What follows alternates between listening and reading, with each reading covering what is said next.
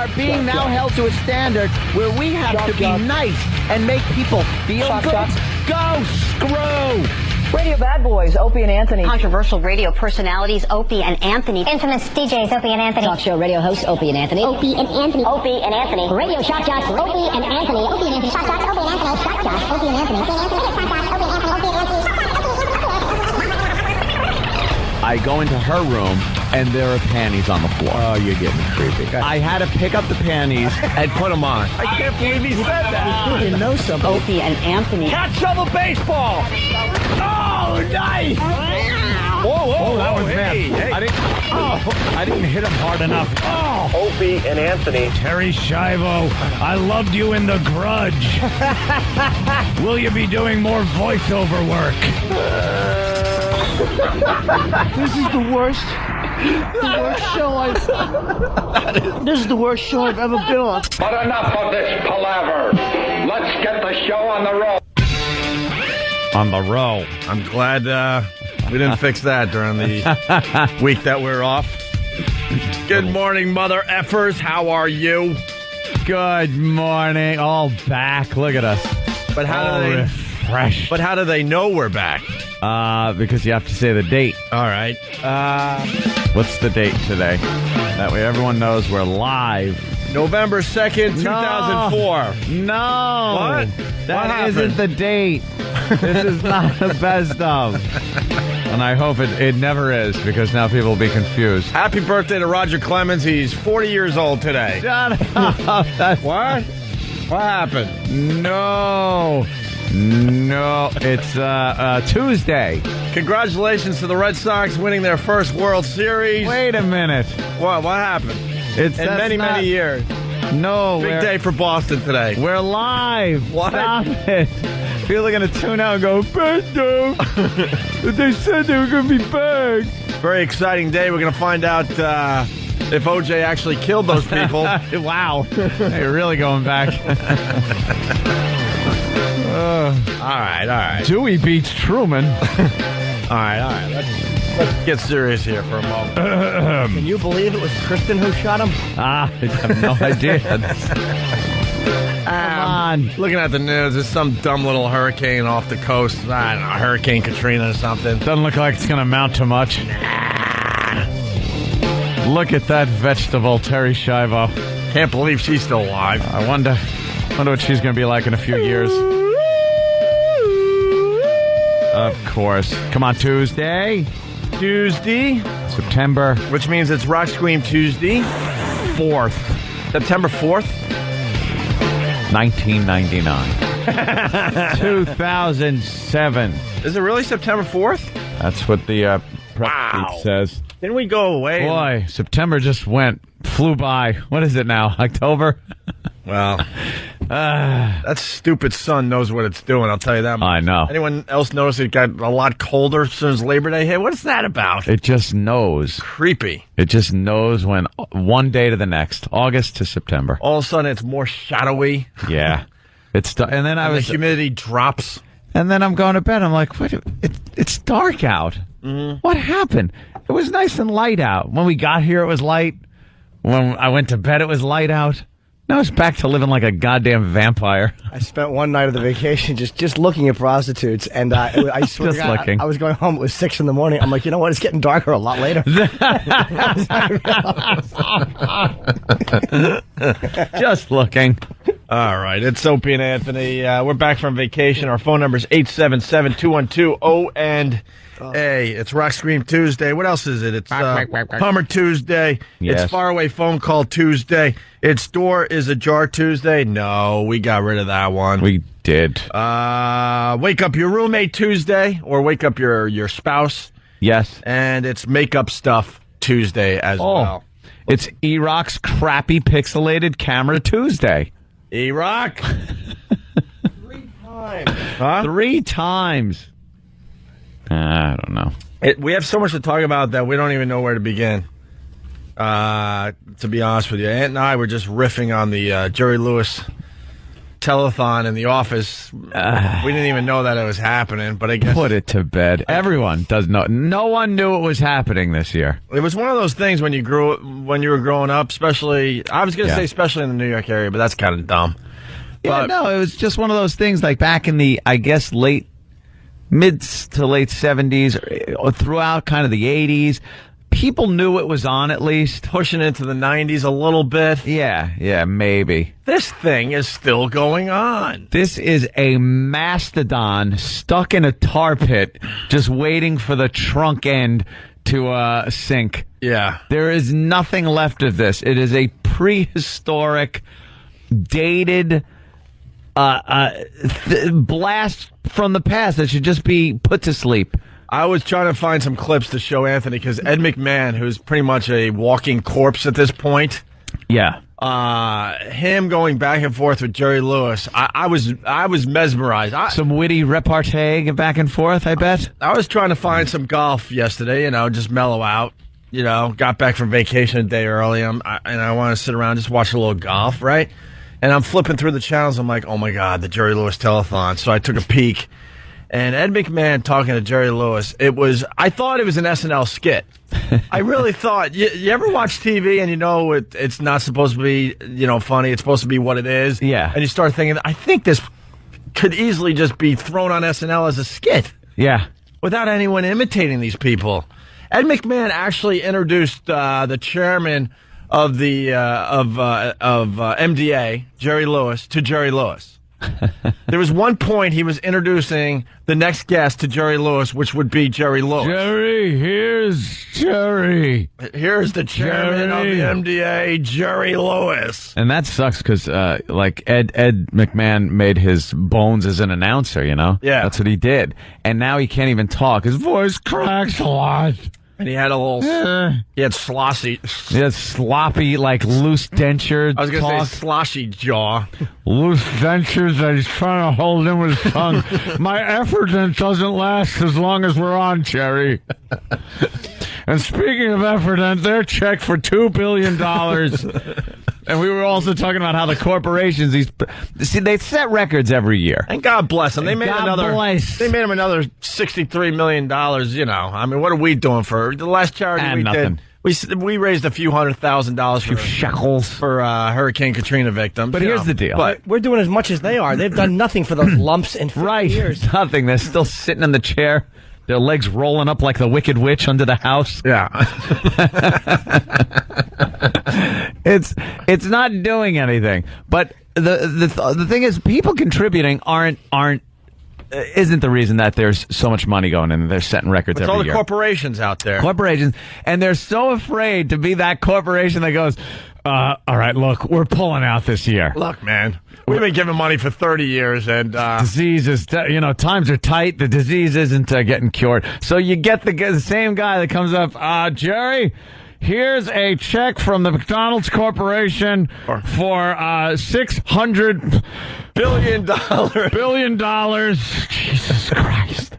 Do you know what we can do with this money? We can open up. God, I could have bought 10 more mansions for myself. I can't believe I didn't get a bonus this year because, yes, Jerry, $600 billion from the McDonald's Corporation. Here's the giant check. I hope you effing choke on it. No, I hope the kids, for your kids, Jerry.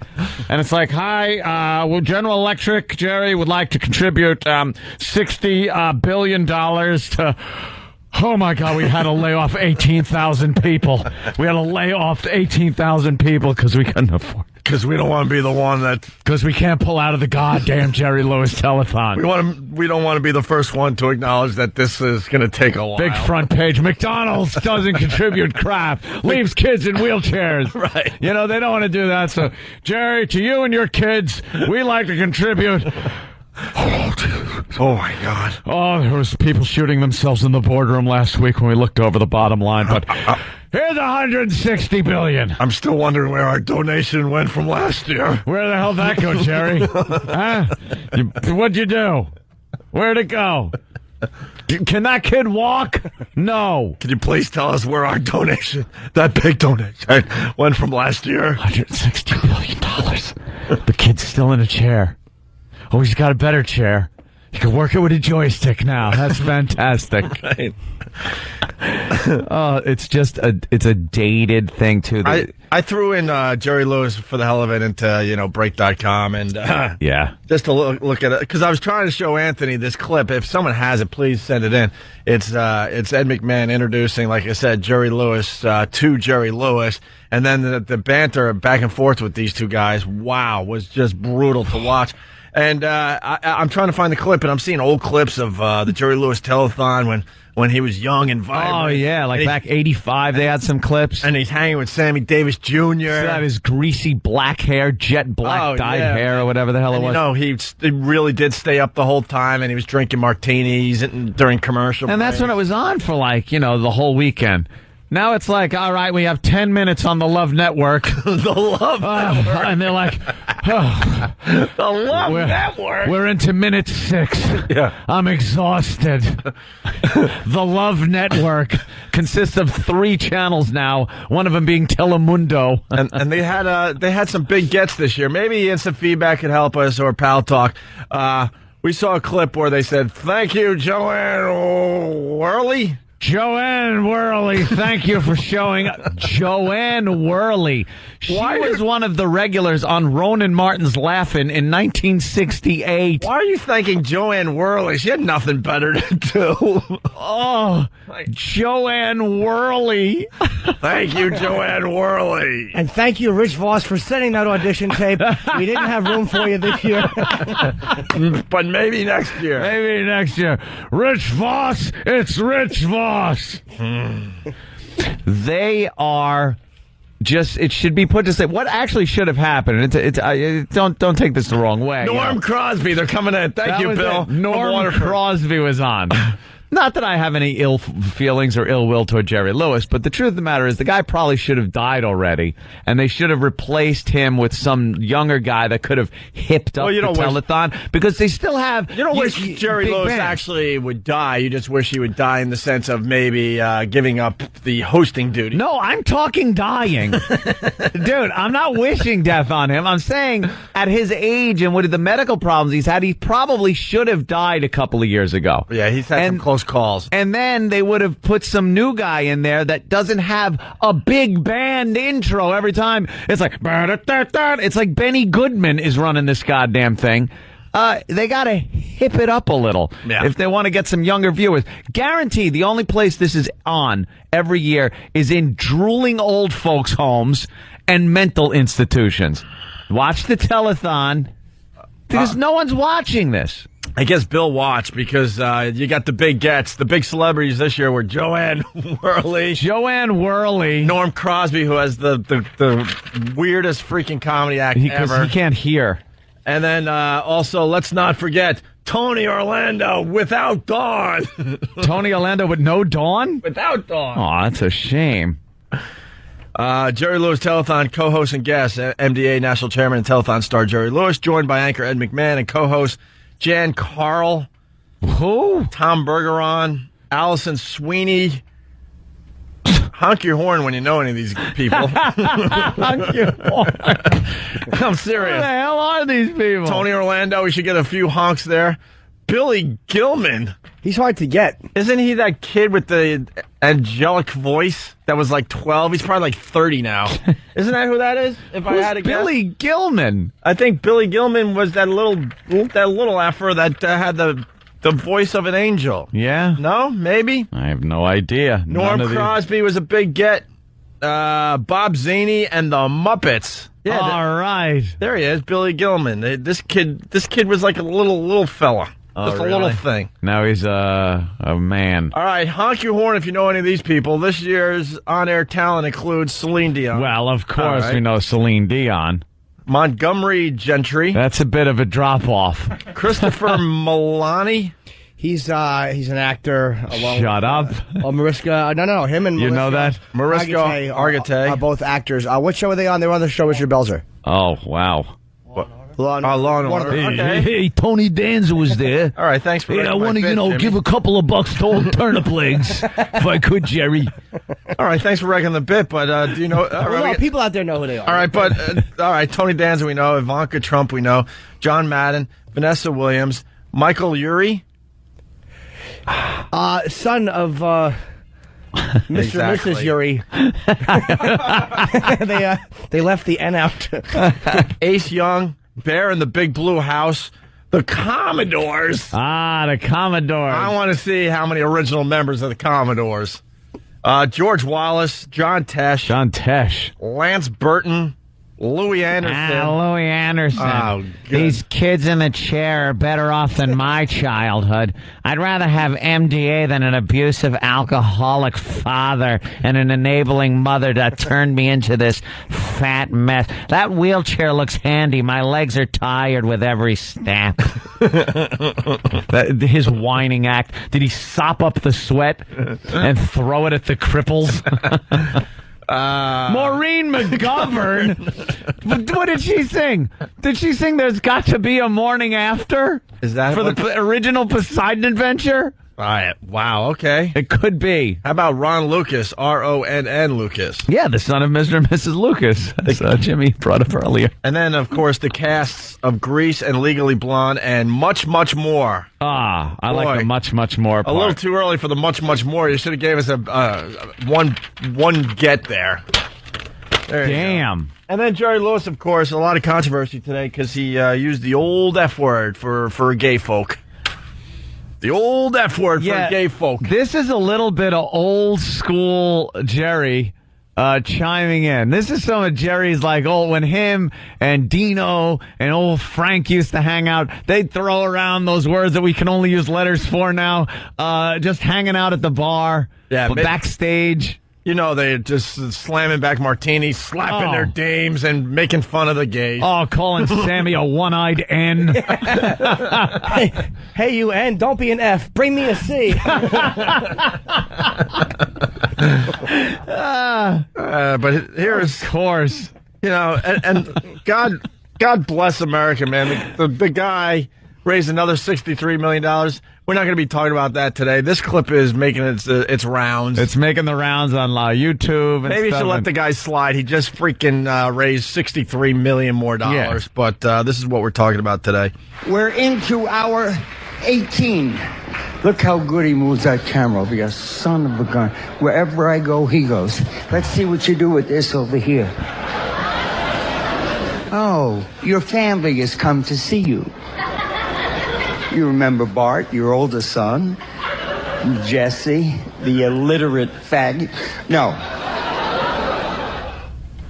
No. And then he looked so confused, what did I do? Like an old man that crapped himself. That's what he looked like. Oh no.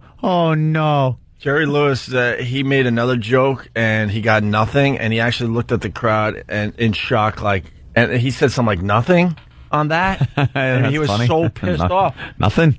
But he was slurring his words he was slurring through that. He's bad. I hear he's miserable. Miserable. Really? Yeah. I've heard that he's just a miserable guy. Yeah. Well, I think he's stuck. I think he felt this will be something I'll do maybe for 10, 15 years. They'll cure it. I'll be a hero. And then I'll move on to my movie career. I'll move back into movies or something else. But now because it's the same thing with him. He's stuck. He can't go, I'm stepping down. But Jerry, you're the face of MDA.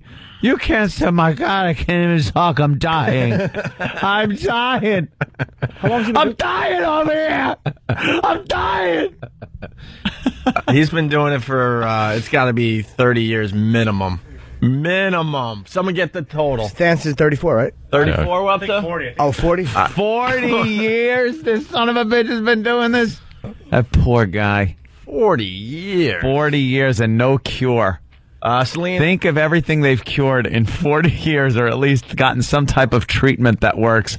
When a kid has muscular dystrophy, hit the chair. It's the same thing back in the 40s.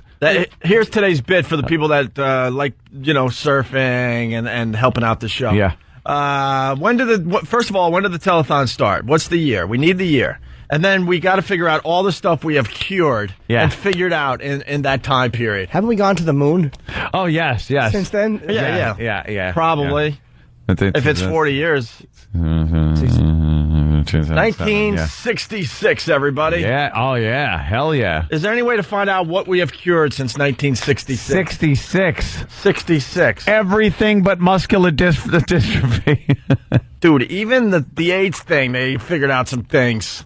Cancer, to a lot slow of that crap down. A lot of strides made in cancer.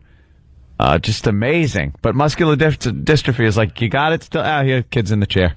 Put him in a chair with wheels on it. Yeah. What did we do 40 years ago? Put him in a chair with wheels on it. Bill from Waterford, I guess he was all over the marathon over the weekend. He said that this is the 42nd telethon, and they've raised over $2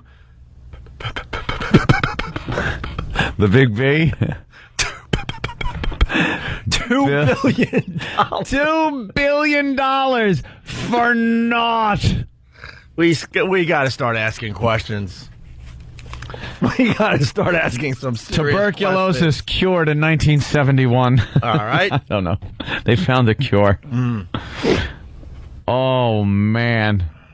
No more polio, but polio was before 66, no? Or right around there? I had the last year of polio vaccines in 68. I think those the ones you got in your arm? Yeah, that was 68 it. was last year. That's how you can tell how old someone is. If They you make that little if you don't mark. have that polio mark, you're... Little mark. Stupid medicine. Yeah. Did they give that to you? What I got? I got one? Oh, we all got one. Mine's very... I mean, 2 out of 3 of us. Mine's have. very light. Yeah, sure. All right, we're just getting started here. We're back from vacation. It's September 4th, 2007. Me and Jimmy are touching feet. Oh, God. Me and Jimmy's feet are touching. Dude, I was openly laughing about that senator crap. What's his name? Larry Craig? Larry Craig, a dirty boy. Naughty boy. Oh, what a naughty, naughty boy. Yes. You see that cop in the sting operation? He looked like Eminem. How would Larry resist? That kid was good looking. I feel bad for the cop.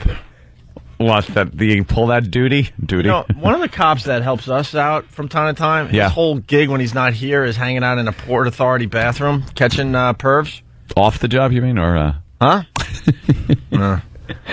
That's his gig. He has to hang out in the bathrooms at the Port Authority. He was telling me all about it one day as we were doing the walkover.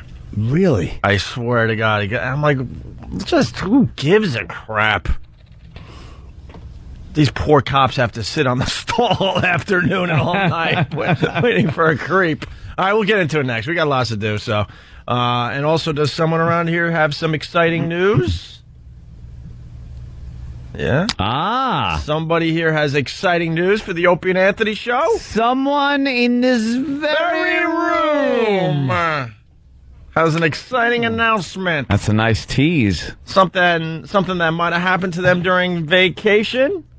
Yes. Are we getting a nod? We're getting a nod. And also, Sam and E-Rock went to SummerSlam together, and I heard it was just a hoot. I heard one story that just had me roaring in the office. All right, we'll take a quick break. I didn't put it on the list, but I've been banned. My book has been banned from a library. What library? Congratulations. That's what you want, Jimmy. In Mississippi. By the way, man. Mississippi Library? Well, go figure that one out.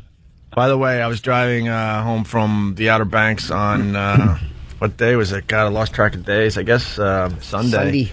And I saw your billboard. I laughed my ass off, man. Isn't that great? Jimmy's naked body with just a little towel on it is on a huge billboard. A little moist towelette. On the New Jersey Turnpike, man. I was laughing my ass off. It is really funny. I think we got a picture of that on the website. Yeah, it's despicable. All right. It's Opie and Anthony. Phone number 877-212-ONA. You're checking out the Opie and Anthony show. The ONA virus spreading across America. How's everybody this morning? You all right? What's up, bitches? Our phone number 877-212-ONA. Good morning, Philly. Trying to get me a little homesick for vacation, playing this kind of music. It's got a little reggae to it. Yeah. Down in the Caribbean. I was drinking Bahamas. coconut drinks and dirty bananas, just like Senator Craig. Well, I found the wide stance thing, man. Oh, God. The wide stance. Well, Larry Craig, he's a senator where? Out of Idaho? Right? Yeah, right. Republican senator out of Idaho. Is it Iowa or Iowa? Idaho. Idaho. Idaho, Idaho. Senator Craig resigns over sex scandal, apologizes for distraction. He calls it a distraction. That's a little distraction. Disgraced Senator Larry Craig resigned yesterday, apologizing for the unwanted distraction caused by his arrest on charges of trolling for sex in an airport men's bathroom. That's a crime? Trolling for sex in an airport bathroom. Like, if two guys were outside, and they're so inclined to be gay, wouldn't you be able to just go up to them and go, "Hey, what are you doing? Want to go out? You want to have sex? Whatever." Like, why is it in an airport bathroom? There's a problem. Just because you're late for a flight or you're delayed and you're in a rush, you don't want to have to fend someone off. Like, what time am I boarding? Psst, what? The last thing you need. Is that what it is? Last thing you need, you're trying to, rid yourself of those hot wings from the night before. You're just miserable. That makes sense then, because it's a person who doesn't want the advance. Yeah. But if it's two guys like kind of signaling, because I hear this whole thing is a big signal thing. There's hand signals going up like a third base coach. But I don't know if it's that you're not into it, or it's two gay guys. But I could see if you're just trying to catch a flight and some guy's like got his foot under there, tapping you. "Hey, buddy." What? No. Thank you, but no. Could you hand over some toilet paper, and you put your hand under there with some toilet paper, and blam, there it goes. Now you take the toilet paper back with you. What I found funny about the story is that there's an actual cop, and this is his whole gig. Yeah. And I'm thinking, what the hell did the cop do wrong that he has this patrol? They probably laugh at that one. Oh, especially when you get like a Larry Craig. Yeah. Well, I apologize for what I have caused. I'm deeply sorry, said Craig, who did not repeat his angry assertion from last week that I am not gay. I've never been gay. Not gay. Don't call me gay. Never been gay. Gay. Not gay. Gay. I just like the taste. He couldn't say he wasn't gay more. In shirt sleeves and holding hands with his wife, Suzanne. Of course. Craig said he wanted to pursue my legal options in attempting to withdraw his guilty plea in the airport incident last June, but his court case would be an unfair and unwanted distraction to Idahoans expecting a full-time senator. How is that a legal quandary when someone arrests you and says, "Hey, were you in the bathroom?" And you go, "No, I wasn't. Guilty. I'll plead guilty." I'll plead guilty. How does that happen? Why would you? You wouldn't. That's just it. You'd fight this. This isn't some guy who's been on trial and appeals for 10 years going, "All right, I'll cop a plea. Right. Can we just get done with this?" The guy was in the station for 2 minutes? "All right, you got me." No, it wasn't even that. When they probably broke out the old videotape and said, "Look, dude. Look at we can do it your way or we can do it our way." Yeah. Look what we can make got. this easy for you, buddy. Yeah, well, you'd fight it. You would definitely fight this. Are you thinking there's more evidence that could come out? Obviously. Obviously, why else would you go, all right, let's just get this over with. Yeah. I don't want to drag this one on for too long. You don't want your family to see this, do you? Oh, God, there were pictures. Despite Craig's bitterness, he has no one to blame but himself, said Patrick Salmon, president of Log Cabin Republicans, a group that advocates for gay and lesbian equal rights. His explanations were incredible, said Salmon, referring to Craig's contention that he bumped the foot of an undercover cop in the next men's room stall because he had a wide stance in using the bathroom.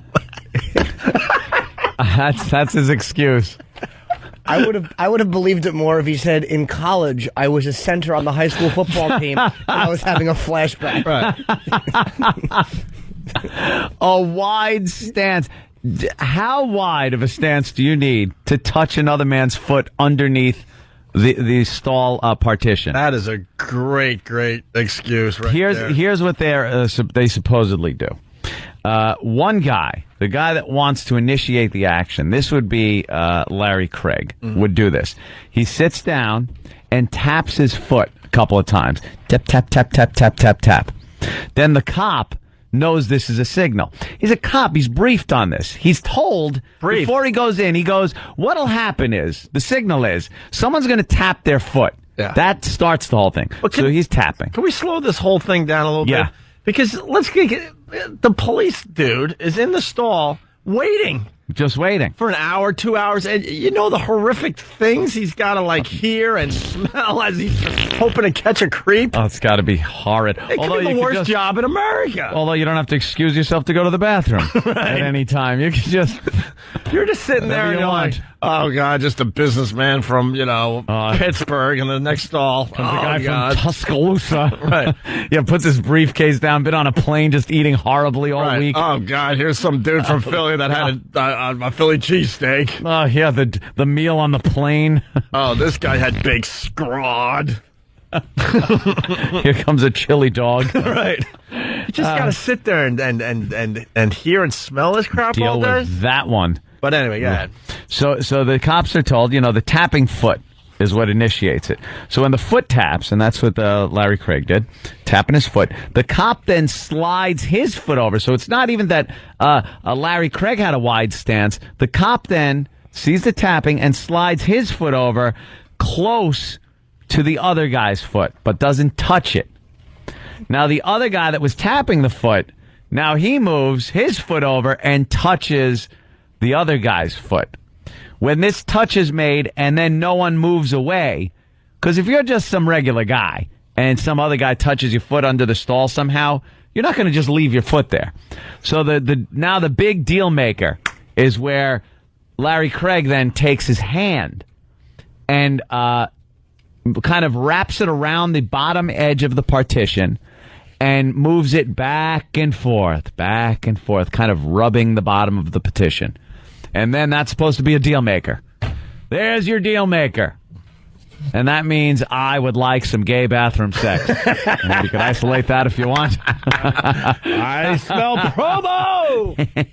Could this be Tim's first promo since back from vacation? Can I ask how everybody knows this? I don't know. It's amazing. It's like some kind of code, like they're breaking the Navajo code we used in World War II. But how did two gay guys, one's a senator from Idaho in Minneapolis, and one's a guy, say, from Florida, how do they know that 3 taps equals the hand under the... Right. Yeah, how the hell do you know?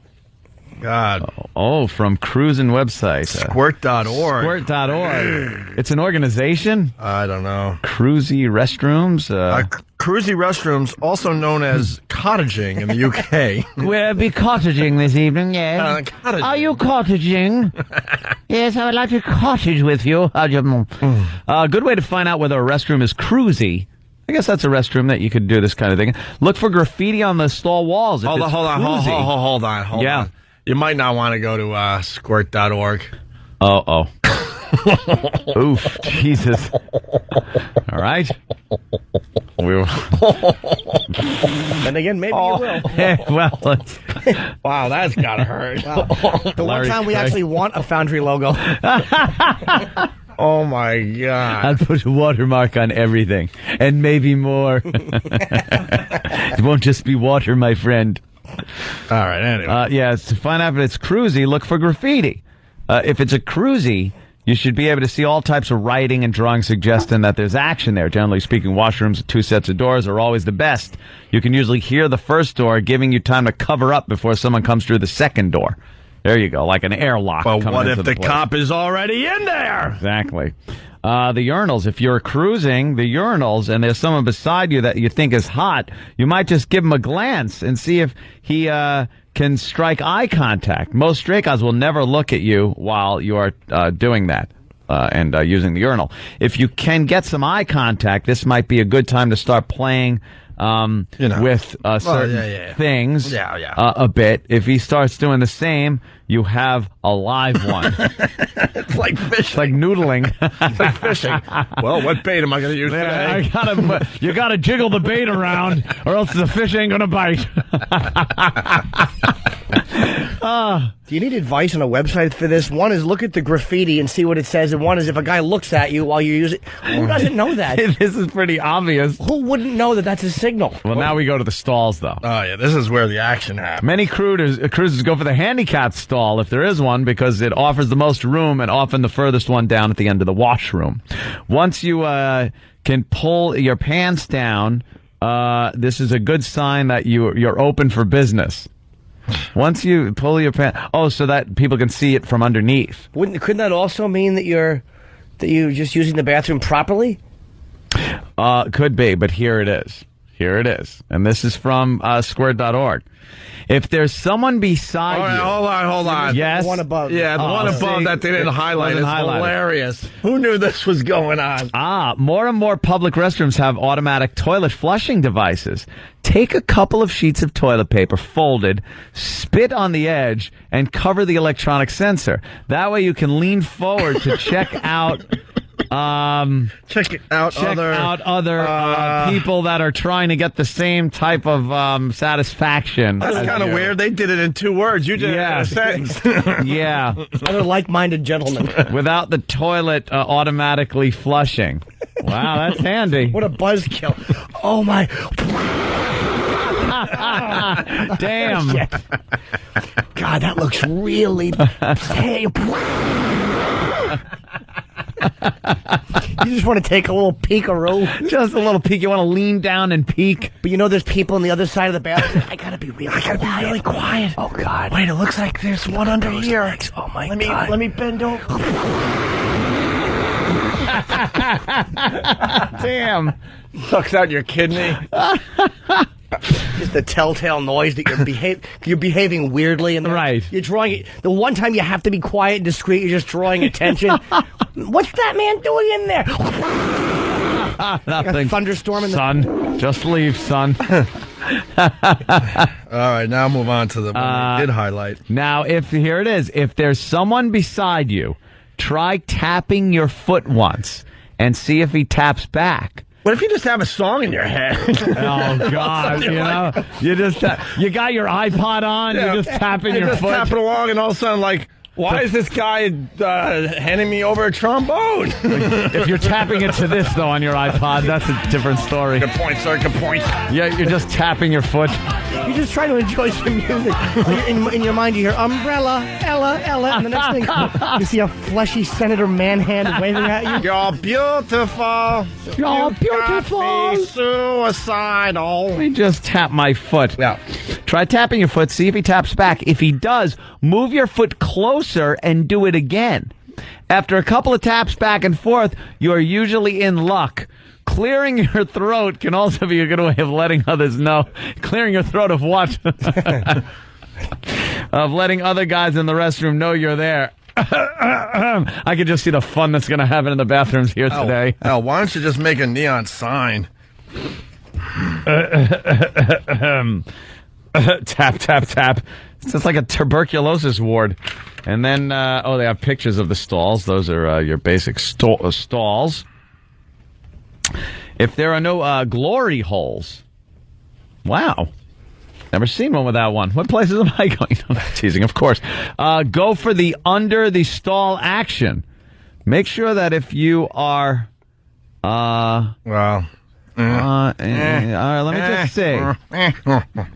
underneath the stall, that you are flexible enough to quickly get up and recover. All right, if you're using just the space between the floor and partition, and there's two guys doing certain things, you better be. You got to be nimble. You better be in a yoga class during the week. You know what you got to do? You got to look like you're trying to limbo underneath the stall.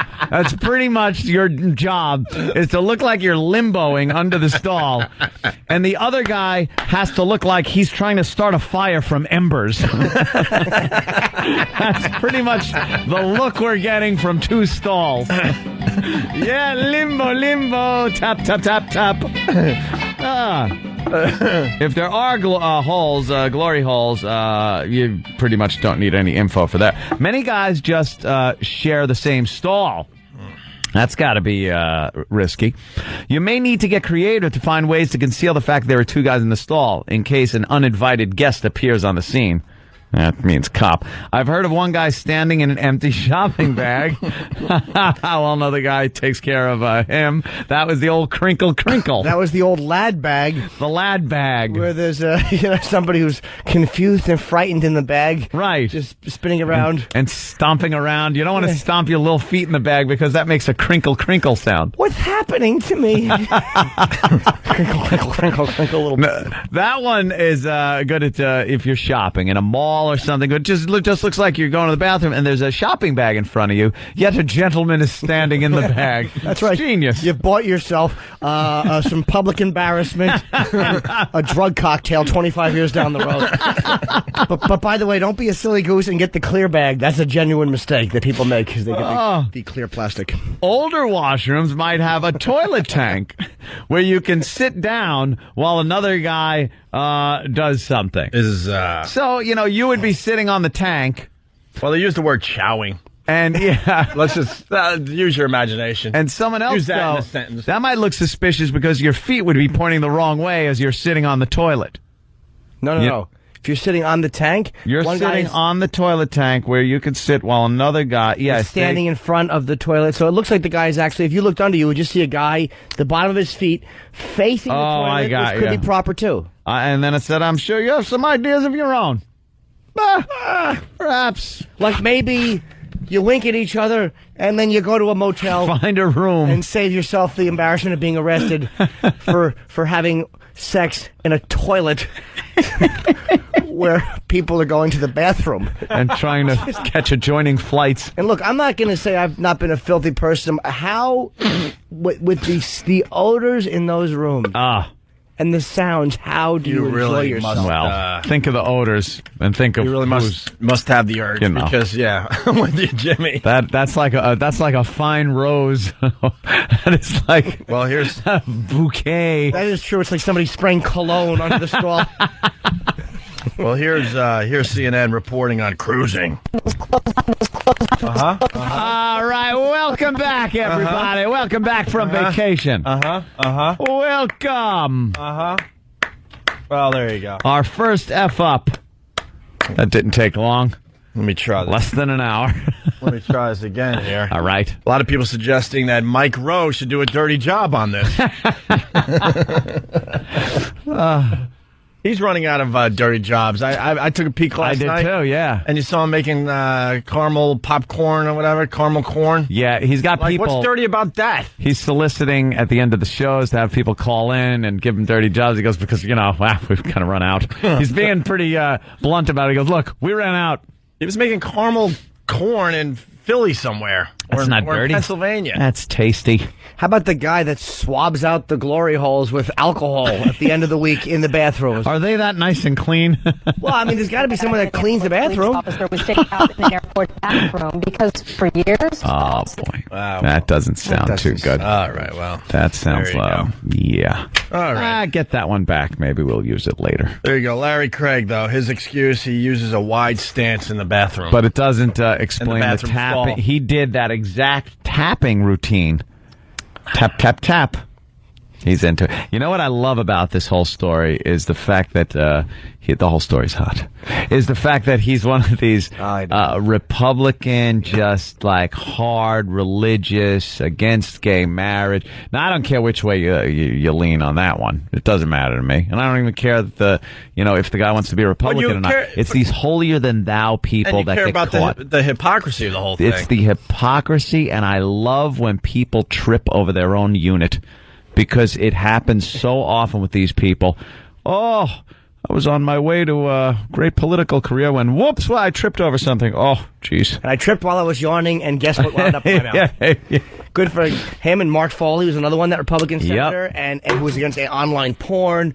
Yeah, they're all against all these things that people can control, and 99% of the people can just look at and enjoy and whatever you're supposed to do with it. Grab a hole and take care of business while you're looking at the internet. Whatever. It doesn't mean you're out in bathrooms doing the old tap dance, doing an old soft shoe, so you can get a little during in between flights. Come on. Can you imagine working like you're in the middle stall, there's one on the left. You're like Cab Calloway doing Minnie the Moocher. You're scatting under this door. Hey, Gregory Hines was arrested today in a mix-up. He was hoofing. What do you guys think? Should we send E-Rock to Oh, God, if he got arrested.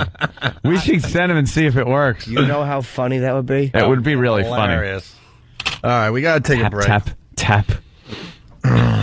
Can you tap your footy, Rock? Especially if, like, Eric walked out of the stall and they saw him and they went, forget it. Yeah, forget Not it. interested. Sam we should send. Not my type. Because that kid would be, believe me, he'd be J-Lo in one of those places. J-Lo. If Sam walked in, music would actually play over the loudspeaker. He could tap and flick a quarter with his ankle at the gay guy next to him. Kid from Nickelodeon. I love that episode. All right, quick break here. It's Make-Up Stuff Tuesday. It's also Wake Up Your Roommate Tuesday or Wake Up Your Spouse Tuesday. Well, Make-Up Stuff Tuesday. And, of course, the big get today is the Rock Scream Tuesday thing. But Make-Up Stuff Tuesday we got to do early. Well, right. This is the last time we mentioned that. Yeah. Make-Up Stuff Tuesday. How's that? So you make something up. Don't make it ridiculous. Right. But, you know, make it good so people that tune in later on and don't know it's Make-Up Stuff Tuesday really think it's real. And someone on the staff, the Opie and Anthony staff, has a huge announcement. Yep. Whoa. Should we do the huge announcement next? Hello? Should we do the huge announcement next? Yes, I'm just trying to look over and see where it might the be. huge announcement comes from. Oh, wait. You know what? Oh, I almost cursed. We missed the angle here. Dave in Alberta. Go ahead, Dave.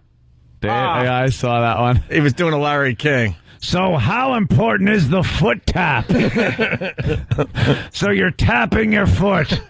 And then what do? I reach under and rub the partition. Is this enjoyable to you gay people? Stupid Larry King. How enjoyable is it to have a mouth on? Is it good? All right. That's funny when you say that someone has a big announcement. All of a sudden, Steve's going to run in. Okay. All right. It's not so big. Everyone knew. What? Oh. I've spit on many tissues and put them over many sensors. All of a sudden, you see like a hand with big fat Lebanese fingers and a bunch of silver rings chink-a-ling-a-linging at you under the bathroom stall. His fingers are all calloused from rubbing the bottom of partitions. Yes. Perfect dexterity on those fingers. Yes. Doing like website stuff. I tap out Morse code. All right. I'm that good. We got a break. Our phone number, 877-212. Big announcement. Next on the Opie and Anthony Show. O&A. Now I messed up the phone number because you went like that there. Mm-hmm. So let me do this. 877-212 O&A. Now you in. Big announcement coming up after this, and unfortunately the big announcement is going to be during the segment that is Make-Up Stuff Tuesday, and no one's going to believe anything. Let them try to figure it out. Figure it out yourself. It's going to get very interesting today. I guarantee that. It's Opie and Anthony.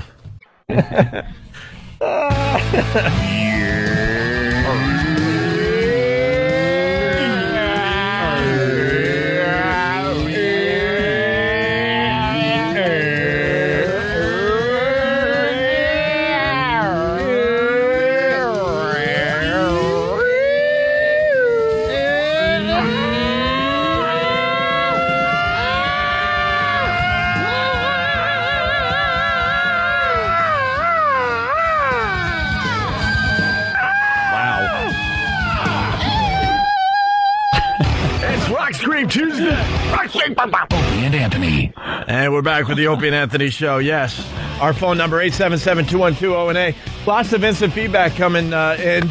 You can get the instant feedback link off our website. But Sonny Farrelly brings up a very good point that made me really laugh hard. We were talking about the foot tapping and the cruising in the men's rooms and stuff. And Sonny goes, how do you get that done in New Jersey? Because all the stalls are bricked from floor to ceiling. Yeah, they're starting to just brick them off. That's how bad they want to keep the gay out, that now they're using cinder blocks. Well, that's and when blocking they you off through. From other men. Now they're tunneling through. They're tunneling under like the Great Escape. Like in Gaza? Like in Israel. Yeah, they get through. He's tunneling under. There was a day it was just like there was no boundaries or borders, and slowly but surely a few years have passed, and now it's brick walls in between the stalls. I dig so I can get homosexual sex. I dig. This just in. Yes. Led Zeppelin getting back together. Weren't we recently talking about this? And I believe it was you, Opie, that said, thank God Led Zeppelin's like one band that decided they weren't going to try to put themselves back together under Led Zeppelin and tour. Right. And now they did it. Yeah, supposedly they're going to be making an announcement that any day now, any hour. The rumor is swirling. Yeah, they just, I guess they see all these bands doing this and making boatloads of cash. And they figure, why not? I'll tell you why not. Because you're not Led Zeppelin anymore. And you certainly wouldn't sound like Led Zeppelin. As long as the singer is okay, and the guitar player, I guess, you're all right. You'd probably be all right. It's weird because I was talking about Jimmy Page on the way home from North Carolina. That was a long drive, man. Ran out of things to talk about. All of a sudden, I'm talking about Jimmy Page when I saw him back in 19-aught what? Probably around 88, 89. He was doing some kind of solo thing. Yeah. And he had a lead singer that kind of sounded like Robert Plant. And the rumor back then was that Jimmy Page couldn't play anymore. Really? Because he was so, like, either effed up or his ears were shot that they actually had a guy. This is now a rumor, but it was a pretty strong rumor that he had a guy off to the side playing the leads. And that Page Neil got cancer. Right. And that Page was really pretty much just playing more like a rhythm guitar on stage. And the real playing was being done on the side there of the stage by some young gunslinger. Some young buck. So now this news comes out that Zeppelin's getting back together, and the first thought was, can Jimmy Page even play anymore? Can he play? I think so. But it's Robert Plant's the problem. Robert Plant's the problem here. We've heard he can't do it anymore. He really wasn't able to do it back in the heyday. Not live. In a studio, he could record those albums. It was great. But live, it was never as good. And now, forget about it. Mm-hmm. Been a long time since I rock and roll. Been a long time since I rock... And give it to the crowd. Yeah. Oh, don't toss it to the crowd. Stop it. Oh, Coverdale and Page. No, this was something else that Page did. Help me out. I know there was a Coverdale Page thing, but there was also Page on his own doing something. Look it up around 87, lonely night.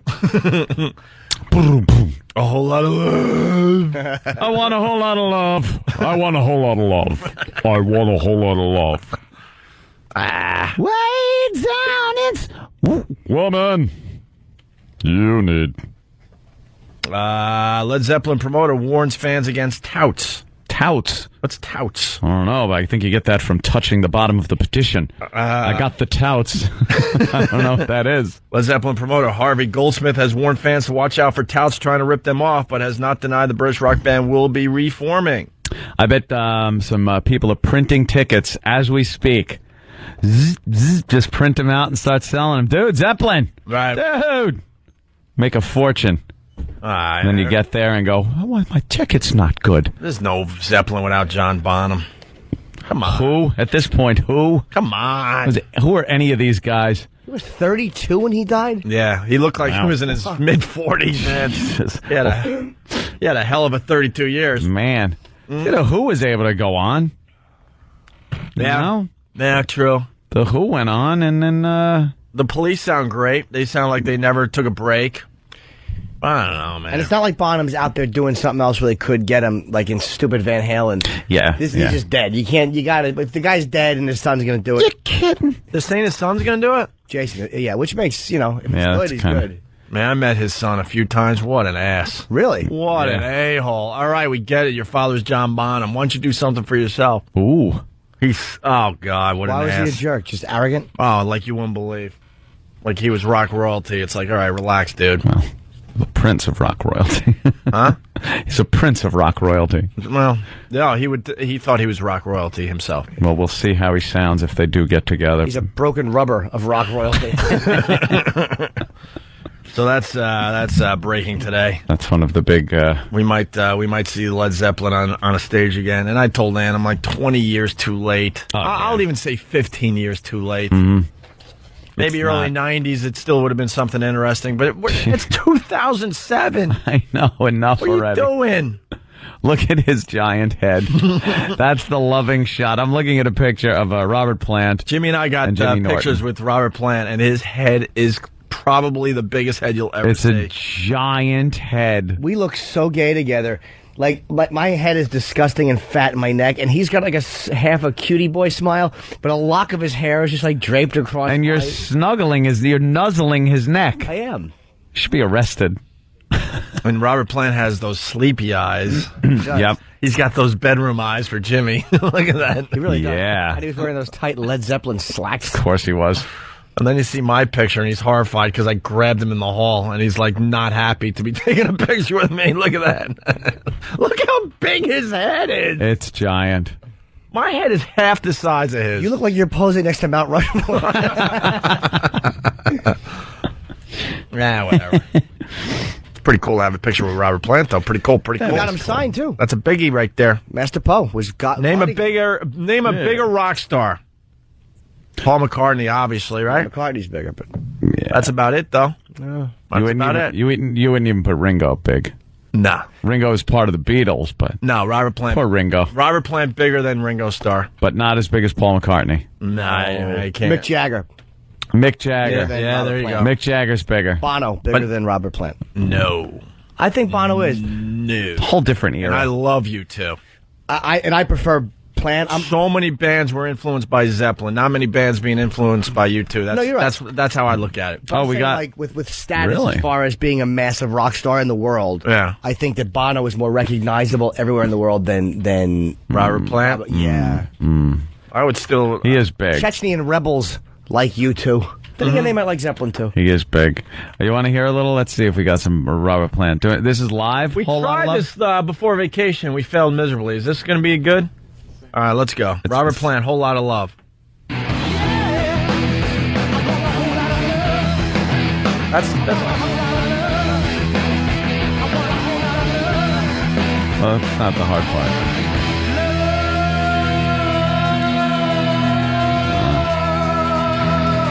I'd see that.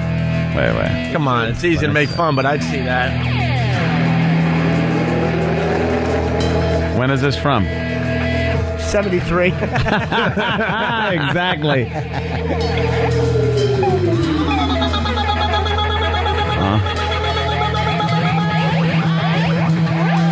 That's affected right there. Oh, this is 2005?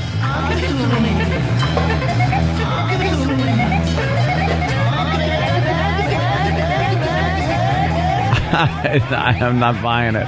Sing it like the record, I'm Robert. not buying it. I paid my money. Sing it like the record.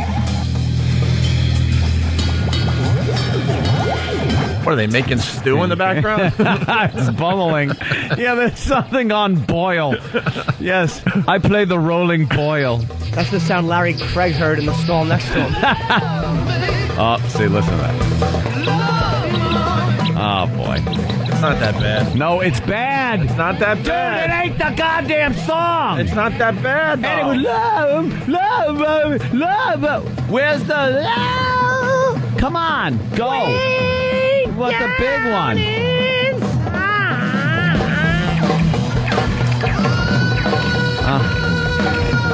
That's not bad. It's not bad.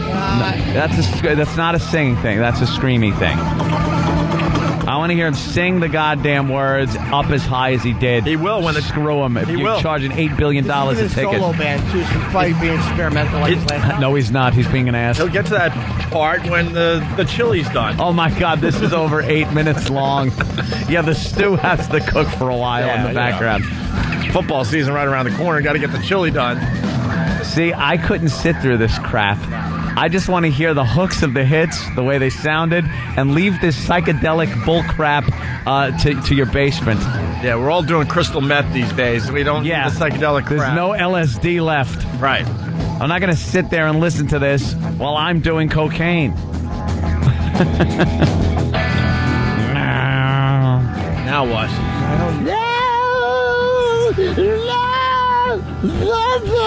Shut up. Yeah. All right, Does he break into it? Here we go. At some point? How much time left? Is there still a big guitar solo? There's still 3.5 minutes. Oh my God. He's got to go into it. And he's going to go, "Whole lot of love." Why are you allowing these studio musicians to have any more time than like 30 seconds? He's got the microphone and cord held mock guitar style. His head's back. He's got the armadillo in his trousers, kind of poking out, and he's like doing that whole grooving thing. And these I'm not paying for that. And these are studio musicians just backing him up. It was just Robert Plant. Here we go. Here we go. Where are we? India? What's this? This wasn't on the record. Yeah, it sounds like Yoko Ono. Anthony and I used to do a bit. I love that old bit we did. Pageant Plant. Oh, wait. Oh, my God. Wait, what happened? How much time now? 2.5 minutes. What happened to way down inside, woman you need?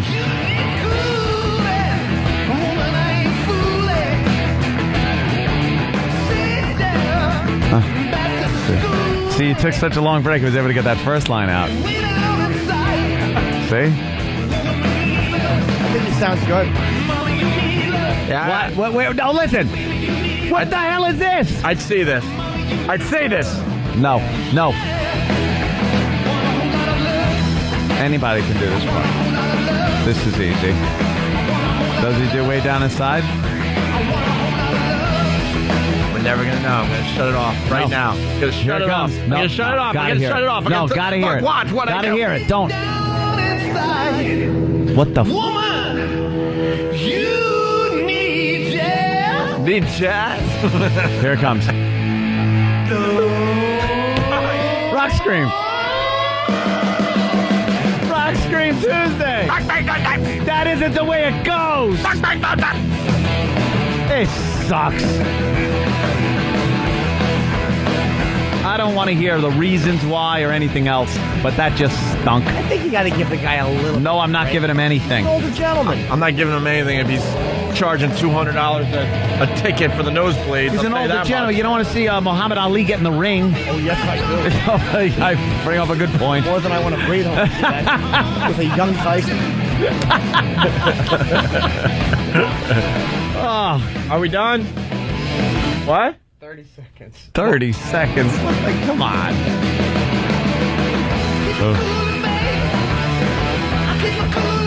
All right. See, everything's down. This is with this band, though, where he did this weird experimental stuff. No. He believe me, if he could sing like he did, he would have. He can't. He hasn't really been able to in years. It's not good. I want to be with you on that one, Ant, but it's not that bad. Dude, it's horrid. It's not that bad. I'd see it. Horrid. Yeah. Look. Great, I just saw Robert Plant. Wow. It used to be in front of audience at Madison Square Garden. Now it's in front of I'm in D.C. in front of the likes of Don Wicklund. Stupid Don Wicklund. Trying to tell everybody don't get a picture with him and don't have him sign anything. Yeah, all right. He's rock royalty. Did Wicklund say that? I don't know. I wasn't there. I couldn't be bothered. I love the rules they give you. You work for the company that brings Robert Plant in, and they're like, no pictures. Yeah, okay. I will get fired trying to get a picture with Robert Plant. Oh, I know. Who helped us so much that day? Was it Jody, I think? Somebody helped us tremendously. Yeah. I think it was her. Well, it wasn't Don. It wasn't like this just in. Hey, you can't use that anymore. What? Hey! That one. How about that one? Give me a goddamn break. Fox might be suing us because we used their stupid... Fox is mad that we're using this. This just in. Fox is a tool. Like, what? We're having a little fun. How come they can use your images with their job? Exactly. And you can't use their nonsense with your job? Exactly. Let's take this all the way till not just they call up and say, could you not use that? Let's see how far this goes. Donnie Wicklund, don't just pass on a message and say, they got mad at this, that we're using it. Let's see how far. Here I go. Special investigative report. Let's see how far Fox goes in the sound clip standoff. I think we mocked them so bad before break when we were doing that elevator bit. Well, we just kept using it over and over again. There was a Well, there were some legal documents that were sent our way. Were there documents or a I don't phone know. call or something? I want to know. Before someone tells me I can't do something that I love doing and it's fantastic, that sound is great. Yeah. Give me the goddamn reason. Well, why don't we get Don Wicklund on the phone and Is find that out? Don on the phone? Get Don on the phone. I want to know what happened, because I was far away, and I heard all sorts of rumblings that Fox was really, really mad at us because we were using their stingers. Using their stingers. Yeah. Stop. Yeah. Why? Because we're using it for fun and not to panic at people every 10 seconds? Shark loose off Coney Island. It was a minnow, a guppy. A guppy was in the water. And you guys are, get out of the water. They're like Chief Brody shooting cyanide bullets into the water because they say a shark is in there. Some lifeguard picked it up by a gill and was like, oh, is this what you're talking about? For the people that don't know, here in the New York area, Rockaway Beach, I guess, a very popular spot. I saw the Sunday paper, and they said that they had some kind. What was the headline? Someone find the headline. It said Jaws. Jaws in the of headline, and they showed they had a close-up of this shark that made it look like it was like an 18-foot great white. Yeah, it was taken with a macro focus. And then you flip through the paper, and then you get perspective on how big the shark was, and it turns out the thing was maybe 5 feet, and it was a thrasher shark, which won't do much harm to you. It might hit you and leave you a bruise with its tail. Yes, with its tail, it could leave a little scar on your eye. The dumb Daily News made it look like we had a Jaws situation in Rockaway Beach. It wasn't? Hey, Okay, you it's can't not. use that. It's not. They're gonna get mad. Good. How many times have they pissed us off sitting here? Yeah. Give me a break. Yeah. Hey! My cantaloupe just arrived. How many times did they sensationalize, you and I on their stupid Fox News channel? How many times did you hear that stinger? Coming up, dopey shock jocks are idiots again. Right. Oh, thanks. They sensationalized us. Why can't we sensationalize your stupid stinger and dumb stories? How many times have they shown the picture of the radio in a car and played our voice? Nya, nya, nya, nya. Is that Don on the phone? Get Don on the phone. Yeah, so we had some kind of shark sighting. It turned Where's out to be Wicklund? Tell him if they find him around the grounds of the Washington complex to put the stick with the pointy thing on it and the bag down. And the garbage can be picked up later. Just put that stuff down and get to a phone. We want to talk to you. Yeah. The toilets can be blocked up later. Yeah. Cinder blocks can be stacked. Yeah, exactly. So the shark thing was no big deal in Queens there, Rockaway Beach. It was such a non-story. Turns out I think the shark got hit by a motorboat. See? It was disoriented, and it came into shore. Poor little guy. And then they talked about how tough New Yorkers are because they just rolled the shark back into the water. Yeah, real tough. Yeah, do that with a great white. First of all, 90% of New Yorkers can't swim. Right. It's amazing to go to the city beaches and watch people drown. Watch the lifeguards. The hardest working lifeguards are on the beaches in New York City and the public pools. Right. Jesus Christ, they sink like rocks. Rockaway's just a bunch of 60-year-old people, like up to their waist, smoking. Yeah, for a little exercise. Hey, go back to that story, the shark story. What's the headline, though? You got to find me the front page of the Daily News from Sunday, because this just says shark washes up at Rockaway Beach. That's who gives a crap. But the Jaws dropping drama. I get it. Began at 10:56 when swimmers alerted lifeguards that the creature was wiggling near the shore. Wiggling. Yeah, it was. If something's thrashing, You know why it was at wiggling? the shore. It was trying to get some freaking, get itself back in the water. Yeah. I breathe this stuff. Could you put me back in it? Oh, here it is. Here's the New York Post. Oh, I didn't see the Post headline, but it's good. Shark Jaws terrifies Rockaways. Look at the picture on the cover. Get out of here. No way they did this. Jaws, shark terrifies Rockaway. It was a 5-foot thrasher that was injured, that was kind of laying on its side. Dude, the picture, here's the picture they got on the cover of the Post. It goes from the absolute bottom of the newspaper, and the fin goes up into the Britney Spears story. Yeah. It wasn't big enough to fit on the paper. Go Daily News, bro.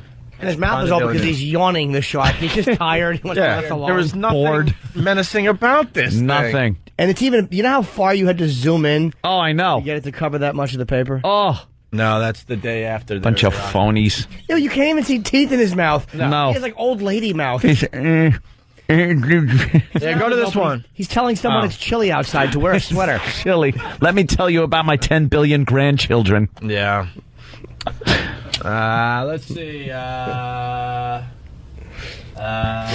Jaws dropping drama. Jaws dropping. I saw the fin, and I was like, oh, my God. That's a great quote there. It's a good one. Great quotes by people. Whatever. I saw the fin. I was like, oh, my God. Good one. Good one. That's like the quote from the guy on the news this morning that there was an explosion. An explosion. They show a graphic, first of all. And this is why I don't care about things like this. They show a graphic of an explosion. They say an explosion in New York City.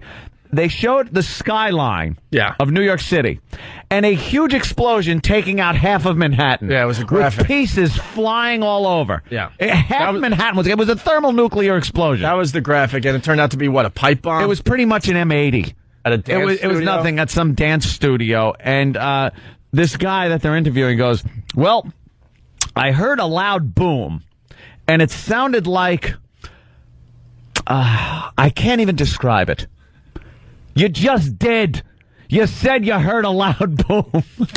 And then he's sitting there going, how do I describe it? Well, and we're laughing at this idiot. It's a thresher, not a thrasher? All right. Thresher shark. Thresher shark. Sorry about that.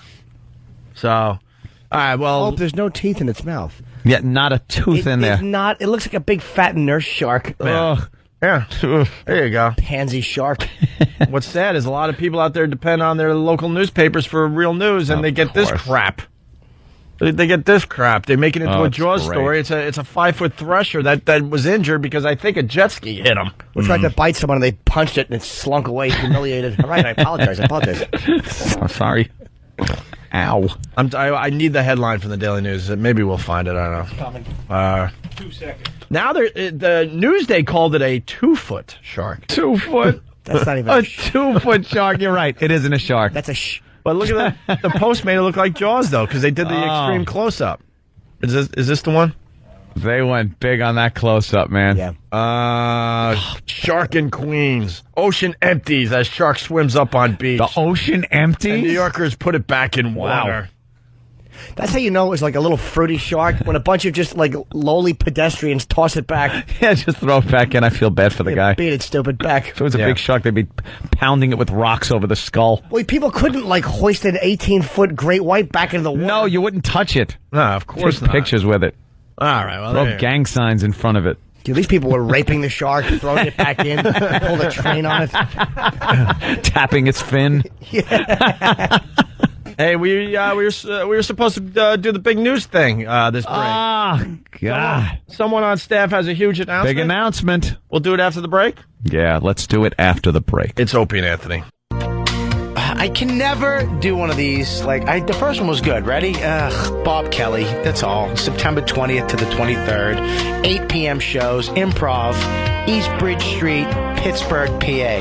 The Stacks at the waterfront. Ooh, the Stacks. You ever go to the Stacks? It's under a bridge, and they put like a cheesecake factory and an improv, and all of a sudden it's the hip place to go. But anyways, I'm going to be there, so come out, Pittsburgh. I haven't been there in like 4 years. Last time I was there, I got paid $800, and 8 people showed up. So you son of a bitches, come on out. Improv. No, what is it? Improv Pittsburgh. That's right. Go to improv.com or call 412-462-4233. Biatch. Or go to my MySpace.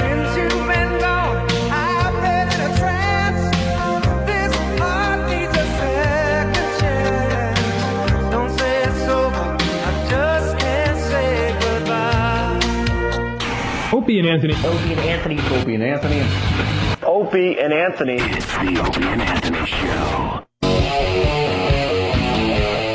Rock and roll. Good morning. It's Opie and Anthony. For everybody in Philly, keep listening to WISP, please. We're heading down to Philly for the last date on the O&A Traveling Virus Comedy Tour. It's the last one, huh? Philly is the final stop, and I don't know if we're going to do it next year. This could be your last chance to see this for a while. It's a week from this Thursday and Friday. Not this Thursday, Friday, but a week. Listen to YSP because you got many opportunities to kind of join us for the festivities. They got a full schedule for us. They want us at a Phillies game. They want us to broadcast live. Obviously, 2 days down there. Then you got the tour. It's. Yeah, I looked at our pending schedule and was like, geez, this doesn't leave much time for even sleep.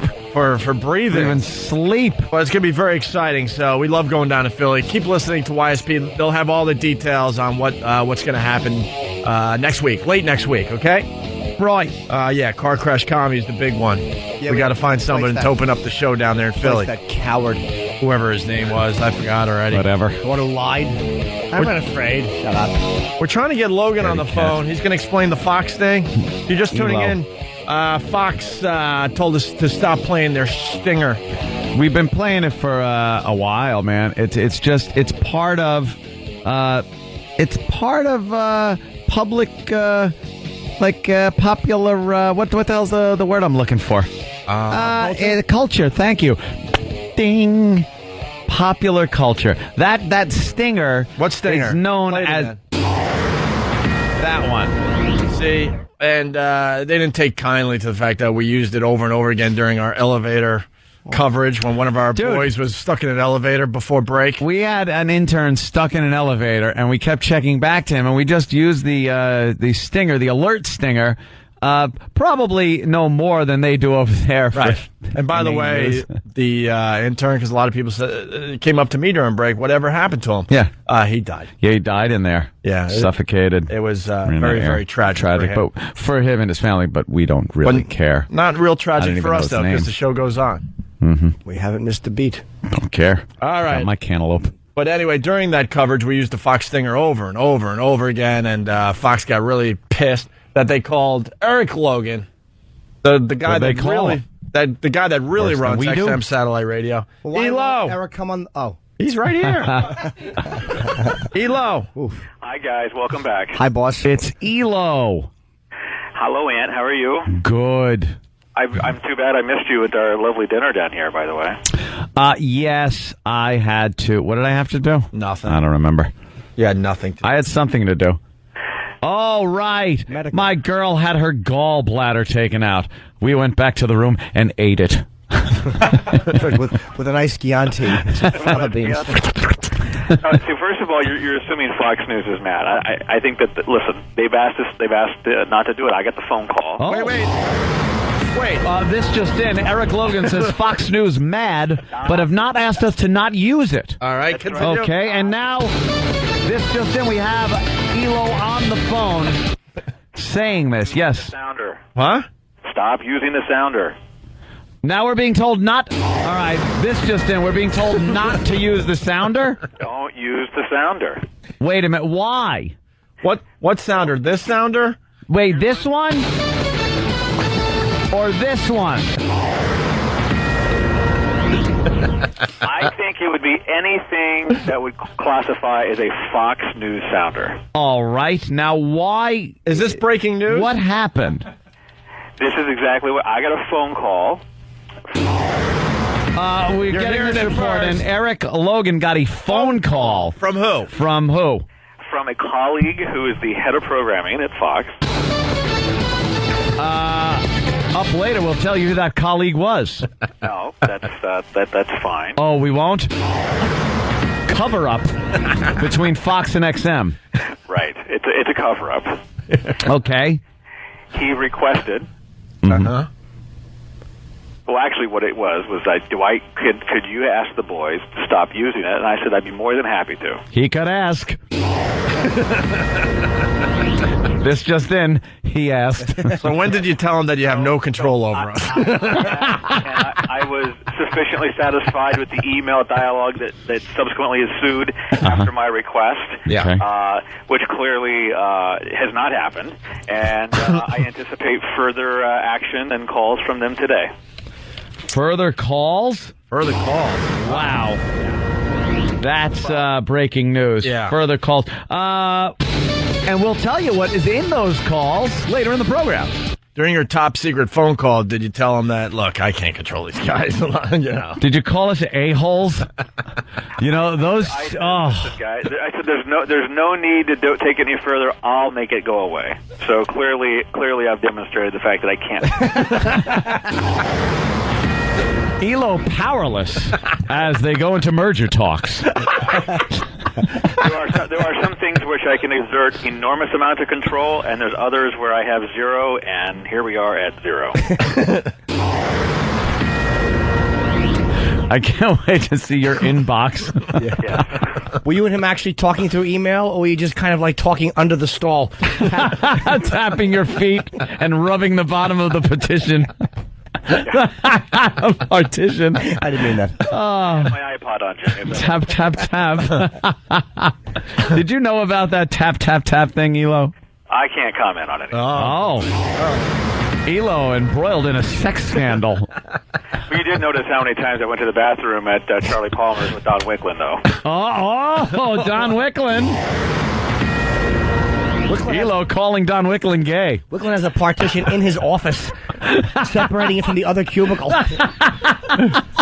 When you look at my new office, Jimmy, you only see like the bottom 2 inches of my feet. Oh. There's a big hole between his office and the one next to it. One of the greatest ELO moments ever was our whole staff was like at lunch or something, and Don Wicklin was there, and Don decided he was going to announce that he got engaged to everyone, and ELO, I think he might have had a few, wobbly pops. He goes, but I thought you were gay. He said it in front of the entire staff. Wait, wasn't that on the air? How embarrassing. I don't know. Well, now it is, but... but I think that was on the air, actually. No. We told the story was at lunch, and then we told the story. Oh, then we told it on the air. Yeah, okay. Oh, that's great. Oh, my God. Well, you know... Thanks for the breaking news there. Yeah. Thank you, ELO. I'll let you know when I get the phone call from Fox where they take the next step of action to make us stop doing it, because it is their trademark and it's not fair use, and we can't legally use it. So. We can't. Are you sure? Watch, because all I got to do is that. Like, I just got to hit a button. Nah, you can't. I know it's a button to you, but it's their trademark, so you can't use it. Yeah. Well, enjoy the 2 hours of phone calls that we just gave you. Yeah, as if I had nothing else to do today. Hey, how come they can use images of O&A, but O&A can't use something from them? Yeah. Well, I think it has everything to do with what is news, and that is their trademark. And the images, you guys are public figures. That sounder is not a public image or a public sounder. It is their proprietary sounder. CNN can't use it. This one? Or this one? I'm not sure, but I think both of them would qualify. Oh, damn it. I was hoping to get one. Who owns this? I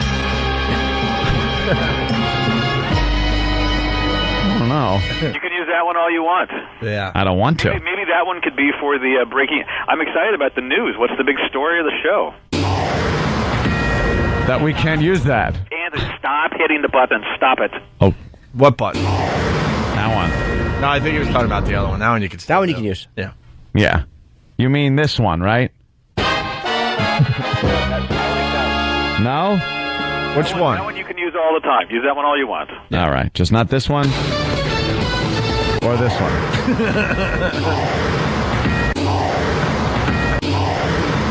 I hope it's not per occurrence. It's going to cost you guys a bundle. All right.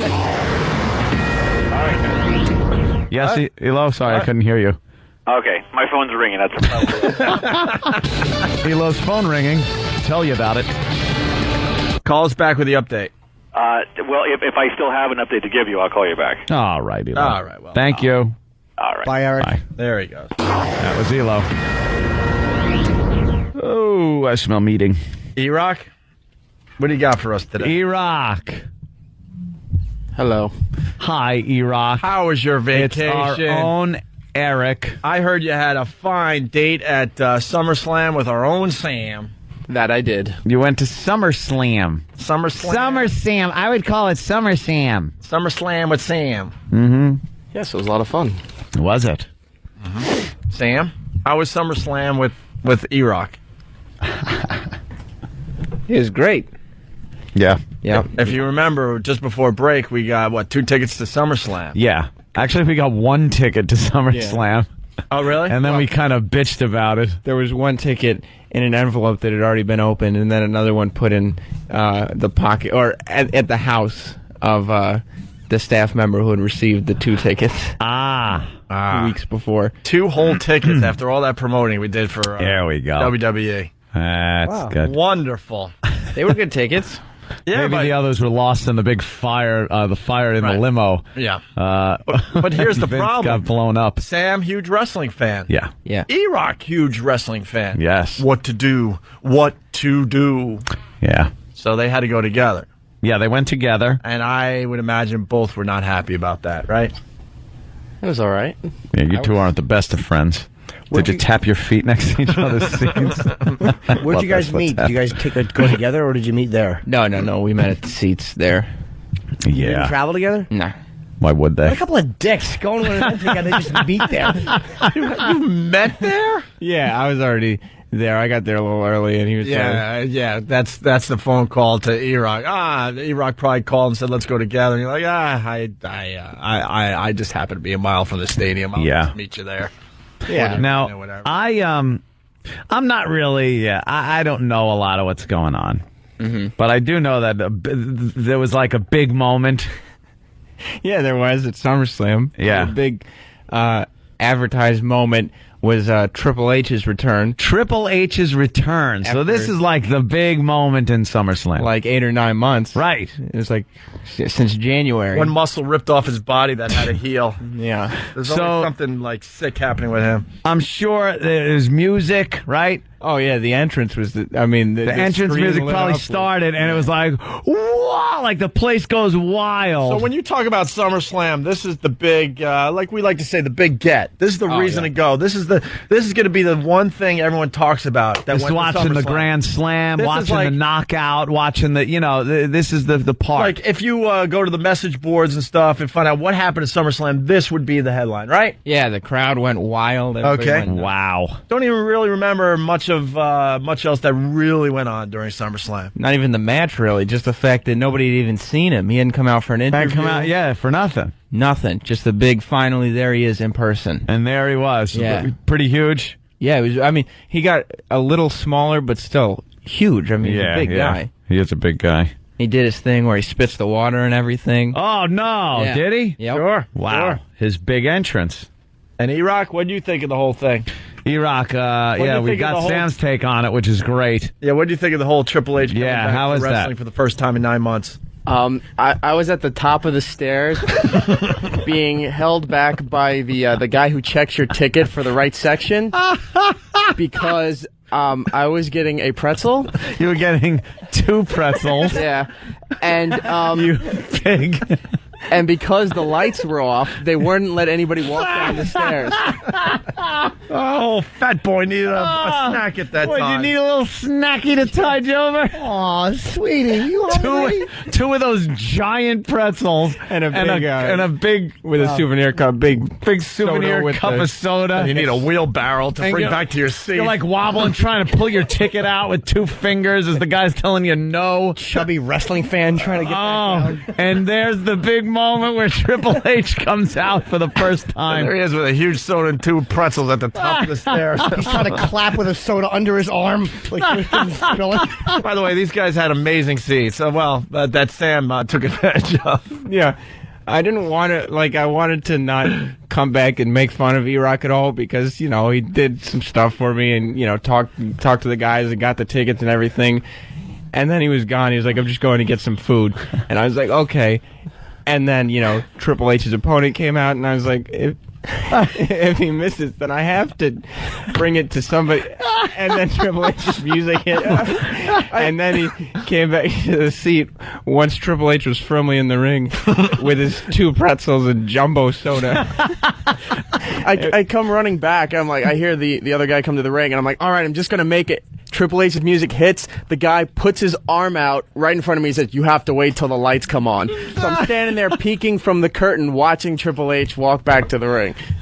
Did you have your Hulk outfit on at this point? Your Hulkster in heaven shirt? No, but Sam was proudly wearing a SummerSlam t-shirt. Oh. Well, I wasn't wearing it. I bought it. I don't wear the shirt to the event. Yeah, that's silly. Yeah. When that happens, right? Yeah. Mm-hmm. You and your 2 pretzels. Did you call Dr. Smith and spit in his face before you did that? That's not on the diet book up and throw it out. That's not on the Fat Smash diet there, E-Rock. That's what they're getting at. What was going through your mind when you walked up to that concession stand and said, "Ooh, those pretzels look good. I'll have a pretzel." Wait. I love his honesty. Wait. He told us before break, F the diet. Yeah. Okay, what were you thinking? Let me have 2. I didn't have lunch that day, so I was kind of starving. So I was like, all right, I'll get 2 pretzels. And then I start running back. Oh, we know that part. I just want to know what's going on at the concession stand. The concession stand was directly next to our gate. Oh, really? Oh, that must have been handy. Yeah. Did you have other fine dining while you were there? No, that was it. That was it? Yeah. Hey, you got the sound effect, the Fox thing? Oh, what? This one? This just in. Wrestling is fake. Yeah. Thank you, Kevin, from Connecticut. E-Rock is a carb whore. E-Rock, anything else you want to talk about? Or Sam made a friend at SummerSlam. He was very chummy with this little 4 or 5-year-old heavy Hispanic kid dressed as Rey Mysterio. Yeah, he was flipping out the whole time, so I was trying to... He a creep. E-Rock, though, also made a friend. He was sitting next to the guy who won the WWE's Biggest Fan contest. Oh, no! He was sitting next to E-Rock. And this guy was from California, I guess. And he happened to work in radio. And Travis thought that I should bring to everyone's attention that I made the observation that it was Bizarro E-Rock from the West Coast. Bizarro E-Rock. But, so I'm talking to the guy. He's telling me about the contest, how much money he won. So I tell him who I am, where I'm from. He heard the Friday show. He's like, yeah, about Mick Foley. Everyone was talking about it over the weekend at this fan fest thing that they had in New York. I go, oh, really? I grab Sam's arm. I'm like, this is the guy. So now the guy's talking over me, trying to meet Sam. Can I ask why you'd ever admit to that guy that you were in radio? Why wouldn't? As that guy were you trying to impress him? No. Yes. Yes. He should have only seen the side of your face. Why would you exactly even why? Him? Why? He was talking to him through the entrance in the main event and through the match and everything. He was talking. They were having a conversation. I'd rather talk to a little Mysterio kid. That kid ruled. Hey, have you given back the money to Dr. Ian Smith yet? No. Yeah. That's going to have to happen. I think that was going to all right. pan out. We do have to take a break. Oh, damn. Come on. The big show announcement next, finally? Come on. There's enough a teasing. huge announcement, right? Yeah, biggie. A big announcement from one of the staff members. Yep. And can we just do it next? Can we go into lockdown? Let's just lockdown mode. Lockdown. Where's the lockdown? I don't know. Let me find lockdown. Oh, I got it. Ah, damn it. That's not I'm lockdown. sorry, Elo. I'm sorry. It said lockdown. Here it is. Oh, Elo, I'm sorry. Damn. Yes, it's called fair use. Thank you, dude on your mobile. You cannot trademark sounds you copyright then and use in a parody. What? You cannot trademark sounds you copyright then and use in a parody is called fair use. Fox is a box of C's. All right, here's we're going into lockdown. Because lockdown. After the break, someone on staff has a huge announcement. We go right to it. Yes. Lockdown, see? Oh, lockdown. Anthony, lockdown. It's an Opie and Anthony, lockdown. It's an Opie and Anthony, lockdown. No new material. Well, we do this because we all have ADD. Lockdown. No phone calls. Don't look at the instant feedback. That's it. Wow. Don't look at the websites. No one leaves this room. Steve going back into the closet.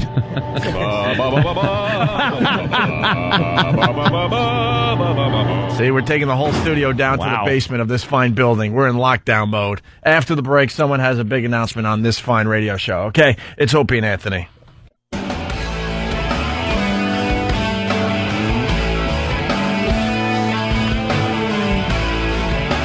You're checking out the Opie and Anthony show. We're back from vacation.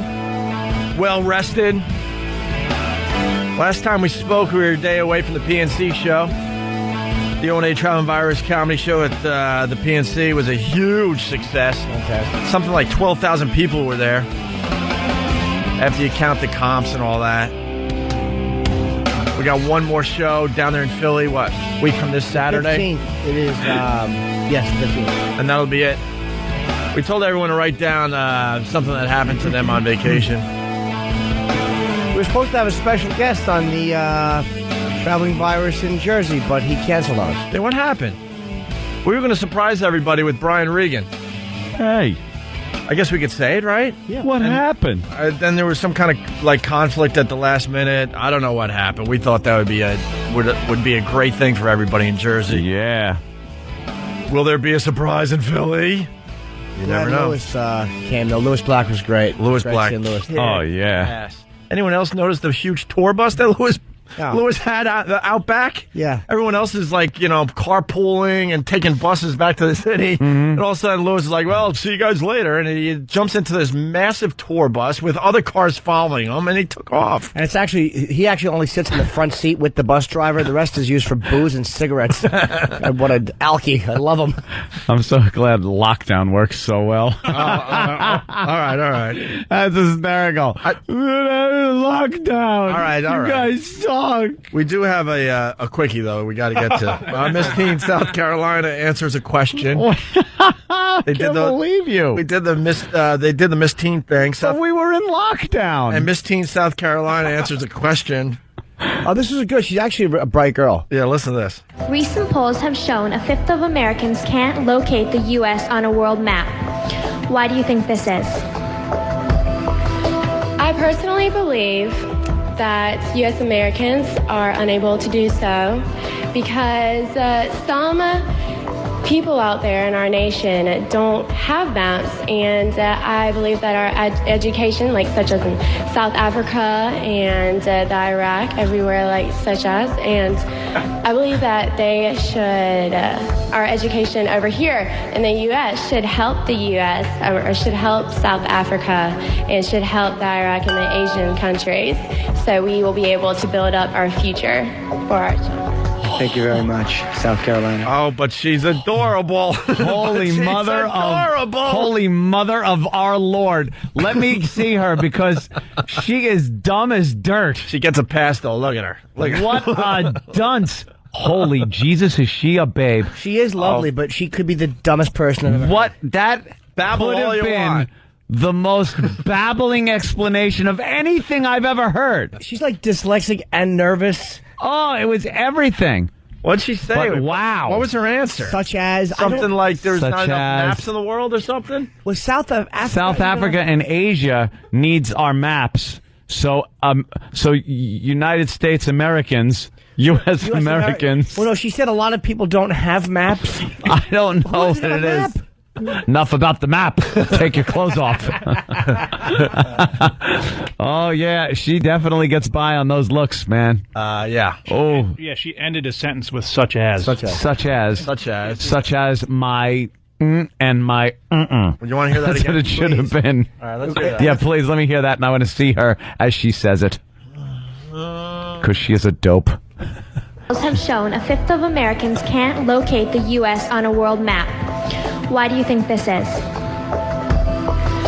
I personally believe that U.S. Americans are unable to do so because some people out U.S. American? Let's U.S. Americans. The answer like was... there's other Americans not... Well, there's Central Americans, I would guess. South Americans. Yeah, we're talking about the United States. That she said U.S. Americans. U.S. Americans. Listen. that U.S. Americans are unable to do so because some people out there in our nation don't have maps. Some people? I believe that our education, such as in South Africa and the Iraq, everywhere such as, and I believe that they should, our education over here in the U.S. should help the U.S. or should help South Africa and should help the Iraq and the Asian countries, so we will be able to build up our future for our children. Thank you very much. So will what the future? Blow up? Build up. Oh, build up. Build up our future. Wasn't it 1 in 5 Americans can't find? Yes. Yeah, that's... So why is she talking about the rest of the world? Because she's a dope. She is an idiot. And if you notice in the clip, at the very end of the clip, when the announcer comes in and tells her thank you very much, you could just see the look on his face. It's just Oh, he's utter like, disgust. thank you very much, And know what that look was? We made YouTube. Me being a vagina American, I'm stupid. As she was talking, he should have just put the mic cord around her neck and just slowly tightened it. Choked her. Pete from Connecticut. I'm guessing she's part of that 1/5. Well, yeah. All right. So does everyone have their announcements in from? Gets by on her looks. All right. Where's the announcements?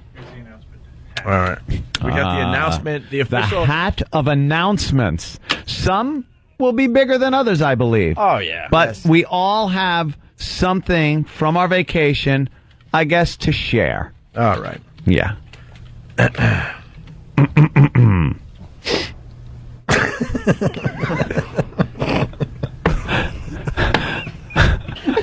Well, the first one has been pulled out of the hat. I'll go back at that. Are you going back with that one? Because I don't want it to be obvious. All right. Now we're going to start over. Okay. Went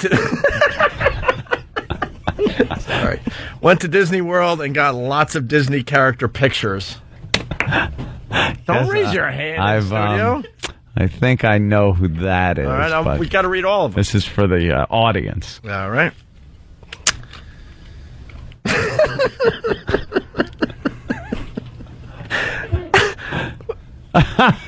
What is? Just got to read them. I effed. Stop it. I effed. Well, that's a derogatory term for a certain ethnic race. It says I effed. Yeah. And you could fill in the blank. Fill in the blank there. Beep your horn if you think you know. Someone in this room had sex with someone else. This happened to someone on I would guess on vacation. Mick Foley said he was my friend. Aww. Who said that? Wonder who that is. I struck out. There's another announcement from vacation. I struck out with an entire bar full of women and punched a light post. All right. I think I know who that is. Wow. Another one coming in? I certainly know who it's not. Another one coming in? I called my mother a sociopath, and she walked out of the restaurant. I hope everyone's keeping track of these and trying to put them together. Yeah. It's like one of those tests where you have the statements and then the people's names, and you got to draw a line between each one. All right. Like an old test in the 5th grade. Moving on. Took picture of underage girl in bikini.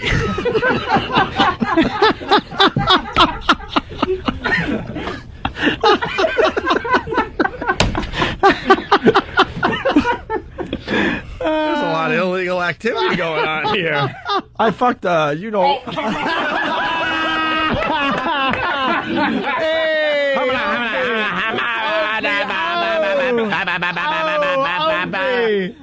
How about potty mouth on the air, Opie? I had a good line, too. But I just messed that one up. I hope the new dump guy got it. And I hope he wasn't yawning with his arms over his head. By the way, we don't have Al anymore. No. Yeah, breaking in the new dump guy. Al decided to work for Boomer Esiason. What a dumb move that was. I hope ass Boomer is. Hope Boomer punches him like he did me. The next announcement from vacation. Did the guy get it, the new guy? Yeah. What's his name? Jiven. Oh, Jiven. Oh, good work, Jiven. Brother. Bravo, Jiven. Jiven? What kind of name is Jiven? I got that on my shoe in a rest area. I'm like, hey. Hey, I was just tapping to my iPod. Now I got some Jiven on my shoe. What were you doing? Your breath smells like Jiven. The next announcement over break here. I told my girlfriend to get all of her crap out of my apartment.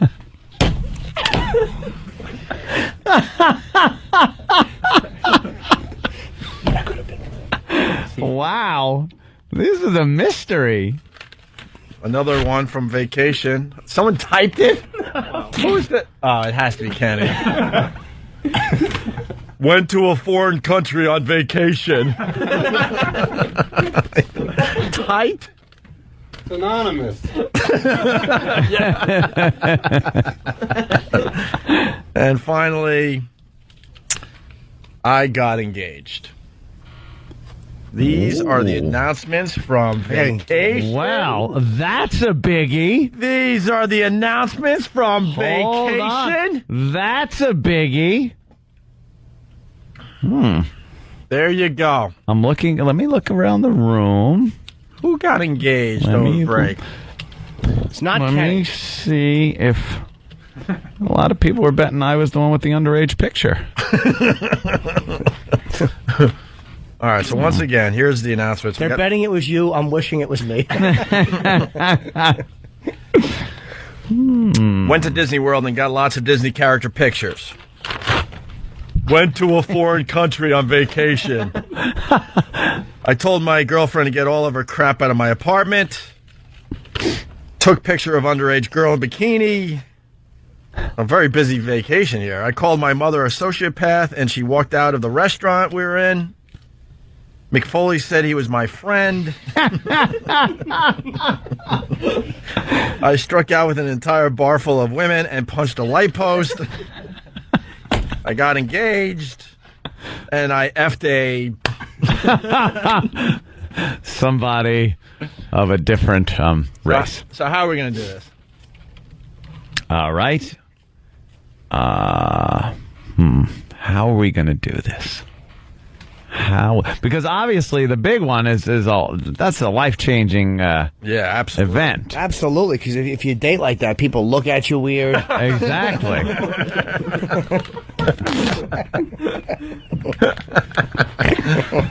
How are we going to do this? Can we all guess? Yeah. It'll take some time. Hey, the answer feedback is hilarious.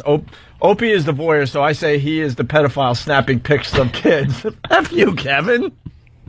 Someone's saying Disney was Anthony because a lot of people know that you like going to Disney, Ant. Yes, I do. Jim Norton and the apartment one. That's from Burton, Philly. Wow. Who got engaged? A lot of people are speculating I got engaged. A lot of people speculating. A lot of people speculating that I was the one that effed a Big Duty's J. I was in a very romantic place. Yeah? Casino? Yeah. So I consider it romantic. I have a love of money. A lot of speculating going on. How are we going to do this? Someone's suggesting that one of those is Sam's girlfriend that put in a suggestion.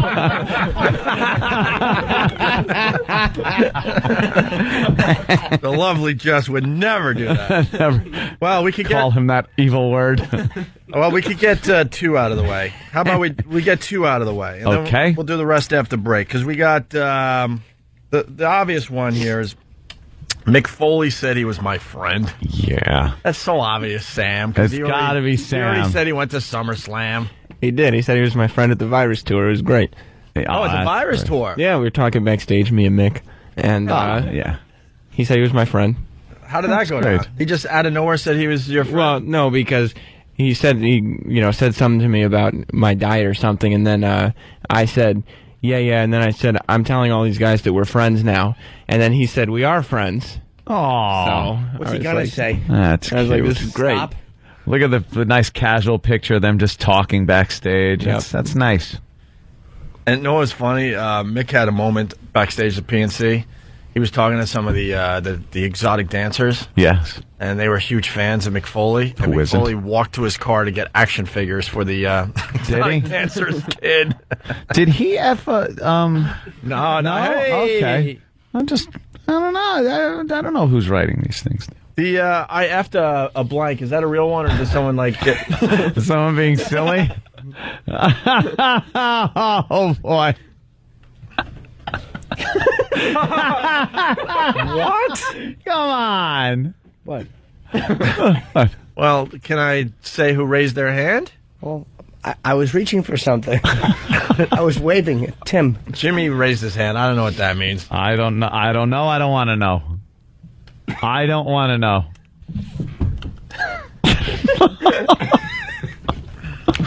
Did it involve foot tapping? No. No. Oh, okay. But perhaps a little meet. Ah, okay. Maybe. Wow. How was it? Expensive. Oh. Are you serious? Oh, well, you know. Well, then you can't be the other one. Right. That's interesting. Mm-hmm.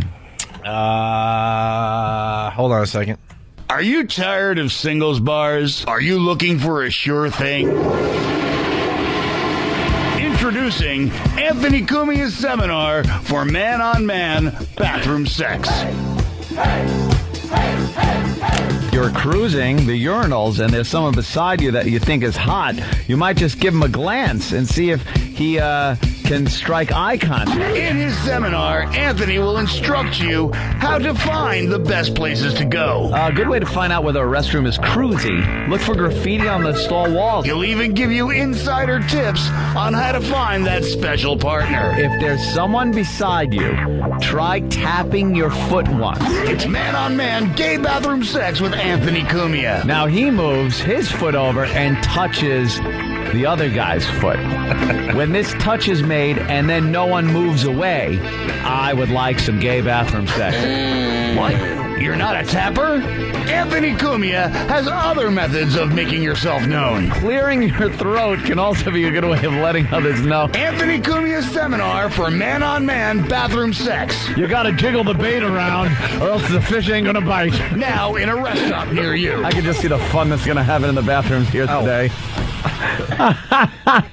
Very good. All right, Tim. All right, my new seminar. Yeah. It's great. Keep that close. We'll play that one again. All right, we'll get this one out of the way, too. Went to a foreign country on vacation. I went to Niagara Falls. All right. Did you lift up his right leg first? What? Forget it. It's an old rhyme. Yeah. Oh, slowly I turned? No. How was Niagara Falls? It's a cool thing to see. Yeah? Yeah, it's really nice to see. Was that the first time you were in a foreign country? No. I've been there before, and I've been to a couple others. But that's the best I could, come up with for this thing. Did you do the Maid of the Mist? Yeah, that was pretty cool. Did you go to the museum and look at all the people that went over the falls? Yeah, They have a nice museum there, right? Yeah, and you go through the tunnels behind the falls, and they have all the pictures of all the people, and wow. They have one of those sky things you go up. How long was the Maid of the Mist ride? No, it's like a half hour. Oh, that's nice. Yeah, you got to put on. They give you a raincoat because you get soaking wet. Well, they gave you that so you didn't soak up the whole falls in your hair. If I can remember, they tell you like how much water goes over the falls like per minute, but I don't remember. It's a lot. Just leave it at that. It's too big for you to figure out. Yeah, it is something I recommend everybody should see that once in their life. Hey, yeah. Tomorrow on the show, could we wet down your head? All right. We really want to see what it looks like. Look at it. All right. So you went to a foreign country, also known as Niagara Falls, which is probably 100 yards from America. Wow. Well, it's actually a foot from America, or an inch, if you really think about it. So you stay in a nice place? Nice place? Oh yeah, on the Canadian side, it's got nice hotels. My hotel was right across from the falls. Had a beautiful view. Did you go up the CN Tower? No, where's that? Toronto. Isn't that in Toronto where you are? No. Toronto's still if I This remember is like from back in the day, it's still a 2-hour ride or something. Oh, okay. This is like I flew to Buffalo, rented a car, you drive a half hour, boom, you're there. Kevin from Connecticut. I went to a foreign country, Buffalo. It's pretty much North Buffalo. You know that, right? Yeah. Yeah, but you got to go through customs. And the Canadian custom woman was so annoyed at me. Yeah. Why? Because they're like a toll booth kind of thing. Yeah. Those booths.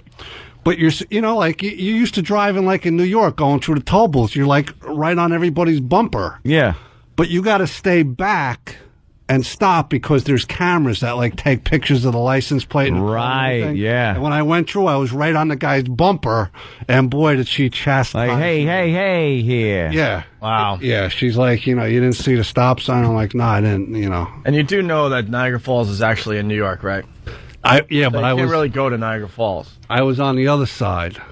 Well, I guess maybe you could go, but not really. There's not the much actual to Niagara do. Falls is in New York. Yeah, but I went on both sides. There's You not saw much to the do other side. on the New York. The New York Right. side blows. There's not much Man, to do go. they get Terrible. Boy, do they get screwed as far as that whole thing goes. Yeah. They would love that money coming in, pouring in. Yeah. How long to get through customs? It's like 45 minutes, an hour, and you're stuck on a bridge. I'm thinking like the bridge that just collapsed in that other place. It's the Peace Bridge? Rainbow Bridge. Rainbow? I think there's a Peace Bridge, too, that you could cross to. Yeah. But then you got to go up the river, I think. Me and Otto walked across that bridge. Nice. We were doing a Buffalo gig many years ago. It was so unromantic. Me and that stupid ventriloquist hiking across the bridge, looking at water and walking back. Please There's don't a nice call him new a ventriloquist. casino in Niagara Falls. Maybe you could play. They got a nice showroom and everything. Yeah.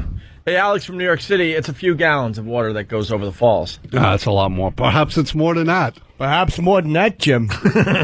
All right, so Kenny was the one. Wow. Look at that. Who knew it would be Kenny that went to a foreign country? All right, so what's left? All right, what's left for there after the break?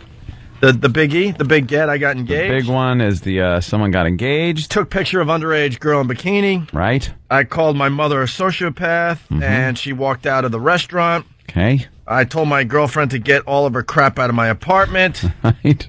I struck out with an entire bar full of women and punched a light post. I have to. All right.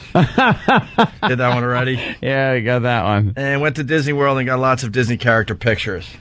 Mm-hmm. We'll figure out who wrote all those down after the break. It's Opie and Anthony.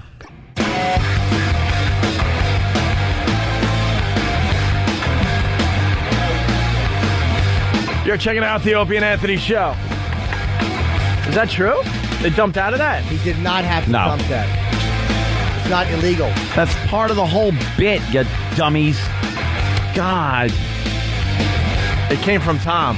One of Tom's big no-nos. Yeah, well, I understand that, but what you're saying right there, I can understand. illegal. Yeah, It's dirty. I can understand that. But if it's on the background of a picture, that's what I'm. Yeah. And there's clothing on. Yeah. And there's no sexual. It's a beach. For the love of God. That's annoying. And somebody's taking pictures of people, and in the background there's something that you see later on. Oh, God. Give me a break. That's ridiculous. All right, well, we'll throw that one to the side for now. Sure. Figure out what to do with that one. We're in the middle of reading. God. Reading Effing things, radio. reading things that happened to the staff over vacation, and then we're trying to figure out who did what. Jackasses. Next one is went to Disney World and got lots of Disney character pictures. Whoever that is should be shot. I would think Aunt, just because Aunt likes the Disney. No, that ain't me. But I know where you went on vacation, so I'm out. I'm out. You were in the Bahamas doing the coconut thing. I took a picture of an old man bending over and showing his yam bag in a Speedo. That's what I took a picture of.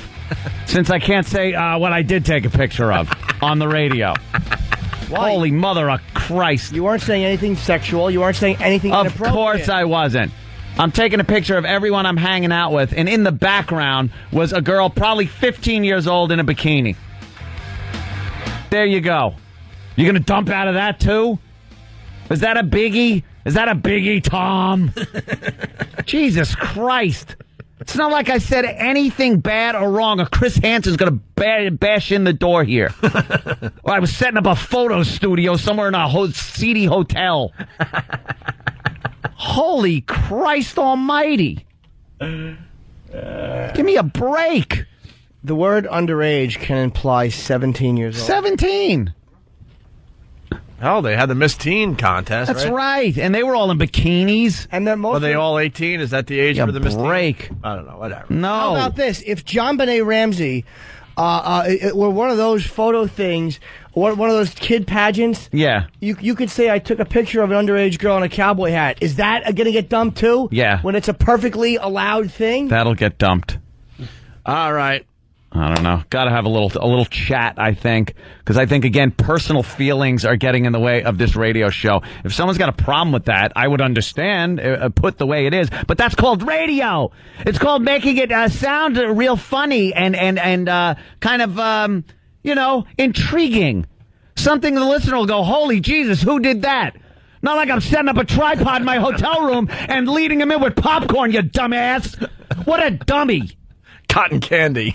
Cotton candy, whatever. What did the witch use for Hansel and Gretel? That's why I had Hansel and Gretel, and then I put them in the oven. But no one likes popcorn in that anymore. I will be Maybe honest, at a movie, that's about it. I found Juju Beats to be very effective. Yes. What a pennies never bunch work. of dummies. What a bunch of scared dunces. Yep. Bunch of frightened little men. Enough. All right, on the instant feedback, we got Dennis D. from Jersey. He writes, well, that's... okay. I talked about Kenny going to a foreign country, went to Niagara Falls. Yeah. And Dennis writes, well, that's not appropriate at all. Kenny's stuck on a rainbow bridge. You didn't like the name of the bridge, right, Kenny? We know where your head's at with things. You weren't too happy that you were stuck on a rainbow bridge. Because rainbows are bright and cheery.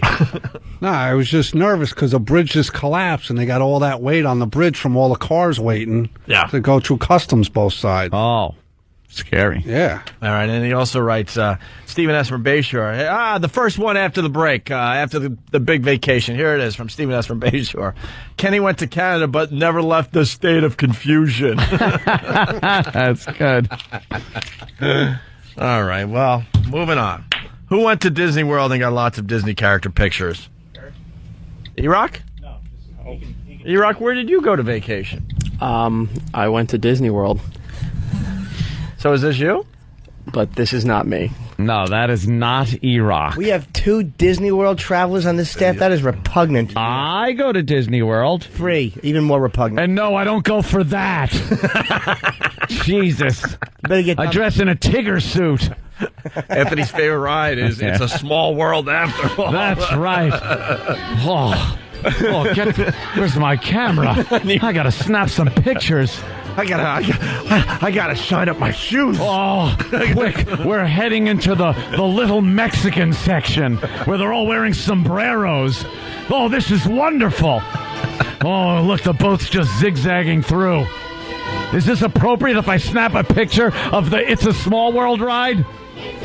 It's a small world, all right, and a hot one. Maniacs in this business. Maniacs!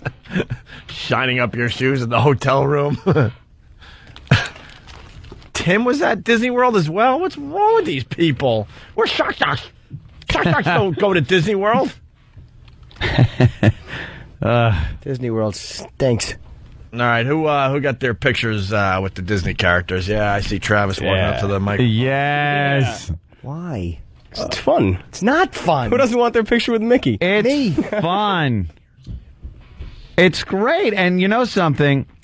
I want to share it with Pal Talk. Thanks.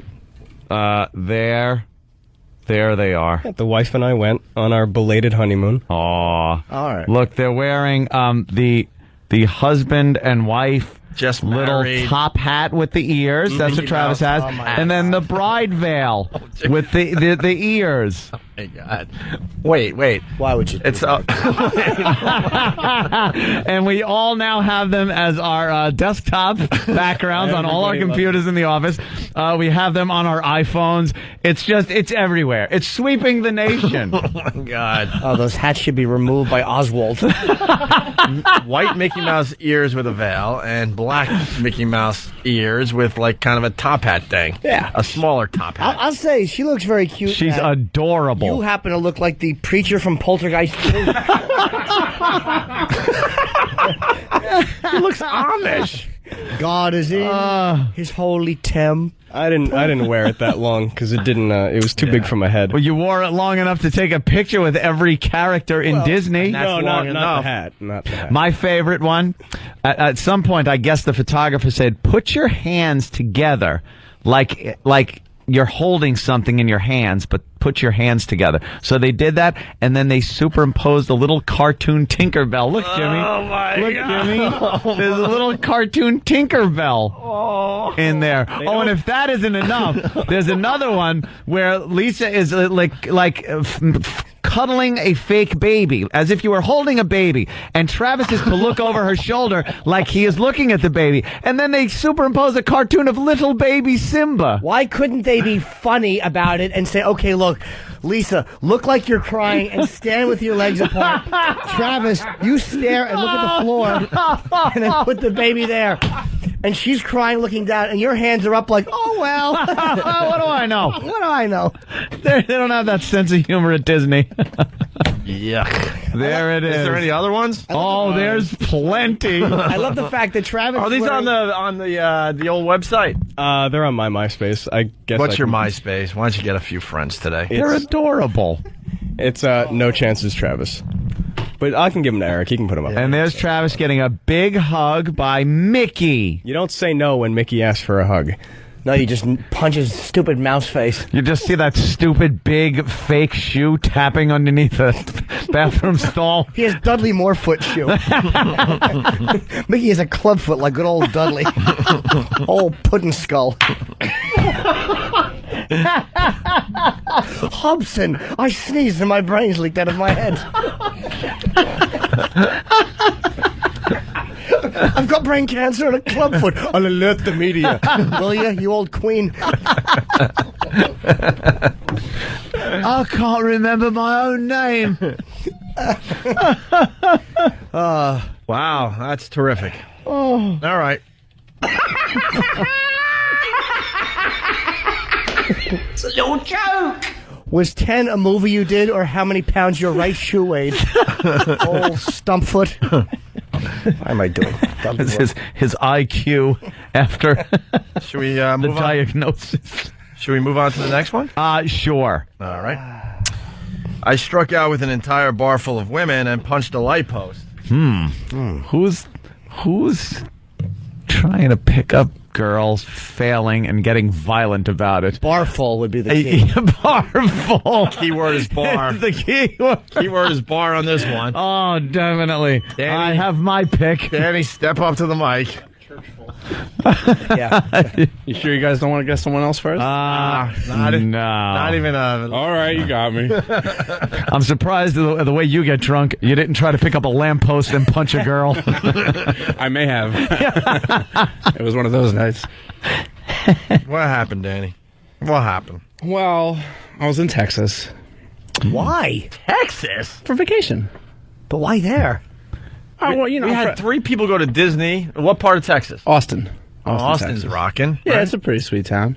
So, yeah, just went there with friends. You struck out in with Austin. everyone. Oh, yeah. And the girl's actually really cute down there, too. And we Big went college to town. Yeah. We went to a nice piano bar and sung our brains out and got pretty drunk. What song did you sing? Oh, everything. You know, piano bars. You just sit there and sing along with the guy and then the girls. What happened though? What was some of the shoot downs? Well, it wasn't so much that it was a definitive. Yeah. It's like, you know, when you're just kind of standing there and just nothing vibing. There was conversation, and then now it's just that awkward. I'm not saying anything. You're not saying anything. Yeah. Like, I'm not even going to try to go any further with this because I know that I've already lost the battle. So then you leave. Yeah, and lots of just. All right, well, I'll catch you guys. Oh, yeah, I'll catch you. There was one part where I had offered to purchase these lovely ladies a couple of drinks. Oh, okay. And That's a nice icebreaker. They said, we gotta go. And then they then they didn't go. they got up and left. You chased them out. Now, how did you? When did you punch the light post? That was when closing time in Austin is pretty early. It's only 2:00. So damn. We were leaving. Only a true alcoholic, by the way, says it's pretty early. So I'm thinking 11. It's 2 o'clock, like in most places in the country. Well, I mean, New York. I'm New used to York's staying great, out till yeah. 5 a.m., 6 a.m. So we were headed back to the car, and I was kind of walking ahead, just not feeling so terrific about myself. And I threw a fantastic punch at a light post, and you could kind of see it's still kind of swollen it is a little bit. puffy. That's that is puffy. But that happened a week ago, so it had a whole week to heal up. Dude. It just looked like one giant knuckle. Wow. And it That's still good. hurts. I'm such an ass. Yeah, that isn't a good thing to do, is punch something. No. You got to think 1 second before you let that punch go, should I be doing this? Like, I knew as my... 99% of the time you'll say no. As my fist was flying at 40 miles an hour, I was like, this isn't going to be such a great idea. By the way, and it wasn't. Moving backwards. The Disney worker found with baby porn. Yeah. This is sick. Well, they should screen anyone who works there relatively carefully. I mean, Of course. That creep worked there. All right, really, really fast. A lot of people like putting themselves in those situations. It's quick. 21-year-old Tony Guerra shook his head and turned away from our camera as agents from the FBI's Innocent Images Task Force arrested him at Disney's MGM Studios on Thursday. A federal search warrant quoted him saying, "I love babies," during a chat session on the photo-sharing website called Hello Google. Good old Hello Google. What the hell is that? It almost sounds like someone just... Well, what joking? Around, but was there pictures exchanged? They don't just arrest you for saying that. I love it. Was arrested though at MGM. Did like Keystone cops come and get him, and people were taking pictures? Goofy with a sheriff star, an oldie time car. Sharing website called Hello Google. The search warrant said Guerra asked an undercover officer posing as a mother if she had molested her own children, then sent 63 still photos and 4 videos of child pornography that's too graphic to describe and featured children under the age of 6. What the...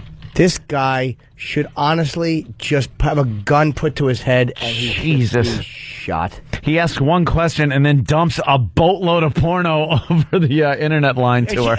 Well, it wasn't her. It was an undercover cop. Yeah. I love babies could be a very nice, healthy thing to say. I love babies. Oh, you just said that. What a creep this guy is. I've never heard... 6. I swear to God, I've never heard the term baby porn before. Nah. Never heard that before until this story hit today. Investigators said they've already found roughly 5,000 images as part of a preliminary search of a computer in the Kissimmee apartment where he's rented a room for the last 3 months. A Disney spokesperson told Eyewitness News, "We take allegations like these very seriously. Tony Guerra has been placed on unpaid administrative leave pending the outcome of the charges." Leave? Scum. His name should be Danny Download. He's a busy boy. 5,000 images. Good golly. Jesus. I think it's disgusting what he likes, but hats off to the internet connection. It's obviously very fast. Wow. If he's guilty of that, if that's really his and he's trading those, they should just put a gun to his head and just shoot him. Oh boy. We got some cliffhangers, don't we? This is just gonna piss off. We got some cliffhangers. A lot of people. Well, you went off on the tangent about... I had to. I was being dumped out of. Which was very, very funny. Unjustly. Danny's story was interesting. Tomorrow on the show, we had everybody write down something that happened to them on vacation. Still left. I got engaged. I called my mother a sociopath, and she walked out of the restaurant. And I told my girlfriend to get all of her crap out of my apartment.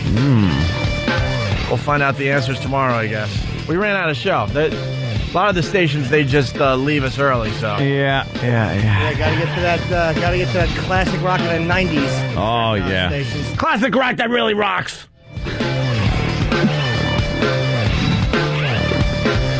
Oh, boy. Jesus. Oh, boy, they're going to be mad. They're already mad. Oh, boy, they're going to be mad. All right, guys. So we got 2 more hours on XM for the rest of the country. Yes. Take care. See you tomorrow. And for everybody in Philly especially, keep listening to WISP. They got all the details on our big visit that's going to happen late next week. Broadcasting live Thursday and Friday. Got the last virus show on Saturday. Could be the last one for a while. We might be taking a little break. So I would encourage people, if you're close to Camden, to get yourself a ticket through Ticketmaster.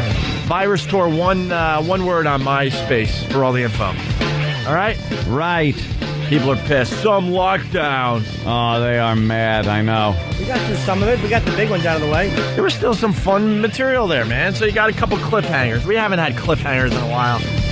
Nothing wrong with a good cliffhanger. Relax. Who got engaged? Huh? Who got engaged? We'll find out tomorrow. It's Opie and Anthony. This is the Opie and Anthony Show. It's the Opie and Anthony Show. The virus is spreading. Look at us now.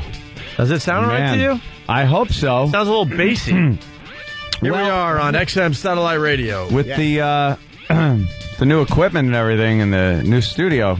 Yeah, probably what it is. Yeah, we're tweaking and fiddling. In our brand new XM facilities. Brand spanking new XM facility. Like they did. They promised after their vacation. They said when you get back from vacation, you will have your brand new XM facilities. And here we are. Sitting in the new studios. The people on Pal Talk. They did an amazing job. The people on Pal Talk obviously can look in and get the first glimpse. Yeah, what are they saying so far? Of the new studio. They're saying E-Rock's cam is pixelated. I can't see. Is what one of them is saying. Oh, boy. Saying, wow, huge. My XM audio sounds as though it's being played from a recording from an 8-track. Yeah, it sounds very bassy. I don't know. It's a little bassy. I don't know why. Let me see if I can get the cameras. Are a little different in here, but there's... Okay, whoa, there's look at that, dude. Wow. Yep, there it is. Wow, look at the camera just moving by itself. What are you doing over there? Isn't that great? Well, it's state-of-the-art camera equipment now. Very, very cool. And we got... very cool. Jimmy, there it is, though. And, yeah, thank you. XM, thank you. And thanks to all the fans that came out for the first walkover. Oh, my God. It had to be at least 100 people. I didn't think we were going to get over here in time. Had to be at least 100, if not more. Yeah. So, there you go. All right, well. Hope that was believable. Yeah. Dude, when you guys come back, I'm telling you, new studio. It's a guarantee. You can bank on it. What happened? You can bank on it. Shut up. I knew all along that there'd be delays. What happened? It's amazing because they were able to create an exact replica of the K-Rock studio. Right. Is what they did. Right. Like right down to every little detail. Yeah. So we're comfy. I knew it. Well, why don't we get Don Wickland on the phone, find out what the fuck's going on. Where's our new studio that was guaranteed to us when we got back from break? They're like, it's perfect. You guys go on vacation, you come back to a new studio. Tell Wickland to drop the toilet brush, take the rubber gloves off, and tell us why we don't have a studio. Mm-hmm. Is Owen Wilson okay? We didn't talk about that at all. I forgot about paparazzi have been following me around for a effing week. They're going, there he is. Trying to get an exclusive picture of Owen Wilson. I had to keep saying, I'm not Owen Wilson. There he is. Stop already. Look, my nose ain't effed up. He's coming out of the apartment. Quick, get him. I'm not Owen Wilson. See, he's crazy. He doesn't even know he's Owen Wilson. You ever? People think I look like Owen Wilson. I'm like, I don't really see that one. No. I don't see that one. I'm sorry. Who thinks that? Owen Wilson, man. What a bad boy he was. What a fucking... And you know what's really funny is the guy he was hanging out with is a guy I've talked about who I think is brilliantly funny. A guy named Steve Coogan is apparently a very bad boy. Mm-hmm. He's a British guy. According to Courtney Love, Stephen Coogan was the one that gave Owen Wilson the dope. Oh, that's what the heroin. Right? A little heroin. Well, Steve Coogan did a show, which my girlfriend turned me on to, from England called The Alan Partridge Show, and he is fucking hilarious. Yeah. He plays an awful talk show host, and it's like there's canned laughter with no audience, but it works. It's a truly funny fucking show. Oh, now I gotta check that out. There's a couple of seasons of it. Yeah. But the second season or third season where he is just, they show his life. He's living in a little trailer. He's doing radio. Right. He's just, I wanted to hug him. I'm like, God. I want to see that now. Great. I guess Kate Hudson, blew off Owen Wilson because she realized how bad his drug problem was. That's what I was reading over the last week. And who knew? And it sounds like he was one of these guys that kind of did his thing. You know, maybe a pill or two here, maybe a little drinking. This is what I'm seeing. I don't know for sure. And then all of a sudden he was introduced to the H, and man, he just wow. Well, heroin is such a great uplifting drug. You always hear that from people. He went head first. Yeah, but there are people that are on H and you don't even know it. Really? A lot of rock stars and stuff, and they could still function. And then others, they just go head first. Just lose it. Blam. I don't look like the blonde guy from Air Supply, Dan. The blonde guy. How do you know what the blonde guy from Air Supply looks like? Did he really try to kill himself, or was this some kind of bullshit thing? Dude, he was really fucked up. Supposedly on the H, and he did a little cutting. I wonder. It was a bloody mess, and I guess Luke Wilson found him. A bloody mess. His brother Luke found him. You think it's because of Kate Hudson is canoodling with this Dax guy who's really dishy? Dude, we had Dax on our show. We couldn't wait for him to leave the studio. He was a bore. Dax? Yeah, she's going out with Dax. Yeah, we couldn't wait to get him out. He sucked. But I mean, on the show, that's the guy that was she with Chris Robinson while she was fucking Owen Wilson or no? She I don't know. While they're promoting me and Dupree. There's some that's maybe that was the problem. But supposedly Chris Robinson couldn't keep his in his pants. I don't know. There's all sorts of rumors. Okay, I think man couldn't keep it hard. No, there's all sorts of rumors that Chris was doing a little of that cheating. She went and did her little cheating with Owen Wilson, and then found out that Owen was on the dope, and then she moved on to Dax. Oh boy!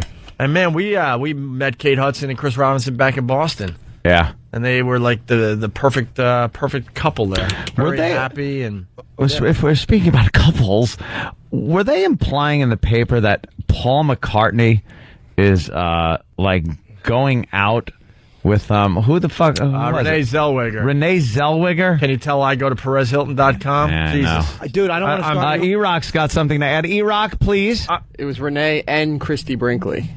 Nah. At the same time? I didn't hear the Christy Brinkley. I didn't hear Christy Brinkley. I just saw Renee Zellweger and Paul McCartney having a second dinner together and, kind of getting close. Well, no, Anthony. It was at John Bon Jovi's end of summer bash out there in East Hampton. Oh, I thought it was P. Diddy's white party. John Bon Jovi decided to join the house band. We gotta fucking read this shit. Dude, I read it now. I'm hooked. TMZ.com, baby.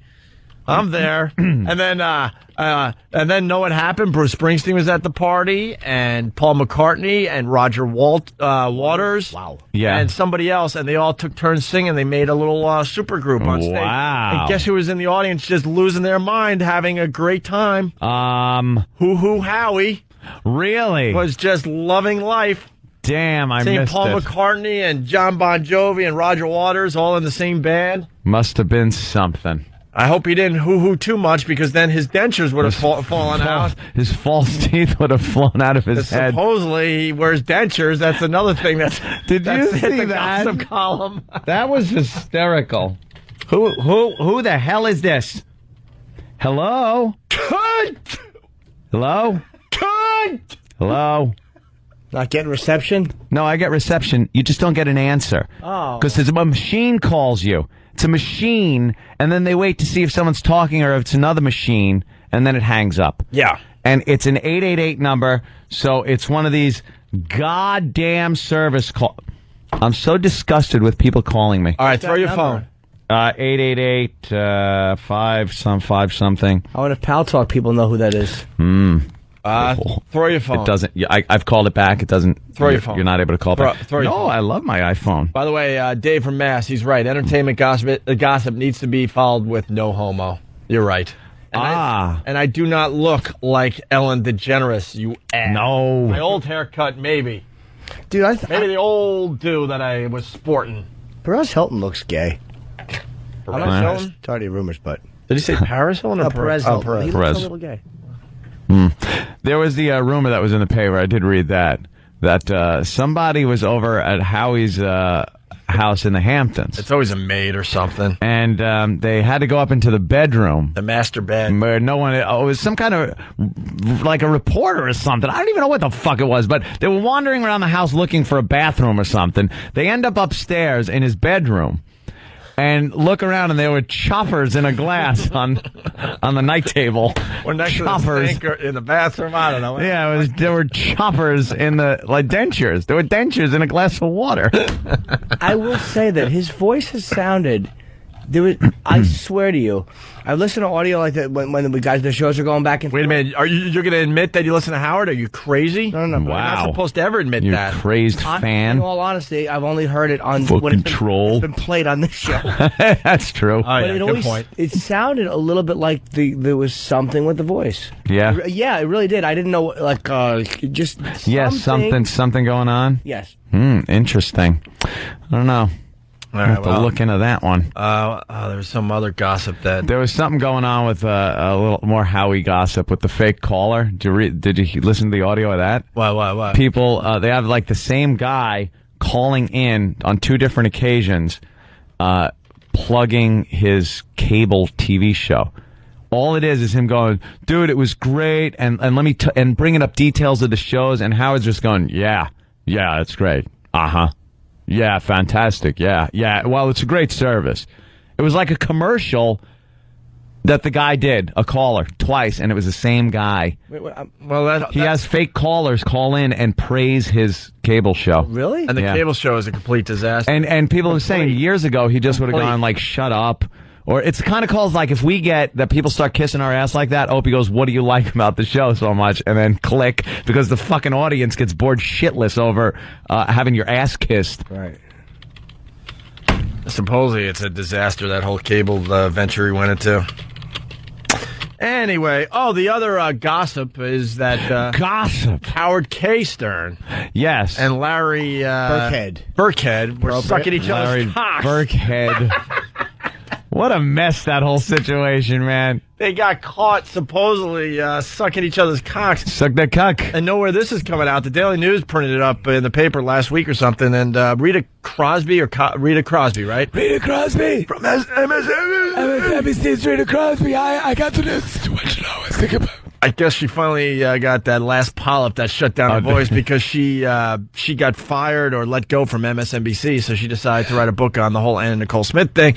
And she's basically claiming, I believe, this is what I read, that those two were sucking each other's cocks and got caught. She said, sucking them cocks. I read that there was a video of them blowing each other, and Anna Nicole would watch it. She would said lay out and watch the video. Oh, watch the video? Yeah.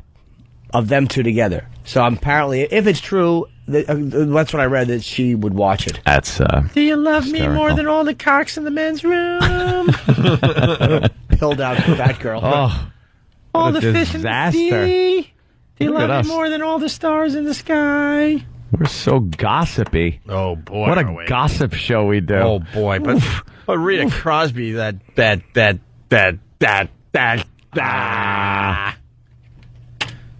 She gets fired, and now she's doing a tell-all book on Anna Nicole Smith. There you go. I don't know if she got fired, but she's no longer on MSNBC. She ain't there. We have to get audio. We don't have it yet, but I would like to get some. Maybe not today, but talk about Paula Zahn. Apparently, her wonderful marriage. She's a naughty girl. It seems could be a naughty girl. Apparently, one who loves to rip the Opie and Anthony show. Should they be fired? Apparently likes. Apparently. But isn't she supposed to like with her husband? With her husband. See, she's a married woman.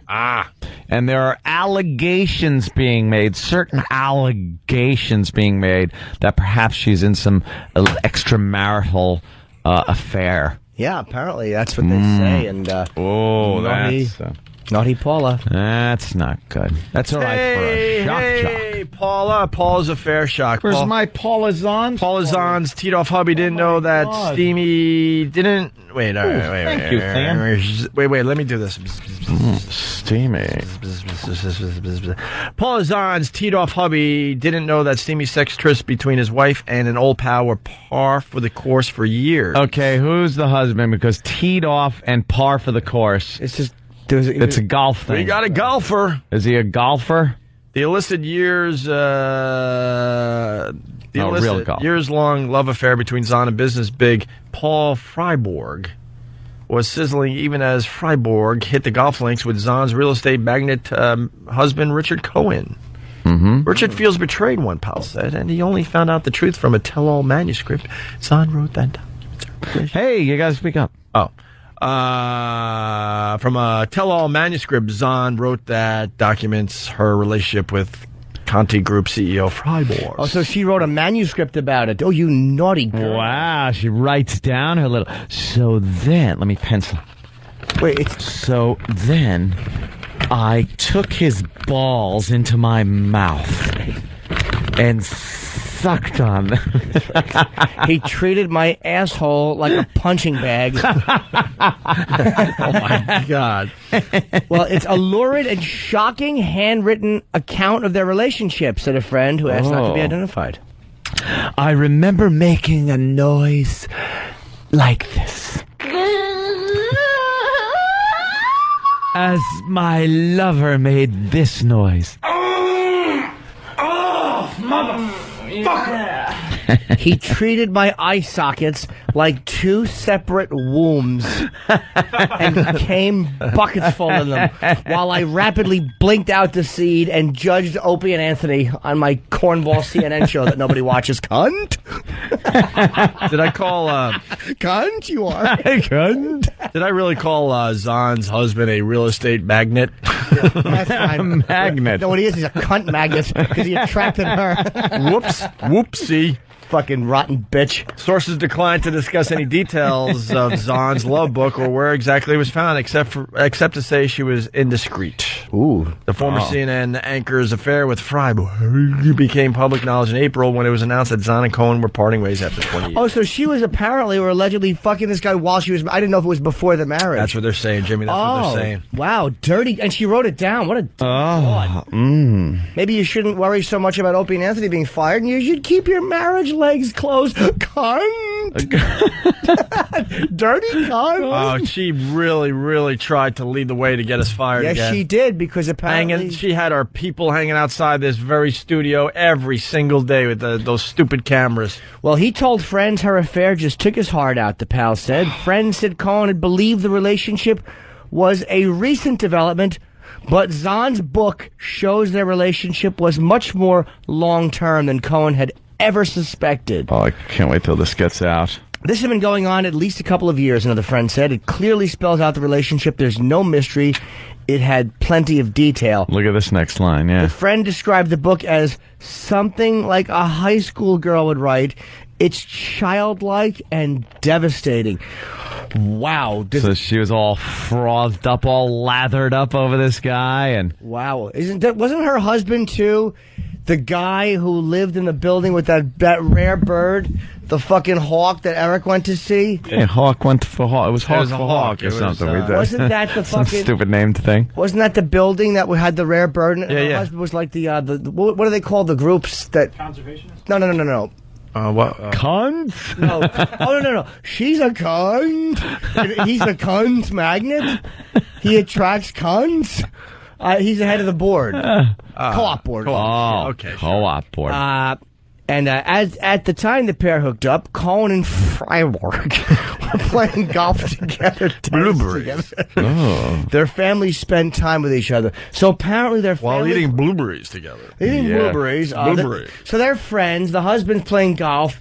And apparently, judgmental piglet wife is doing dirty things with Mr. Freiburg. And writing them down and jotting them down. Jotting down what? Today? Jotting down what? The illicit details. With who?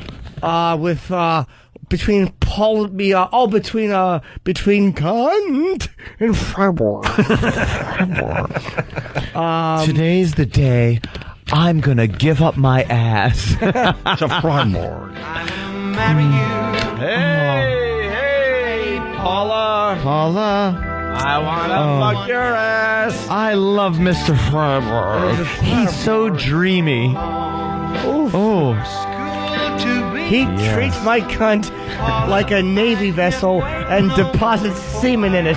She puts a smiley face. CNN.com. She said it's childlike, so. Yeah, exactly. She put little hearts over the eyes. Today he pissed in my what else has an eye? Oh shit. He put his dick between my tits, and the dick and the tits have little hearts over the eyes in a schoolgirl fashion. Roses are red, violets are blue. He took a shit On my chest, it was like stew. Roses are red, violets are blue. I'm a cunt. How about you? Dirty, dirty Paula. I love it. Freiberg, a father of a father of four, is now getting divorced from his stunning wife, Josabeth. Apparently he met her in a Bible. Josabeth. Zahn, 51, and Cohn haven't yet filed for divorce papers. And Cohn's friends said they were trying to work out an amicable agreement until Friday, when Zahn socked him with a lawsuit demanding he account for the whereabouts of her estimated $25 million in earnings. Apparently she was too busy to look after them because she was sucking the dirty CEO ball bag of Mr. Freiberg. Apparently she was too busy to look after her earnings because she was attacking the Opie and Anthony show and licking the withered asshole of Mr. Freiberg and jotting it down in a tell-all book, which I don't know how her husband found it. Maybe she had it in a file in her folder on her computer called Cunt and Freiberg, and he looked. The suit accuses Cohen, who's acted as Zahn's financial manager since 1986, of putting much of her money into highly liquid, limited liability companies. Apparently, the only liquid she liked was a salty beverage fired from the cock and balls of the said Mr. Freiberg, fired between her tits, dot that I with a little heart and childlike fashion, into her cunt/mouth. Both are the same thing. Should the Opie and Anthony show be fired? I don't know, but neither one of them cheats, do they, cunt? Dirty little cunt. We've been waiting to have some dirt on this bitch. Oh, you filthy. She spent day after day trying to get us fired when no one else gave a shit about that story that happened to us. Stop bringing other women and empowering other women on, and apparently, allegedly, naughty little piglet was doing things with. But who was she naughty with? I don't remember. Theo Freiberg. Paula Zahn, her niece for Freiberg. If I may borrow a bit. It also charged that some of her earnings had been diverted to Mr. Cohen's individual account for his own use and benefit. Maybe he was paying for therapy because his wife was acting as a cum receptacle for the said CEO. We're trading assets, and that's right. He was making a few deposits himself, wasn't he? Paula Zahn was super bad. She was Paula Zahn away to divorce court. She was super bad. Mr. Freiberg, apparently while they were playing golf, he was using her cunt as a hole to deposit his ball in. The naughty Paula Zahn wrote it all down in childlike schoolgirl fashion, even though she's 51, and her cunt looks like there was something old. Balls of fairy. A source close to Cohen and Zahn was actually the one using smoke and mirror. I'm sorry, a source close to Cohen said Zahn was actually the one using smoke and mirrors in a bid to try to weasel out of their prenuptial agreement.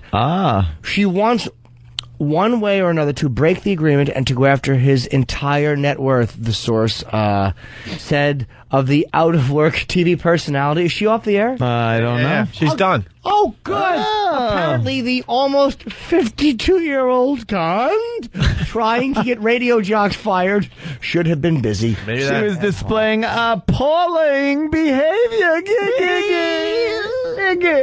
Maybe, hey, Paula, that HD TV's a bitch, huh? Yeah. Paula's on the chopping block since HD can't hide her wrinkles. Almost done here. Richard would like to end this in keeping with total regard for the prenup, which will still leave her a very wealthy woman with tens of millions of dollars. The source also angrily denied a report that Cohen refused to come to terms. All right, blah, blah, blah, blah. That's nonsense. Blah, blah, blah, blah. She's a cunt. Seed. Draining his large ball bag into my mouth. and gargling with it before kissing my husband. Blah, blah, blah, blah, Zahn's lawyers. Wait a minute. I don't think that was part of the story. I'm on to you. I apologize. I don't want to bore the listeners. I'm just trying to zip through the details. Zahn's lawyers, blah, blah, blah, blah, 52-year-old twat, looks 60, blah, blah, blah. Obsessed over radio shows, should have been keeping her legs closed in the marriage bed, blah, blah, blah, blah, blah. Con, 51, plus high, blah, blah, blah, blah. Seed in hair, blah, blah, blah, blah, blah, blah. Hair stood up like a porcupine. Husband said, what is that? Smells like my buddy. I'm blah, blah, blah, blah, blah, blah, blah, blah, while they're teeing off. I shouldn't have written it down in hearts, little eye, LOL, like a schoolgirl, blah, blah, blah, blah, con. See, I can't. Die in a fiery I can't do the voice, but Bill from Waterford. Paula Zahn went to suck on a Halloweenie. Again. I love that fucking bit. Ron and Fez. That was great. What does Goldblum say about it? Goldblum? What am I missing here? Why are so many Jews involved? Wait, let's say hi to Nick in Wisconsin. I don't get this. Nick, what's up? Yeah, guys, I was just wondering, what does our good friend Jeff Goldblum have to say about Paula Zahn? Oh, God. See, we're a little slow. We're just getting back into the swing of things. I'm not sure. And a rock scream to boot. Nice. Yes, let's Jeff Goldblum. Go to Jeff Goldblum. Goddamn rich cunt! I kill rich cunt! Goddamn rich cunt! Well, I don't mean to say I'm kind. Can I just say that Paula Zahn didn't want her husband to find out that Mr. Frederick had her knocked off. According to her manuscript, she wrote, Mr. Freiberg chains me down like a stuck pig and uses my mouth like a pocket pussy. Her husband wasn't happy to read this. I'm so happy. I know. Isn't that great? Speaking of cunt. Oh. I'm so happy. Samantha from Sex and the City, come on. Speaking of cunt. Speaking of cocks in my asshole. Jesus, why don't you leave a little to the imagination there, Samantha? Oh, boy. Imagination. I just want to imagine a big cock up my ass. There you go. Oh, Samantha. Right. You're so wild. You're the wild old bag of the show, aren't you? You fucking unlubed old sack. Speaking of... Yeah, so we're all out here to lunch, just sipping on our little coffee at some hip, trendy restaurant here in Manhattan. And sharing secrets. Sharing little secrets. So what'd you do last night? I must have sucked 20 cocks. Oh, Samantha. Oh, you're the wild one. You're crazy. Well, I pushed the elevator button last night to go up to my room. What happened? 20 guys fucked me. Wow, you just get fucked at every turn. You're just edgy, aren't you? Speaking of turning, I'll turn around and let him fuck me. Oh, boy, wow, you really shocked us with that little secret, Samantha. Shocking. Boy. Is that the word? I can't sit through one advertisement of that fucking show. TBS has Sex in the City. Do they? They go around the table. There's some cute little secrets. Yeah. Samantha, Jesus. Samantha, I love ass sex. Oh, why so much ass sex? Well, my fucking uterus fell out 10 years ago. So the only hole I have left that even resembles a pussy is my asshole. Oh, Samantha, you're wild. And I would stretch that out last night with that black guy I met at yoga class. Oh, shut up. Yeah. Speaking of yoga, I can now bend in a new position where I could suck a dick, get fucked in the ass, and the pussy at the same time. Thanks to yoga, if there's no cocks around, I can eat myself out. Oh, Samantha. Oh, you're just a wild one. You're wild. Would you like some more tea? Oh, tea? How about teabag my face? Oh, Samantha. Yuck. Was watching that show. Awful Me writes, Opie is to impressions as John Ritter is to breathing. Thank you. Oh. That's not nice. First day back from vacation. Yeah, give us a break. You break my ass. God damn my brother. God bless Elmo for coming up with that observation back in the day. Love that one. Because usually when you say speaking of or something, you're kind of going to make it subtle, but it was always something over the top. Yeah. I got to go shopping. Speaking of shopping. Let me tell you what happened in the dressing room. I had 3 cocks in my ass. I stuck the mannequin head in my pussy. Jesus. We get it. You're saucy. You're a saucy old broad, aren't you? Salt of the earth, aren't you? That's it. Not shy in the least, are you? A cougar. Oh, the guys are all still after you, aren't they? Yeah, sure they are. Dude, how funny is cougars now, man? Oh. See, before, someone came up with the whole cougar thing. Cougar. There were women out there a bit on the older side. They dollied themselves up, painted up their faces, and they were looking for young cock in the bars. I was in a restaurant the other night, and I saw nothing but cougars at the bars we're walking through. I was laughing my ass off, because now it's like they have to know they're they cougars, have cougar and everyone's nights. looking at them laughing. They have cougar nights at bars. Cougar night. Where it's like, here come a bunch of old broads. Come on, young guys. You just want to get your dick wet? Easy pickings. By the way, I feel much better. Awful Me, he wrote back. Thank you, Awful Me. He writes, I put the winky eye. Okay, thank you. Speaking of winky eye. Oh, these are the fake Howard TV callers. Are they good? Well, I mean, it's obviously a guy plugging. Can I tell you another trend in radio that is very disturbing? And we haven't done it, and we will not do it. And maybe some people could help us out with this bit. Where there's a service where you could get people to call your radio show to kind of get the phones going and talk about really, really outrageous shit. Yeah. Yep. Wow. Yeah, I don't have a really good example. Maybe someone out there does, but it's something just over the top. And you can't prove if it's real or fake, and then it gets other people calling. It's dirty. One guy really used to do this a lot. Still does, right? I don't know. Douchebag. What's up with that little thing? Do you know? What's that? Nothing. I have no idea. Okay. Eric, you're on the air. Howard, I wanted to take a second and tell you an experience about Howard TV. The experience is amazing. The great thing about Howard TV is that the other night I wasn't... Holy shit, it's a commercial! It's a fucking read. Is this... Wait, all right, but... No, he took it as a call. This isn't taken... This isn't like... This is like if you listen to the other side of the program when we do live reads. This is a live read. Let me tell you about such and such. Yeah.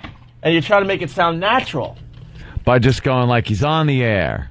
Right. Is that the other night I wasn't feeling well. Usually I turn it on to go to sleep.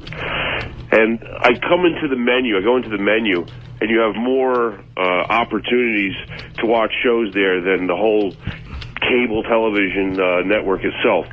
So I go through the menu, and I got a choice. I could watch the Scott Baio interview. Right. Now he's just sitting here listening to this and go, right.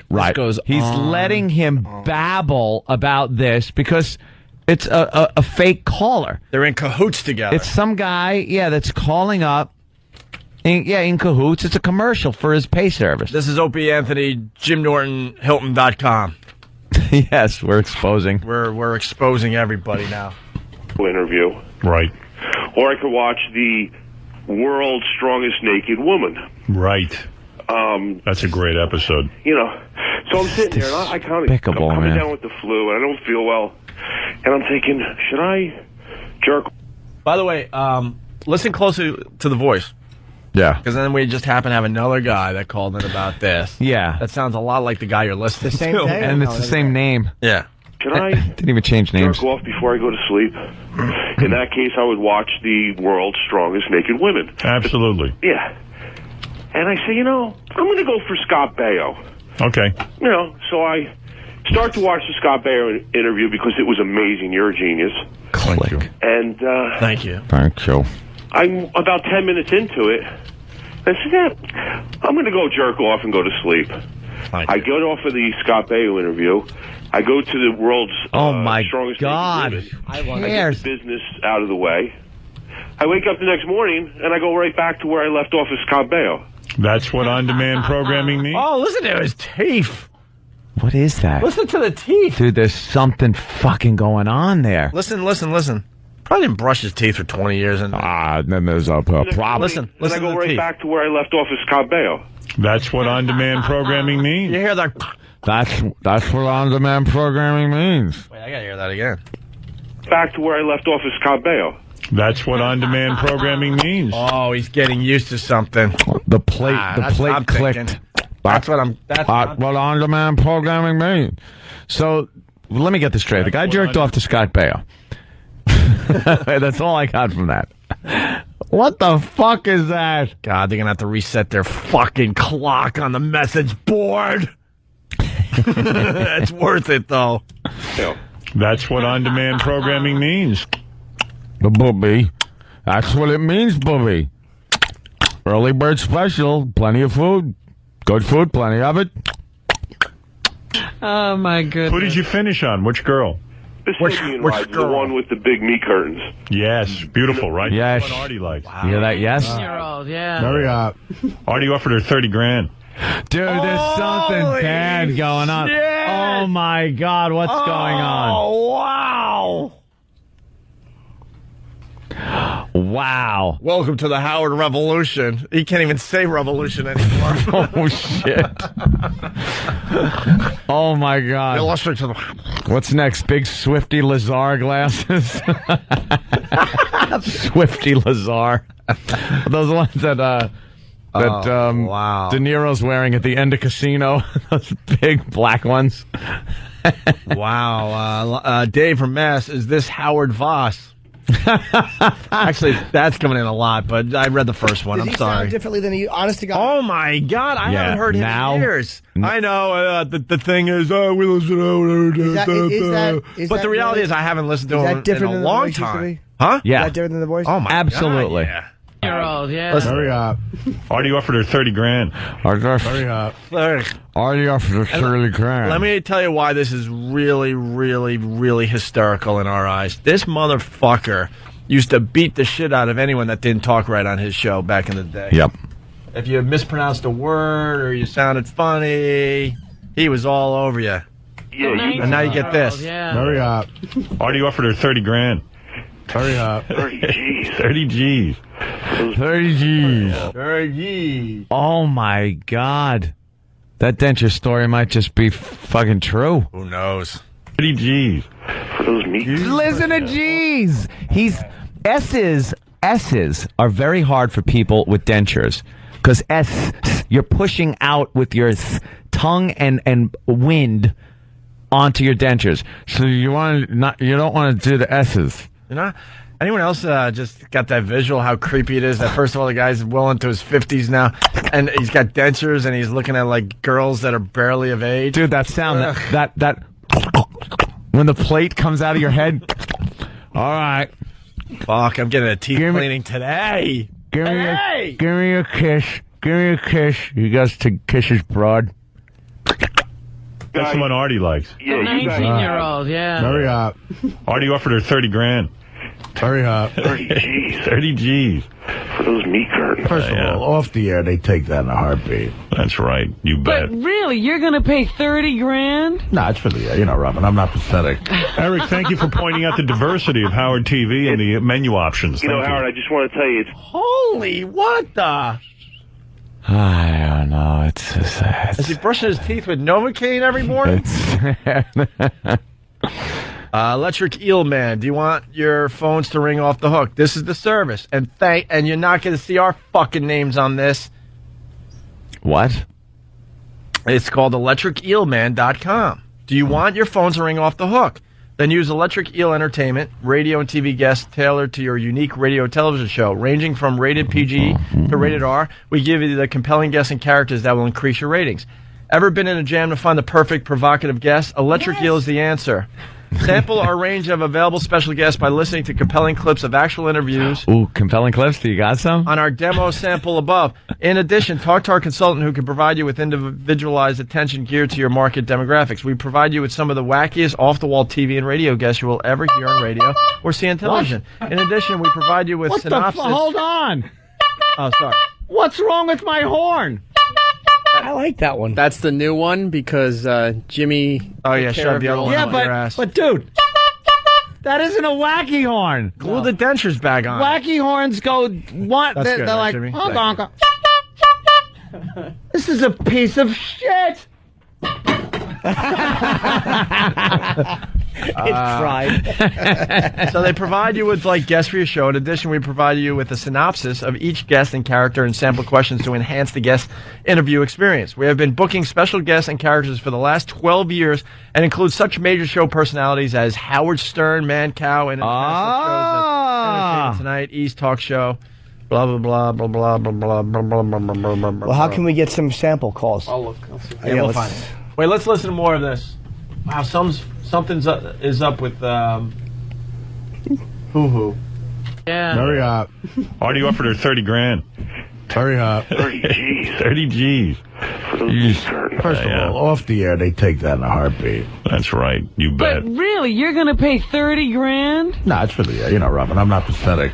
Eric, thank you for pointing out the diversity of Howard TV and the menu options. You know, Howard, I just want to tell you, it's the best programming. The way they recut and went into, do some specials about those sipping rides. And the guys are, great in the back there. We got the hardest working team in television, I'm telling you. It's quite a team, and thank you for those comments. Mark. Holy shit, something is up with his S's, man. There's something's going on. This comes from a guy that used to beat the shit out of anyone on a show that mispronounced anything. And then, okay, so you heard that guy's voice? Yeah. Now, this guy's voice, he does, because he was doing kind of just a regular guy thing, They said I was sick and stuff. His name was Eric or something like that. And it's the same guy. Let's see. Let's go to Eric. And the same material. And the same material. And the guy's just talking about stupid fucking TV. He doesn't even change his name. What? Wait, is it the same day? I don't think so. Oh. See, we're doing something with our show called integration, but we're not fooling the listener. Well, let's stop that. You work things into the show naturally, but this is he's making believe this is part of his show. This is like he's taking a call. Let's see. Let's go to Eric. Eric wants. Oh man, that is the biggest crutch in radio when you're hearing there. The let's see, because you already know what you're doing and you don't feel confident about it. So let's see. Let's see what we got. We have so much to choose from. I think I'll pick this. Let's see. Effordent Polygrip. Let's see. I know this is going to be a fake commercial because the TV on-demand thing sucks dick. Let's see. Oh, God, I hope they buy into this. Let's see. Let's see. Let's go to Eric. Eric wants to say good morning. Hi, Eric. Hey, Howard, before I talk about Howard TV, is Richard out of the room? Yes. All right, because I want to speak among men. Gayer than gay. Right. Okay. Yeah. Listen, I try to watch Howard TV over the last few days with this girl, really hot chick. And same guy. I just met her a few weeks same ago. Cadence. We're going to go in and watch, she doesn't know it, The Queefer Girl. Right. And I think the show is about a 50-minute episode. Yes, it's a long episode. So I get her over to my house. We actually lay down on bed, and we're going to put on The Queefer Girl, and you got the first 20 or 30 minutes is you guys busting Ronnie's balls about his glasses. Right. 2-3 nights in a row, she comes by, we fall asleep in bed. I don't touch the girl. I'm trying to be a gentleman. It's killing me. Last night, I realized that, and I never went to the section on Howard TV, you have these different segments. The first one is Best of the Week, or right. The second one is the one I always go to, which is the actual episode. You could pick a day. Right. We put on the best of, and I go to the last week, and this is the best programming on television today. It's got the best 5 minutes of every day that week. And sure enough, the first one or the second one's The Queefer Girl. Needless to say, when she came out of that pool and she shot that water out of her puss. Yeah. The girl ran out of my room. I couldn't get laid. There you go. Well, that's what's great about You Howard gotta TV. be careful what you pick. Yeah, I mean, you got to watch that alone. Yeah, it's just really amazing, though. I mean, Howard TV, after you get done working for the day and you go home and you've heard Howard throughout the day here and there, you get home and you turn on Howard TV and it's like you guys are right there again. It's just amazing. Well, I believe in the product. I think it's good. I think on-demand programming is a lot of fun because you can pick and choose what you want to watch. And, that's what's sort of great about the Internet, too. I mean, that you can pick and choose. You don't have to sit there and wait through a bunch of commercials and all that other stuff. And all right. It's just an easy way to watch television. It's really, really, really great.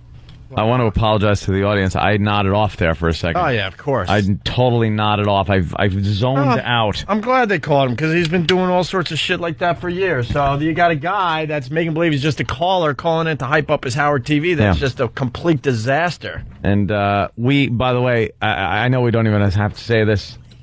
Who the hell would do this crap? We would never, ever, ever do that. Hold on a minute. Hold on a minute. Let's say hi to. Let's say hi to Chad in Kansas. What's up, Chad, guys? what's going on? Hey, that big nose Jew sounds like he's had a stroke. Yeah, he doesn't. Something's going on with his voice. That or he's got a big old cock in his mouth. I thank you. All right, thank you, sir. Well, someone's writing in RST from Whackbag. Opie, you're so right. The fucking word Baba Booey came from Hoo Hoo making fun of Boy Gary mispronouncing the name what? Baba, what was it again, Aunt? I don't remember. Baba Louie or whatever? Oh, right. It was. Oh, jeez, that's a while ago. And he also noticed he doesn't do his loud, quick rants anymore, probably afraid the dentures will fall. We don't know. We don't know for sure, but that's what they reported. Dude, if they flew out of his fucking head while he was talking about something...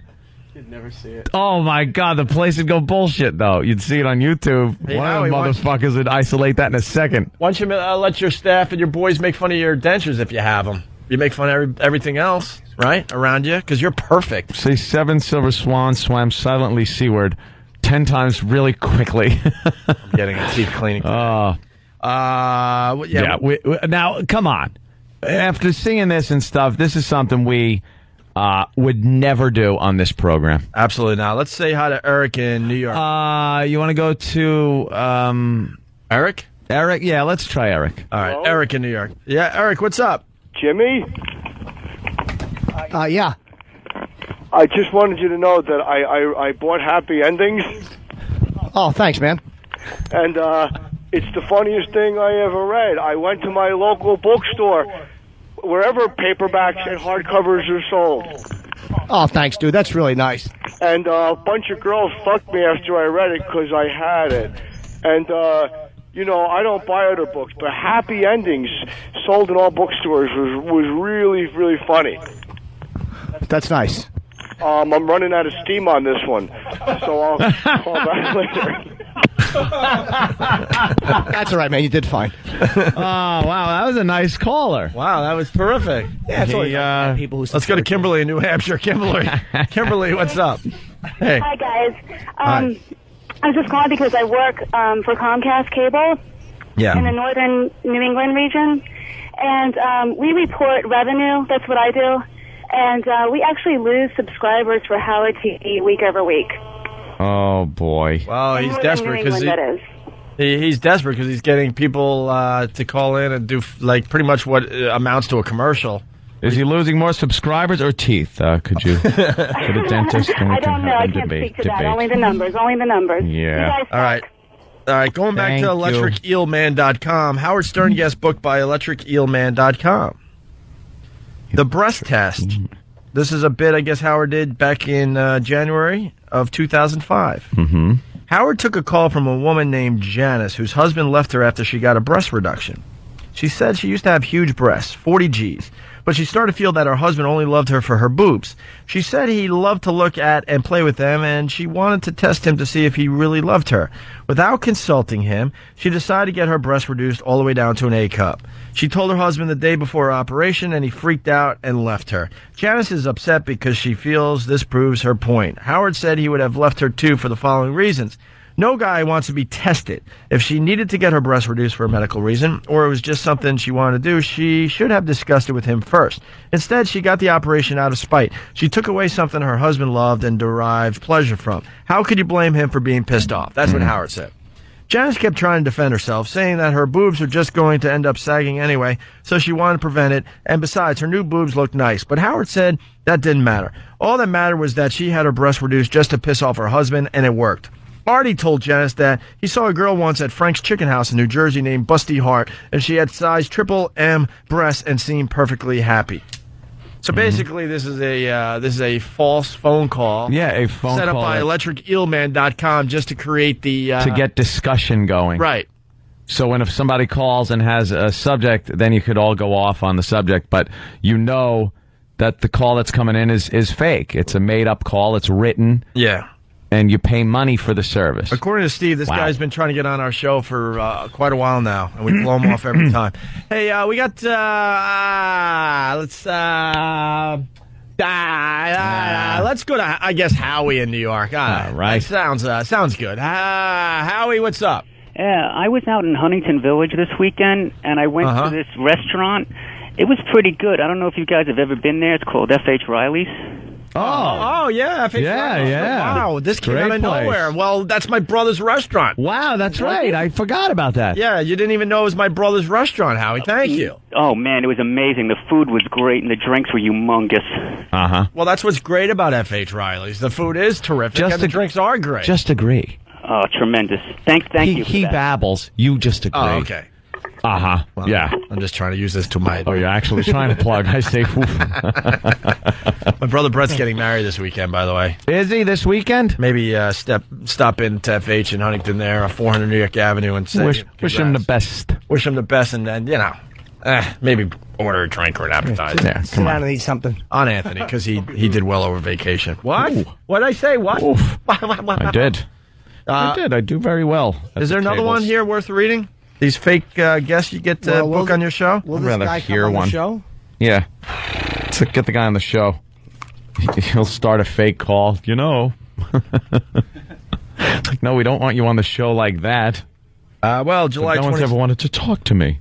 July 26, 2006, there was another fake caller. A listener named Angela called in to say she felt all priests should be castrated before they join the priesthood in order to solve the molestation problems facing the Catholic Church. That's outrageous. While Fred and Robin noted they didn't agree with Angela, Artie commented he thought if priests were allowed to have sex, not only would they not touch children, but more men would want to become priests in the first place. Giving fodder to Artie. God bless him. Yeah, that's about it. Well, there you go. Yeah, congrats. How do we get into that tangent? Oh, the fake call. Huh? I was wondering how we got there, and it was the fake call from the guy pimping out the cable show. Yeah. Hoo-hoo. Hoo-hoo, Robin. Where's my paladin? Something's going on there. Something is going on there, and they're not brave enough to admit it. So they're like saying a housekeeper or somebody may have found somebody. Someone's not brave enough to print what they know as in my opinion, as fact. What I read was somebody went upstairs. Could you find that and little saw item? The false teeth in a glass? Could you find that real fast? It's pretty funny, actually. Wow. Yeah. That is rough. Wow.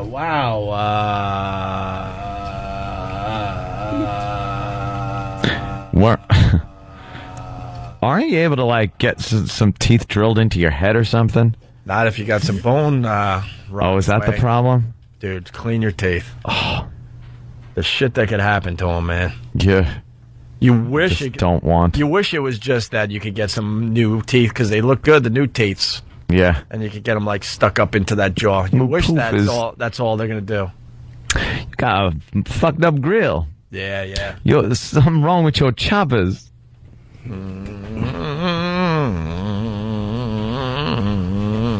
Yes? There it is. Oh, thank you, Travis. We've been waiting for. Howard Stern wears dentures? Question mark. I got mystery molars. How did I get mystery molars? All right, well, save mystery molars because that one's better, obviously. Got mystery molars. Stupid Orbitcast makes it boring. Bah! All this murder talk is so boring and complex. Let's instead turn our focus to something far more important, Howard Stern's teeth, or according to the New York Post, the lack thereof. A discovery was made by a crew member on a photo shoot for Hamptons magazine that accidentally got lost. Yeah, right. All right, I guess this crew member was doing a photo shoot. He accidentally got lost, and then they ran parentheses. Yeah, right. And ended up in the master bedroom bathroom.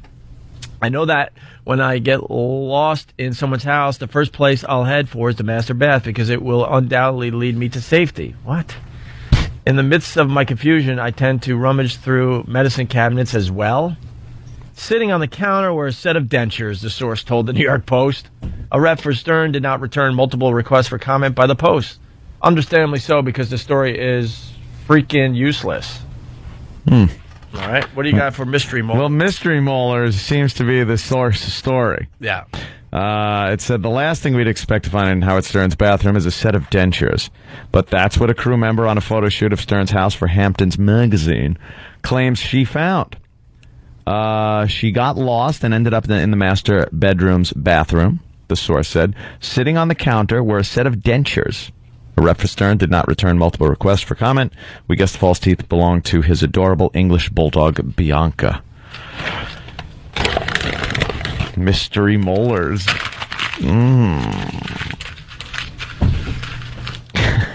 Howard Stern is Mel Karma's an indentured servant. Cigars and scotch. Very funny use of a pun, my friend. Bravo, bravo. Oh, almost got E-Rock right in the face. Hey, we got an electric eel demo. Oh, we do. We got the Great, demo. We've been waiting for that. I want to hear what some of these sound like. They really want us badly, but that ain't happening. Why? We'd rather just, what? Opie seemed kind of quiet. What happened? What happened now? I don't know what that means. All right, here we go. Electric eel demo, Stern calls. Electric eel! Coming in shocks! Radio listeners report hearing a chilling message from a cat hater calling the Howard Stern Show. Meet Harry Arden Berberian, who does comedy that shocks. He and associates spend hours on various call-in radio shows. He's a regular on Howard Stern. These characters make for hot ratings. People listen because what they're hearing is so outrageous. Let's do it. Now, Peter, let me tell people what your claim is. You claim that you poison people's pets in the neighborhood. And I feel bad. Oh my! I can't even listen. This is embarrassing. This is the this is desperation. The Emperor's New Clothes. This is desperation, my friends. Oh fuck! Desperation right here. Why wouldn't you just take calls and like? Well, when you make $100 million a year and you really don't feel like doing radio anymore, there's the easy way out. This thing is really hard to do. You got to do, you got to sacrifice a lot. But was this from the satellite show or from? I don't know. Pets in the neighborhood. And I feel that by me destroying these pets, I'm eliminating something unnecessary. I don't think God put us on this planet to just, look after these stupid pets. All right, let's take some calls. Hey, Peter, this is Rodney from Columbus, Ohio. You call yourself a Christian? Yes, I do. That's ridiculous, dude. Somebody needs to take you and beat the living crap out of you. Electric eel!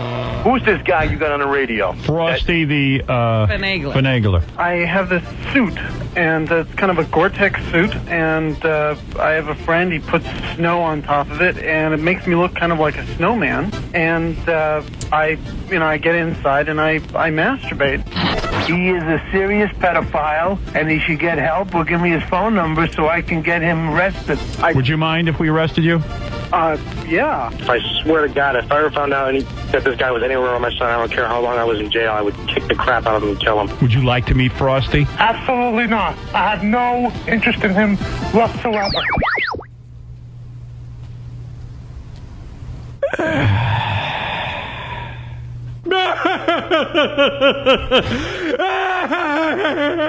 Did you see that jerk?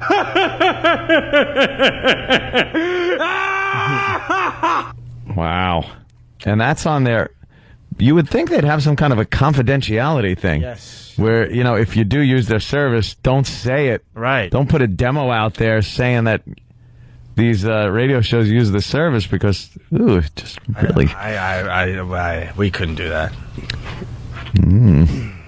Hey, Bob, how are you? Hey, how you doing, Howard? I hope you won't mind that I say you had a relationship with your wife's trach hole. Yeah, you can say that. Yeah, and what was wrong with your wife that she had to have a trach hole? It's actually not a trach hole. It's called a stoma. It's like a permanent hole after an operation. A stoma? Yeah. In her neck? Let me ask you this, and probably this is the question on everyone's mind. What the F is wrong with you? Honest to God. Well, let's see. There are people who do want to talk to you. Okay. Obviously, you're a fascinating guy. These are all from his old show, right? Mm-hmm. The tape is pretty old. Obviously, you're a fascinating guest. Hi, Rob. You're on the air. Okay, Howard, this guy deserves an award. He has single-handedly brought this show to its lowest point ever. Anthony, hi. Good morning. Oh. Your claim is Me. that your daughter died at 14 years of age, is that right? And you decided you loved her so much you wanted to have her stuffed. Well, stuffed is a very pejorative term. I prefer to say mounted. What do you do, woman? I protect children that have been sexually abused. Okay. And, do you really believe you're a superhero? Yes. Do you have any super... Oh, by the way, this is Man Cow doing the same trick. These are all fake fucking calls to get your phones ringing. Yeah, because it gets people really wrong with this. It gets other people calling because they're all angry. So you're supposed to agitate your listeners by calling up and saying you're a pedophile or you're this or you're that. What kind of fucking idiotic radio show would do that? Purposely inflammatory things? Yeah. That's just stupid. God, Jimmy's so pissed he's leaving the studio. Jimmy, that is come outrageous. back. Oh, I hope he's, yeah. Well, hold on. I hate for him to leave if we get a good call. I prefer to say mounted. What do you do, woman? I protect children that have been sexually abused. Okay. And, do you really believe you're a superhero? Yes. Do you have any superpowers? Yes. Okay, and what are they? I can projectile my womb and encase children in safety or gelatinous substance to the people that are perpetrating. What? There you go. A complete fake fucking phone call into the Man Cow show just because they can get something going on their radio show. That's lame, man. Let's go to the phone. I don't know which one to... Well, they're all ringing. Why don't we take a random call here and talk to... let's see. How about Eric? Eric, you're on the Opie and Anthony show. What's up? Hey, guys. You know what I like to do? Huh? I like to beat up Jews and sell pictures of fucked babies. Now, wow, Eric, now, that's sir, outrageous. That's outrageous. You're going to get our phones ringing off the hook with that one, and Eric. There's no place. That's just that's completely wrong, sir. There's no place for that on the air, and I'm very upset with you, as I'm sure many of our listeners are. I'm sure the phones are going to be ringing off the hook now. Statements like that do not belong on the air, sir. Yeah, absolutely. You don't belong in society, sir. But I got a website where I'll hit Jews or sell you those pictures of fuck babies. Don't you even talk like that. Try to plug a website. You disgust me. Right, people? Yes. For people listening out there, this man is disgusting. It's eatable.com. Fungus. Ugh. Wow. I hate that he plugged it. I hope we dumped out of that in time. But I'm sure our audience is livid now. Livid. They're just livid. They're going to have to talk about this now. Oh, God. I like your first sight. Now we're going to have to talk about this. Oh, God. Well, some people do that, and then, we got Marge. That's how it works. Yeah, but some people pay their callers, and then we troll through people, and we get the likes of Marge. We troll and work our balls off. That's right. Hundreds of calls, and sometimes falling flat on our fucking faces, and then you finally get a real moment every once in a while. This is lazy fucking radio.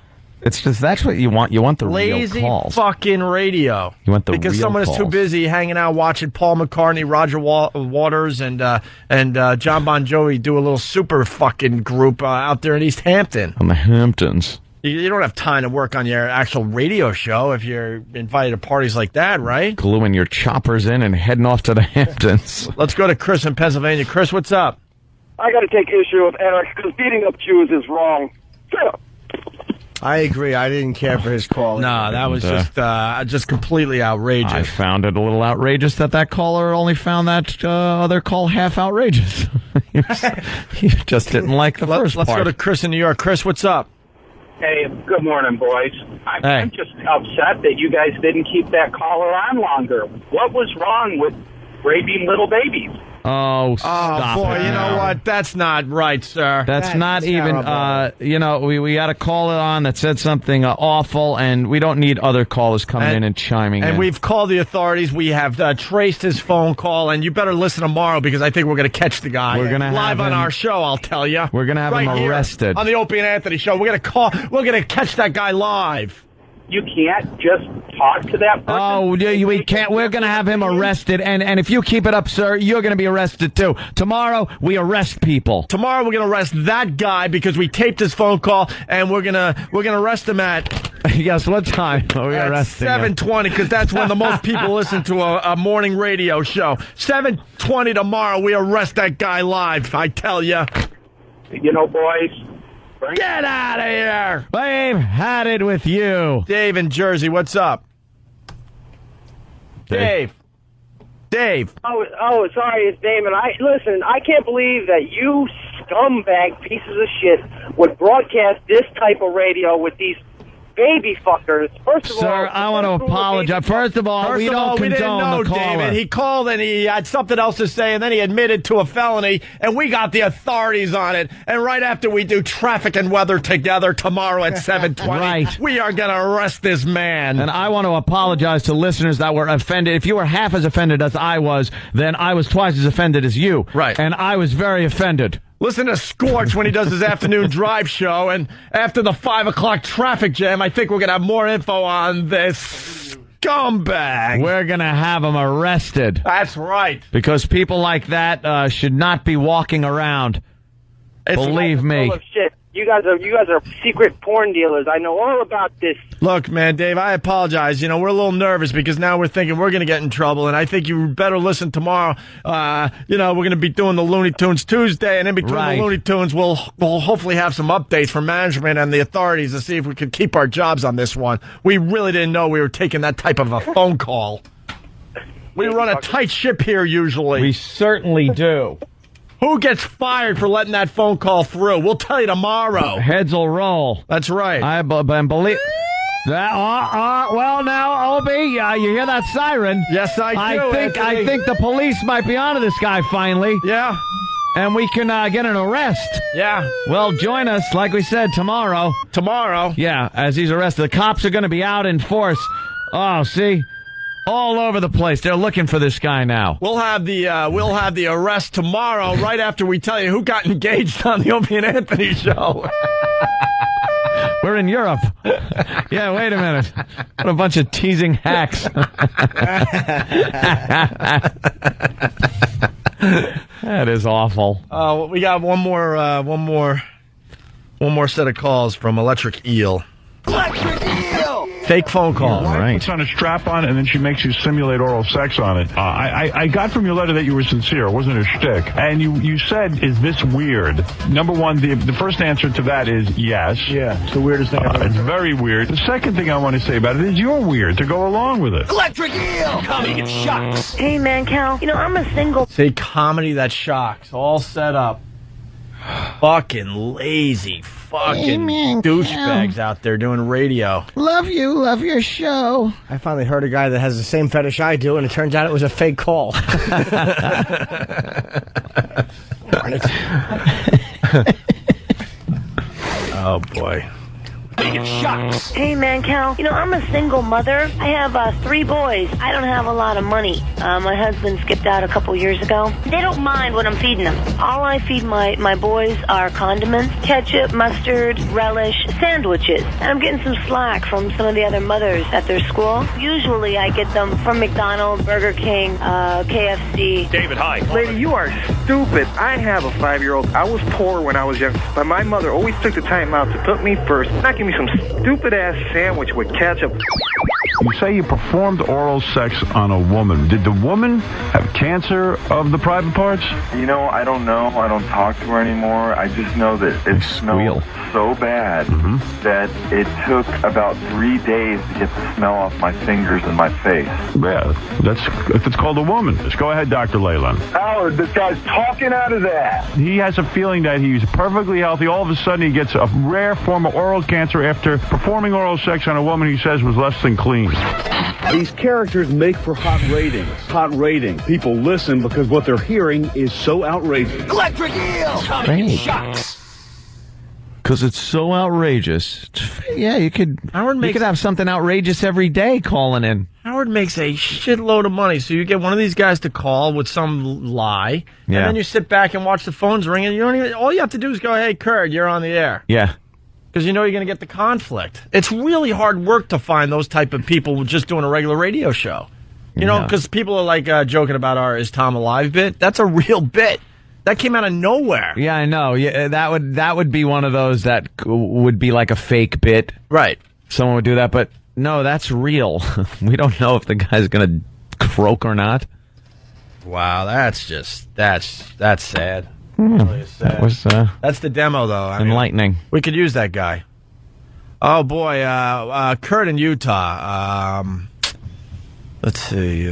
We did the local news. We did the traffic and weather together on the 8th. So whatever it is. Yeah, it's time for Kurt in Utah. Kurt, what's up? Hey, Ope. I was just letting you know this weekend I was had sex with 25 different women. I was in a nursing home, and I did it in the all-time swing. Oh, my God. Dude, wait a minute. You had sex with 25 women in a nursing home, all old women, or the nurses? No. I'm not discussing the old women. So you had sex. Was it consensual? Were they asleep or knocked out?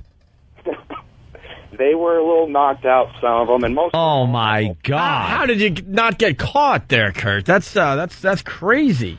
This is going to piss off a lot of people. So wait a minute. What you're telling us now is you had sex with 25 women in an old age home.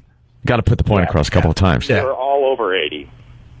Over 80. Oh, my God. Oh, my God. This guy is despicable. You know, that's somebody's grandmother or great-grandmother out there. That just took it to the next level. We all have grandparents out there, man. This is going to really piss off our listeners. This will go on the promo. This is the worst call we've ever gotten. Ever?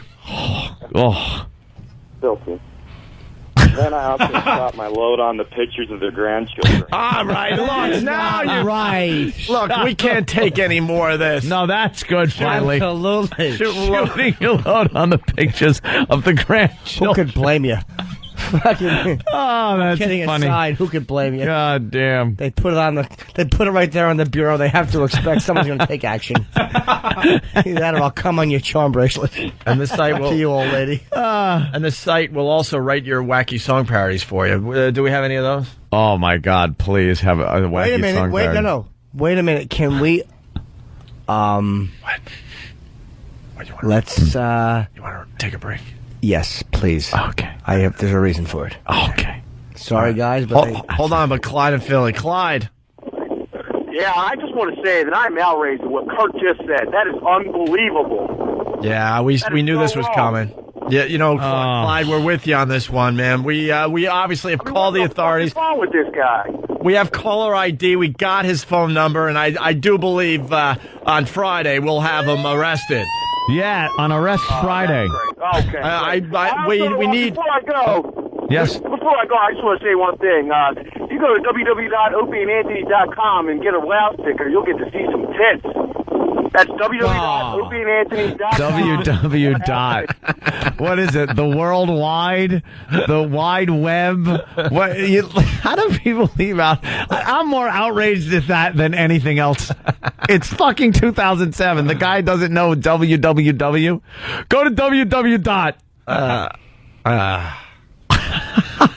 I'm outraged at that caller. Well, look, the guy that's fucking the old people, we'll have him arrested by Friday. Make sure you call all your friends. We want to educate people on on what's going on out there. Old people are getting fucked. Hey, how old's the oldest person you fucked? I mean, I'm sure it's got to be pretty old. And we'll have that guy arrested just before we start our foreplay weekend this Friday with Animal. Animal's going to kick off the foreplay weekend. Animal's coming in. Yes. That's great. I have a new character I'd like to introduce to the show, but only for the Free FM side. Oh, damn. I can announce it here. All right, because this is what I was thinking, because we love fucking with the other side of this radio show. Mm-hmm. We already have Makeup Stuff Tuesday. Yeah. This brings, this is going to get Makeup Stuff Tuesday really rolling. Yeah. Just someone out of the blue has to admit something ridiculous. Just stupid. But it has to be believable. It has to be believable. Practice with your friends. We will not even go, look, dude, shut the fuck up. We'll go with it. And let's see. But your acting has to be really good. This is a bit we've been trying to get going on the other side, and so far it's been kind of shaky. And you got a character you want to debut on the other side? Yeah. So next Tuesday. No, I mean, this is every day I want to do a feature. For tomorrow? Yeah, no. I'll even tell you the name. Because we haven't had enough sports on the show. Yeah. And there's not enough sports scores and stuff. So tomorrow, I think, like, at the top of every hour, Ted the Sports Cunt should read the sports scores. Now, this is for the FM side. Only. Ted the Sports Cunt. Now, people are wondering what we think of Phil Hendry. Phil Hendry is a radio guy that actually takes fake phone calls and fake guests, but he does both parts. Yeah. It's actually an amazing talent. If you've never heard Phil Hendry do I hear this. he's brilliant. I've never listened to him. It's amazing. I think that's completely different than what's going on here. That's a guy who's actually fucking... He will have a guest call up, but he's the guest and he's the interviewer. It's an amazing talent. And then that gets the phones ringing. And the beauty of that bit is that if you're a hardcore listener, you're totally in on the bit. But if you're not, then you're believing what you're hearing on the radio. I really do think it's different, don't you? 100%. I just knowing that a guy does that. There's a cleverness to what he's putting doing. on a play by himself. Yeah. That's brilliant. There's a difference between that and fucking... People know that, too. Yeah, he's not trying to pull the wool over part their of the eyes. joke. Oh, good point. Sam in the Outer Banks. The arrest has to be made on Thursday. That's when the Arbitron weekly diaries end. Yeah, that's a good point there. I just read that. I don't even know if that's true, to be completely honest with you. Let's say hi to Shane in Kansas. Shane, what's up? Hey, I want to cancel my subscription to XM. Me and my 2-year-old are sitting out in front of the liquor store waiting for it to open. And all you guys can do is talk about baby fuckers. Wait a minute. You have a baby in a liquor store. Hold on. This is outrageous. Why isn't your child in school? Well, It's 2? He's 2. Oh, okay. Yeah. Why are you drinking in the morning? Shane, I heard you told our phone screener that you allowed the kid to drive the car to the liquor store. Is that right, sir? He just steers. I run the pedals. Oh, my God. And I've also heard from our phone screener, sir, you allow the child to drink a little of what you're drinking, the Jack Daniels? Yes, sir. He just... oh, my God. Help him sleep. And Opie, wait, let me get this straight. Yeah, This guy has a 2-year-old that he allows to drink whiskey and drive his car. Yes. And well, that's wild. He's somewhere in Kansas. My God, please get off the road, sir. You're going to be part of our To Catch a Criminal Wednesdays. Yeah. You know that, sir. All we I have wanna our do is listeners. cancel my subscription. That's all I called for. Well, you do that because we don't want people like you that let me get this straight, give their 2-year-old whiskey and let them drive the car To the liquor store to get more alcohol. My God. Now, you want to cancel your subscription? Why don't we do it now? Why don't you give us your home address, your phone number? You know, if this doesn't enrage the listeners of this program and get them to call. This is reprehensible. Please cancel it, please. Consider it canceled. It's not, but consider it. Absolutely. Thank you, Brian Good luck Regan. actually canceling Consider it done. I'm out. All right. Yes, you are. Out of your mind. Take these people. Why are we getting so many outrageous callers? I don't know, Anthony. But boy, does it make for good radio. Oh, wait. That's what we're supposed to do. Yeah. All right, why don't we take a break? We haven't taken a break on this side yet? No, you haven't. No. So what happens when this happens? You guys cut it up and add breaks in? We play for the 45 replay? minutes of commercials. No. Yeah, and then they take all the funny moments from the show, cut them all out, and Don Wicklund decides what's funny and puts that in. Yeah, I heard so it's usually just I heard they dead cut out air the entire and snoring. The entire car crash comedy thing we did live from XM's compound. Yeah. Why Instead would of you cut that out? instead of maybe taking out 2 comics from there, looking earlier at the segment, taking something else out of That the whole wasn't that day's great. show, maybe the opening break, a little bit something from there when we were getting up to speed, and edit the show accordingly instead of just big chunk, take out big chunk. Need to take out big chunk. Yes, Danny. Well, it really doesn't go down quite like that. And the whole Danny, car I'm crash sorry. I think now you're insulting Danny. Yeah. But he's too busy punching lampposts to really know what's going on. So the whole car crash comedy thing was an Eric situation because that was like the one day where I couldn't do the replay. I had to fly out to LA. Oh, so Eric was the dickbag that day. Yeah. Just that right. Yeah, I'm sure just that day. Every day you guys come up with But no, I take out all the filler. I don't take out any. Oh, I'm sorry, Danny. I didn't mean to get on your case about it. What is this? That's one of the song parodies that Eelman Productions has produced. I hope it's a good topical subject. Oh, it certainly is. Remember that whole Monica Lewinsky thing that happened? Oh, shit. Cool. It's this old. That's great. Oh, this has got to be. What was the song parody guys that used to try to get their songs on our show? Air Supply. No, Air Sick. Air Supply. Air Sick. Yeah.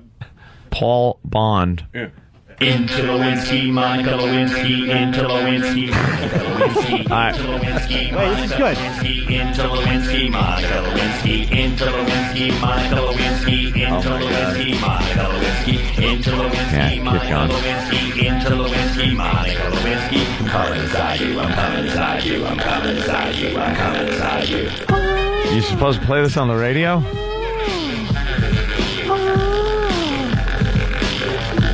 Is that her moaning? Now, don't you tell me to lie. I love that Monica's big fat thighs. It's not prosecutes, I can't deny. I ate her big and hairy pie. Phew, yahoo, who knew? My presidential juice was squirted on you.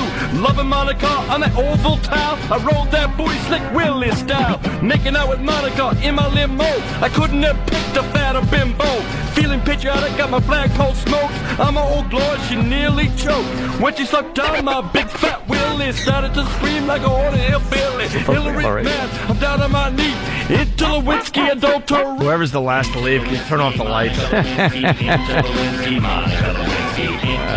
Here we go, another 80 of these. The superstar report, I really can't cope. I'm the president, not the friggin' pope. The time is now and I'm coming clean. I like my boobies with cherries and cream. The boys on the hill say they may impeach, all for getting sucked by that two-timing leech. Time to hire a cock critic cause he's legit. If she didn't spit, they must have quit. When my term is over, it's time to blow. I'm chopping Hillary like a hot potato. Never slept with Hillary, that's all I know. She's always getting busy with Janet Reno. She gets out of everyone calling me a bum. I might have got sucked, but I did Boring. not. Scared to death, Monica taking the stand. Excuse me, General Bum, Afghanistan. Stop it! Stop it! Monica Lewinsky, Quiet. Quiet. into Lewinsky, Monica Lewinsky, into Lewinsky, Monica Lewinsky, into Lewinsky, Monica Lewinsky, into Lewinsky, Monica Lewinsky. Sticking a cigar where it tends to stench. Your big belly box, your blackmailing wench. Oops, I'm so sorry I stained your dress. Clean it, Beyonce with permanent press. Okay, terrific. I'm ready to unzip. Saw Kenneth Starr doing Linda Tripp. Checking out the booties, long I'm is ready this? to pop. Alright, everybody, I'm letting my pants drop. Turn it off. Turn it off! Thank you. It is off. I just like this. Now he cries. The last one's the best. Yeah. Turn it off! Yeah, turn it off, please. Hey, there's his daughter going at it. Monica Lewinsky, Monica Lewinsky. We get it. She's a dirty one. and filed. No, I want to play that. I want to put that on my iPod. All right, here, Laugh you're while I'm in. driving. You want to file this over there? It's too old to go on an iPhone. Here, why don't you It'll fall off. Why don't you want me to file that? Yeah, why don't you file it over there with the rest Righty. of the song parodies that filed.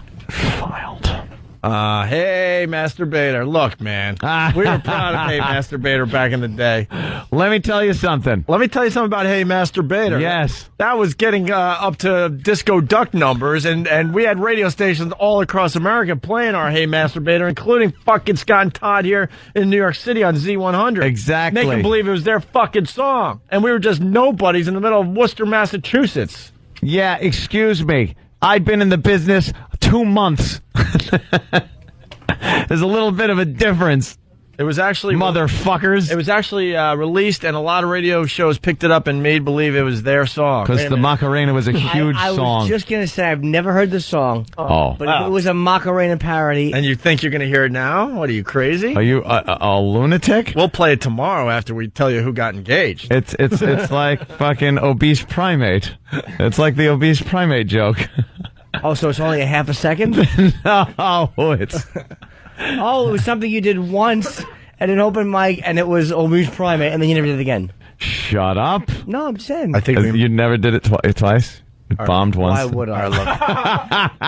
Look, man, we might have spent 5 or 6 hours in a production room back in the day. Look, it took writing. It took a little production. Can we hear the opening line? I've never heard it. Jane Doe from Jersey. I don't remember it. Worst job ever, being the guy who has to stand in the sound booth trying to rhyme something with Star Report that you know no one will laugh at. I know. Jane Doe rocks. All right, well, all right, you have it? Yeah, let's hear a little bit. I never heard it. See, it's masturbating. See, that's a song about masturbating.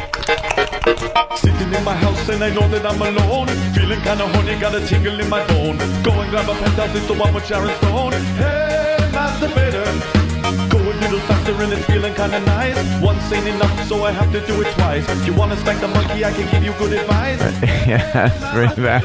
Jimmy's taking his headphones off.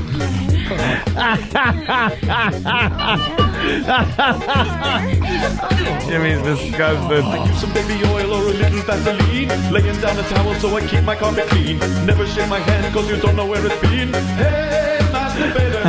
I do it in my car while I'm driving down the street. One hand on the wheel and the other on my meat. I can't get out the car cause I'm sticking to the seat. Hey, masturbator. How did we ever play that? It's different back in the day. People are... Yeah, this is the great O&A. This was the... Since I was a kid, I have been a masturbator. Choke the chicken, hold the knob, squeezing the tomato. I flipped him in November, now I'm gonna take a raider. Hey, masturbator. Buffing the banana, little rigid chicken bacon. Pounding on the flounder and it's mayonnaise I'm making. Spike the frank, wax the carrot, got my hand is aching. Hey, masturbator. Hey, masturbator.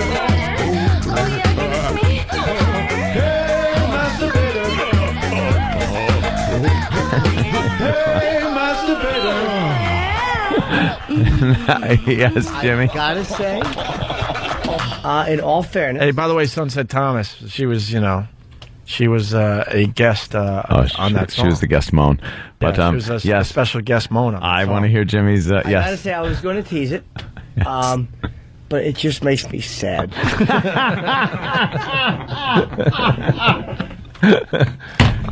I know. You know what? Listening back, it is. Watch me spin this, though. All right, go ahead. Try. This proves to those fuckers out there that have to be on the message board. Dude, I used to listen in Boston, but they suck now. I'm going to start finding bits to prove that this show is way better than it used to be. And we used to play that fucking probably 3 times a show. Mm-hmm. You really, honestly, you play that a lot? Oh, my God. Dude, it was requested like crazy. Dude, and that thing, other radio shows across Other radio shows played it like crazy. all over. It ended up on the internet under Adam Sandler's song. And that it's just... Yeah. Yeah. Yeah. What do you want? Nothing. You don't dance to it. Don't dance to it. The Macarena was a giant song when we did that. I remember I was doing stand-up. It was giant. I was doing stand-up when it was out. I remember hearing a lot of awful comedians talk about it. Right. If we still... What are you doing? I'm requesting Why are you playing it again? John in New York, he writes, I wish it was longer. Oh, there you go. Hey, masturbator. See, it's Hey Masturbator instead of Macarena. See, Hey, masturbator. Go, Jim. Sounds like he's doing it. He's jerking off. He's doing all that jerking. See? Laying down the towel so I keep my carpet clean. He's going to come on it. Hey, Randy from Manchester. Masturbator was the shit back in the day. Best thing on the WAAF Unusual Suspects CD. There you go. See? I found that recently. Yeah. Dude, we should track through that. Oh, yeah, okay. Someone remind me to bring in the Unusual Suspects CD. Oh, what, you got it? That was with Dave Douglas. Wow. Let me see. I don't know what the sheep are in there. You know what, though? Dude, we want to go late today, but then they're going to cut shit off of the fucking replay. So now we're going to have to wait for this tomorrow. Fuck them in their fuckholes. Hey, Mr. Bader. See, now it's a bunch Do of you terms. guys mind? I'm trying to enjoy. I'm sorry, Jimmy. Trying. I think that's Yeah, I think the sheep was just... I don't know why I was doing that. Dude, I got to play one thing for you. Get this shit off. This is so inside, but don't worry, we'll make it... Is it Rocco? I know you were going to do this. Explain Unusual Suspects for people out there. Okay, we put out a CD. Well, no. Me and Ope first. Well, no, let me just explain. No. Yes, no. We wanted to put our CD out, and all of a sudden, Dave Dickfuck... Yes. Didn't really understand what we were about and what we were doing. The genius that was Hey Masturbator. I don't think you guys could actually pull off putting out a CD, so we're going to make a station CD. Right. That's what it was. So it was acoustic performances from bands that came through the radio station, and then it was comedy bits from all the shows that were on AAF. And all these guys are either, one show's still rotting at the same fucking place, rotting, and, our careers speak for themselves at this point. Rocco's selling used cars somewhere. I'm out in Worcester selling cars, dude. Ozone, who was a great guy, I believe, has retired from the business, but a very talented guy. I'll never say anything bad about him. And who was the other one? Who was the other fuck? I think that was we it. were. That was it, I guess, right? Yeah. So this is Rocco's bit. Well, now we had a hand in bits, right? We have 1, 2, 3, 4 bits on this CD. Oh, look at us. Rocco had 1. That's all I could find, dude. He had it in a lot of shit, but they even back in the day were like, oh, fuck, we got to represent. He's got to represent somehow. Rock hole. So they put this rock hole bit on. Rock hole. Which one is this? Oh, Rocco was the worst. Remember, I wish we could find the Chinese restaurant one, but it's not that. Remember this, Aunt? Letter to Miguel. Oh, yeah. Hey. Letter to Miguel.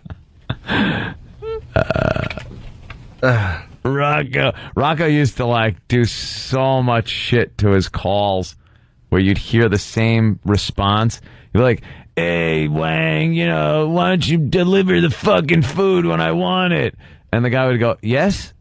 Yeah, you're an idiot. Yes? You'd hear the same tone of yes.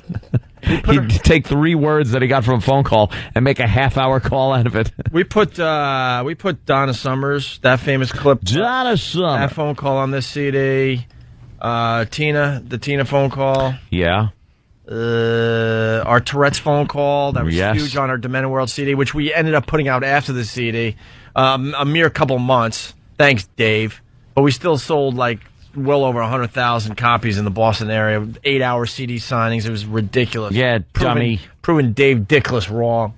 And most of the tracks on that Demented World CD, still proud of a mere 10 years later. Right. All right, here's a letter to Miguel Rocco. from Unusual Suspects. My name is Rocco. And over the weekend, I was watching television, and I'm watching the commercial for sponsoring a kid. So I called up, and I told him, I want to sponsor a child. And I'm writing him a letter, but here's what I got so far. Dear Miguel, how are the things in your village? Is the drought over yet? I'm just sitting here playing Nintendo. It's about 95 degrees outside, and I have the AC on cube, so I stay nice and cool. My mom is such an asshole, she made me clean the pool. We had this huge party at the house with tons of people, and there was so much food, we had to put it in our second refrigerator downstairs. And it just sat there for 2 weeks and spoiled. We had to throw it all away. What is it? When you go outside, do you still have to pee outside, or do they have toilets yet? How's the insect problem? I heard it's pretty rough over there. I'm going to send you a can of Off. When it rains outside, does your mom make you guys mudslides?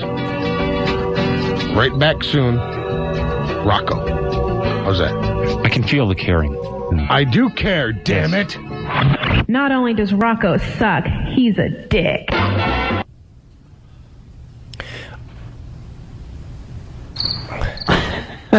No. That, and I mean this, that could not have been intended to be funny. No.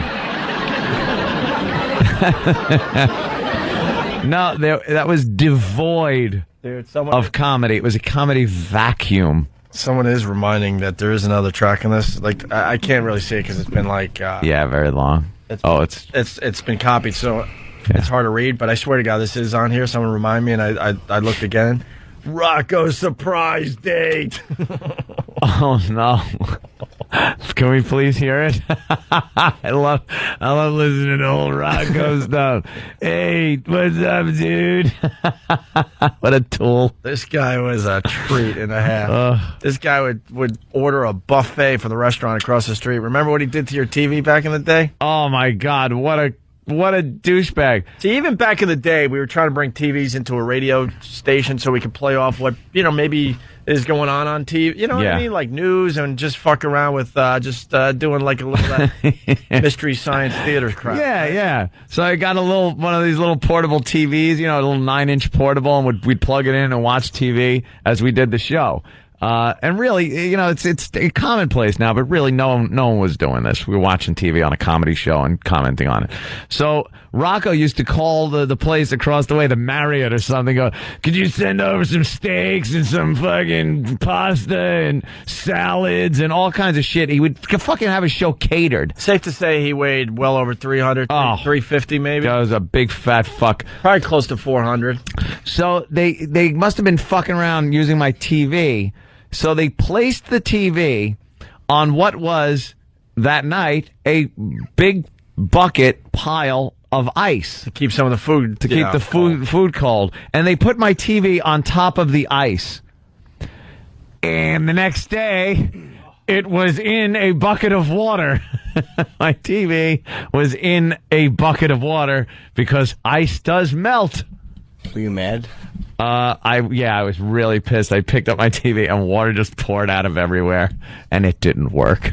And I wasn't making a lot of money, so it wasn't like I could just, go out and get another TV. I was very angry. By the way, now that I moved into my new joint, I found the Real Rock TV videos. Oh, did you? There's a few online on YouTube. Anyone have a VHS recorder still? Ooh, what one of those? Do you really? You might want to bring it into the office if someone has it, so I can start. I'll bring some in tomorrow. Yeah. You will laugh your ass off. I saw some on YouTube. They got a couple of us on Only YouTube. one or two. But I got pretty good ones. I got every episode. Yeah, that we got to see. I got every fucking episode. Spuds Buckley? Oh, no. I don't know who that is, Jimmy. Dude, let's hear Rocco's. All right, surprise date. Surprise date. Hey, why? Get back in the kitchen. Fucking Rocco. That's really inside, sorry. Just one of the many problems people have. You got a problem, dude? Talk to me. Horrible f***ing story. Talk to me. Making out with some chick. Nice. No, I thought it was good. Everything was good and dandy. I swear to God, I have no idea. Yeah. I guarantee somewhere in this phone call you're going to hear, dude! Someone's commenting, hey, Aunt, what about the Rocco Gym? Hey, baby, come on up here and show me your Bert and Ernie's. Oh, God. Oh, my God. Would he say that? Oh, time and time again. He should have called the guy up and said, hey, get up here and show me your Jim Henson. He also gave away a Toyota. Yeah, it's a Toyota. Dude, I don't care what the bosses say. I'm giving away a Toyota. Wow, Rocco, that's outrageous. You could get fired for that. I don't care. I'm a rebel. I'm giving away a Toyota tonight. Lock the door. Lock the doors. If the boss calls, tell him I'm not here. I'm going to give away a Toyota. Yeah. Which was a takeoff on our 100 grand bit, which was pretty classic for the time. How do you try to improve on 100 grand by giving away a Toyota? Toyota. Here it is, dude. You want a Toyota? Get it? It's a Yoda. All right, here we go. The surprise date. I guarantee there's a dude somewhere in here. Dude. Just one of the many problems people have. You got a problem, dude? Talk to me. Horrible story. Talk to me. Making out with some chick. Nice. No, I thought it was good. Everything was good and dandy. Blonde hair, beautiful. Everything's flowing. Everything was flowing very well, I might add. What happened? Did she have a penis? She had a huge penis, man. Dude! I swear to God, I did not hear. I haven't heard this in fucking. Even when we got the CD, I never played the other guy's tracks. Dude! I knew how awful they were. It was always dude. Everything was dude with him. And what an awful way to wreck the joke. Yeah, let it fucking sit there for something like, what, did she have a little facial hair? No, Yeah. she had a penis. Like, Yeah, just. why would you say it? He right said before it. He said it, you A dummy. bit anxious, huh? He was a bit anxious on that one. Very well, I might add. What happened? Did she have a penis? She had a huge penis, man. Dude! It wasn't a good thing. Get out of here! Let me tell you something. It was not a good thing. Dude, you were holding a penis in your hand. I would have kicked somebody's ass. Kicked some ass. I fell over. I almost died. Did you puke? Did I puke? I was puking today. For crying out loud. I kissed a f***ing homo. You kissed him? Yeah, we were making out and everything. You were making out with a guy. And you probably liked it, you little freak. What do I do, man? It's not funny, man. Dude, you stuck your tongue down a dude's throat. Dude! You stuck your tongue down a dude's throat, dude. Dude, you duded, dude. Dude. Fucking Rockhole, man. You were making out with a guy. And you probably liked it, you little freak. What do I do, man? It's not funny, man. Dude, you stuck your tongue down a dude's throat. Dude, no, man, wait. And you liked it. At first, yeah. It end. What? Okay, terrific. Did it just end like that? I guess. Dude! He's terrible. Fucking Rocco. Dude, but I mean, he's fucking terrible. Awful. I've never heard anybody that funny. Yeah. Oh. And we had to share a CD with these. Oh, the memories. That's great. Good times. Good times, man. Good times. Good times. Yeah. He used to come on after us when we were doing the afternoons. And he would just be yelling about getting food. It was like there was nothing about. Yeah, he did like 7 o'clock, 7 p.m. So we'd get done, and there was nothing about what he was doing, or he would just be like, "Hey, get some a cowhead, get some fucking buffet." Who was his other intern? He just used to yell at these guys. Where the fuck are the condiments? I need ketchup with this burger. Half the time he wasn't even there for half his show. Yeah, oh fuck, remember that? He's too busy doing his other job. Dude, I'm gonna stand with music. Just play this call, like you take a call. Oh, he would do an hour and let the interns like fucking run the board. Yeah, and then leave. He would tape his breaks. He'd tape his breaks. Go, all right, dude, after Godsmack, play this. And then go into this. I'm gone, dude. And then play me after this, dude. And make sure you play it exactly at 11:10, because I say 11:10 during this, dude. Yeah, don't fuck me or you're fucked. Dude. He's god-awful. Yeah. Wow. He was god-awful. And Dave Douglas treated us all like equals. We were so frustrated. Look for Rocco on XM 202. And this is on the CD, too, for all you Goo Goo Doll fans. Hey, we have a line of the day? Sure do. I hope it's Rocco. Dude, you put your tongue down another dude's throat, dude. I forgot all about that dude crap until today. Dude. All right, we'll play this instead of some dumb commercial about a discount or whatever. Let's tell him about the discount, Harry. All right, we'll play this. I don't even know what the product's for. I just hate that commercial. What is this? If you want, I'll go through the archives to find the show where you read about Rocco getting fired from AAF. What's that about? He spent pretty much the whole show reading this article from Boston, just celebrating that he was fired. Oh, right. And then we were gone, dude, the best part. A few months later. The best part, we had moles in at AAF, and we announced Dave Douglas's firing before he got fired. Oh, yeah. Wait a minute. We knew. We knew it was going down, and we announced it on the radio while we were on in Boston, and Dave Douglas thought it was just us fucking around with him, and actually he had to take the long walk down the hall and get fired. Can I make a point, Iraq, that you just put the wrong date up there? Yeah, I know. Okay, because they couldn't have been reading something in September of 2002. Yeah. Yeah, thanks. Unless Opie and I were reading to each other on the phone, and it was reading it to... Yeah, thanks. Thanks for reminding us. Yeah. Ozone eventually moved to Miami Beach, where he owns and operates a restaurant, Scrap Bar, and Smokehouse. Is that the name of the place? Oh, cool. Yeah. We've been trying to hunt him down for a while. Yeah, Ozone's great. Ozone midget sighting. That's from John Osterlin. Ozone. All right, listen to this while we get line of the day together from the Unusual Suspects CD. All right, dude. This was on our show, I believe. Goo Goo Dolls before they were huge. Oh, Good yeah? name. It's better than a commercial. Listen in. We'll have line of the day in a sec. And even though the moment passed me by, I still can't turn away.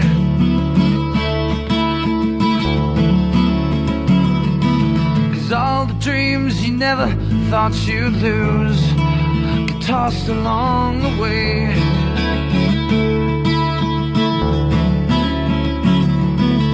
Letters that you never meant to send get lost and thrown away.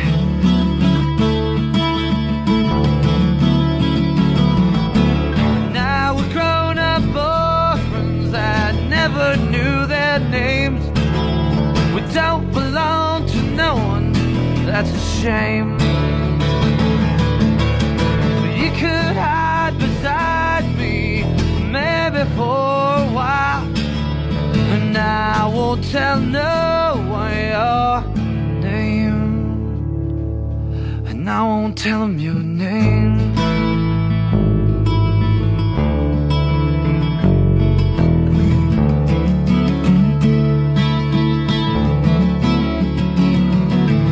Scars are souvenirs you never lose. The past is never far. Did you lose yourself somewhere out there? Did you get to be a star? Don't it make you sad to know that life is more than who we are?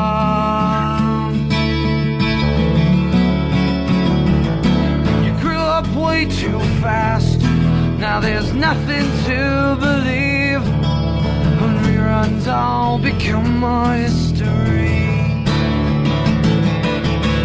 A tired song keeps playing on a tired radio.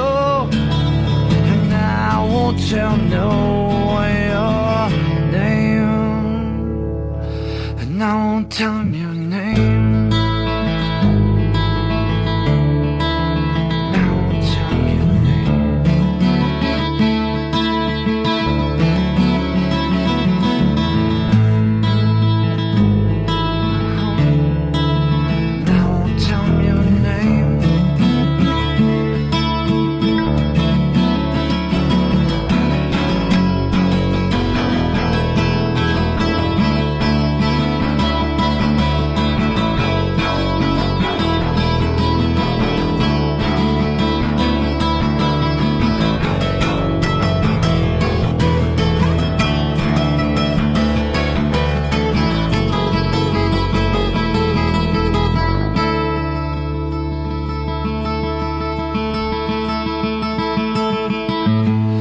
About you all the time, and I don't need the same.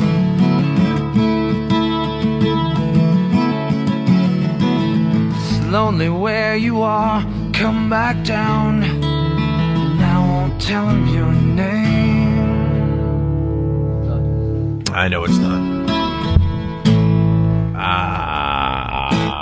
There you go. Goo Goo Dolls name. Live on our show back in the day, about 10 years ago. Line of the day, and we'll get out of here. Right. Here you go, E-Rock. Until tomorrow, my friend. The Unusual Suspects CD back in its vault. Come on, dude. Some great stuff on there, dude. Ugh.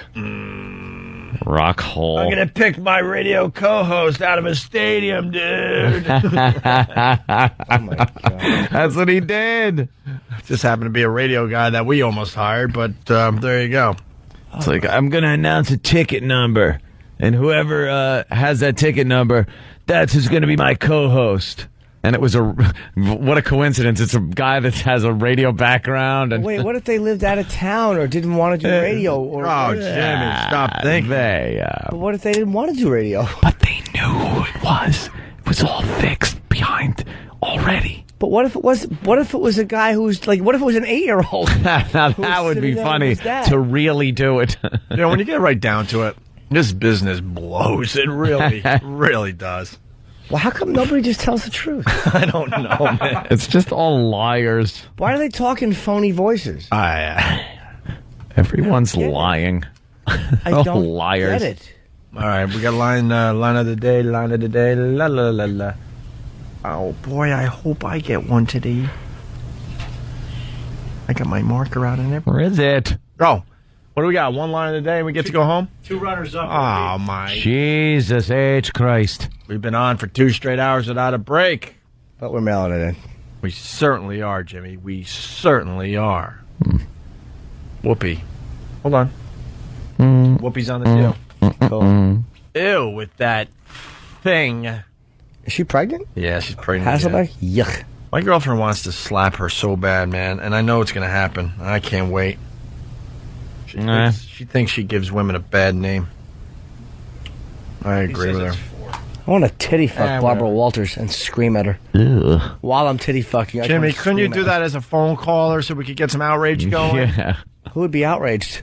Nobody. You could probably tie her tits in a knot and stick your dick in the knot. Like, tie it around your dick.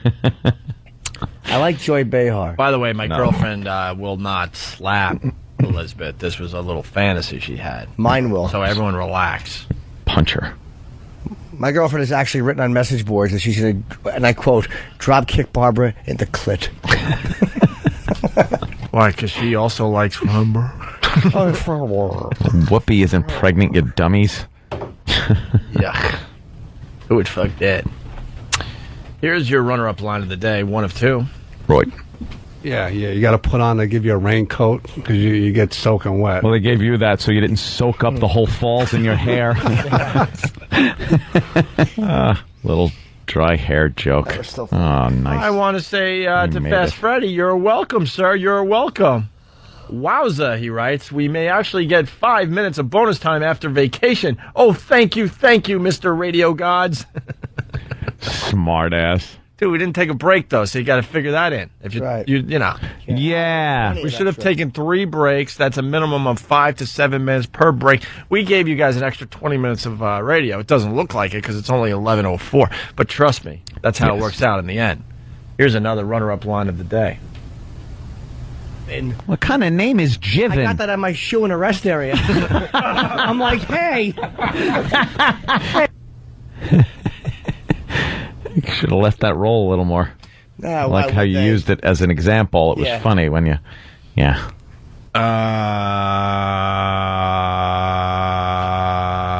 Oh. Yeah. What are we doing? Song should be playing. Oh, yeah. Line of the day. Here comes the line of the day, line of the day. It's E-Rock. I had 3 cogs in my ass. I stuck the mannequin head in my pussy. Yeah, you got it. You got it. You're just being nice. That was a good one. That was All right, let's hit it, as they say. So hit it. That was my out. Yeah. So hit it. That was my out. Yeah, but I was doing it also. I was doing it the way they did. Oh. Jimmy? I know how to take us out. Shamalama ding dong. I'm going to. All right, good. She's a cunt who had an affair forever. The CEO started. CEO forever. What was the word you used? Word. No, you said stead. The, stead, the what? Oh, wait.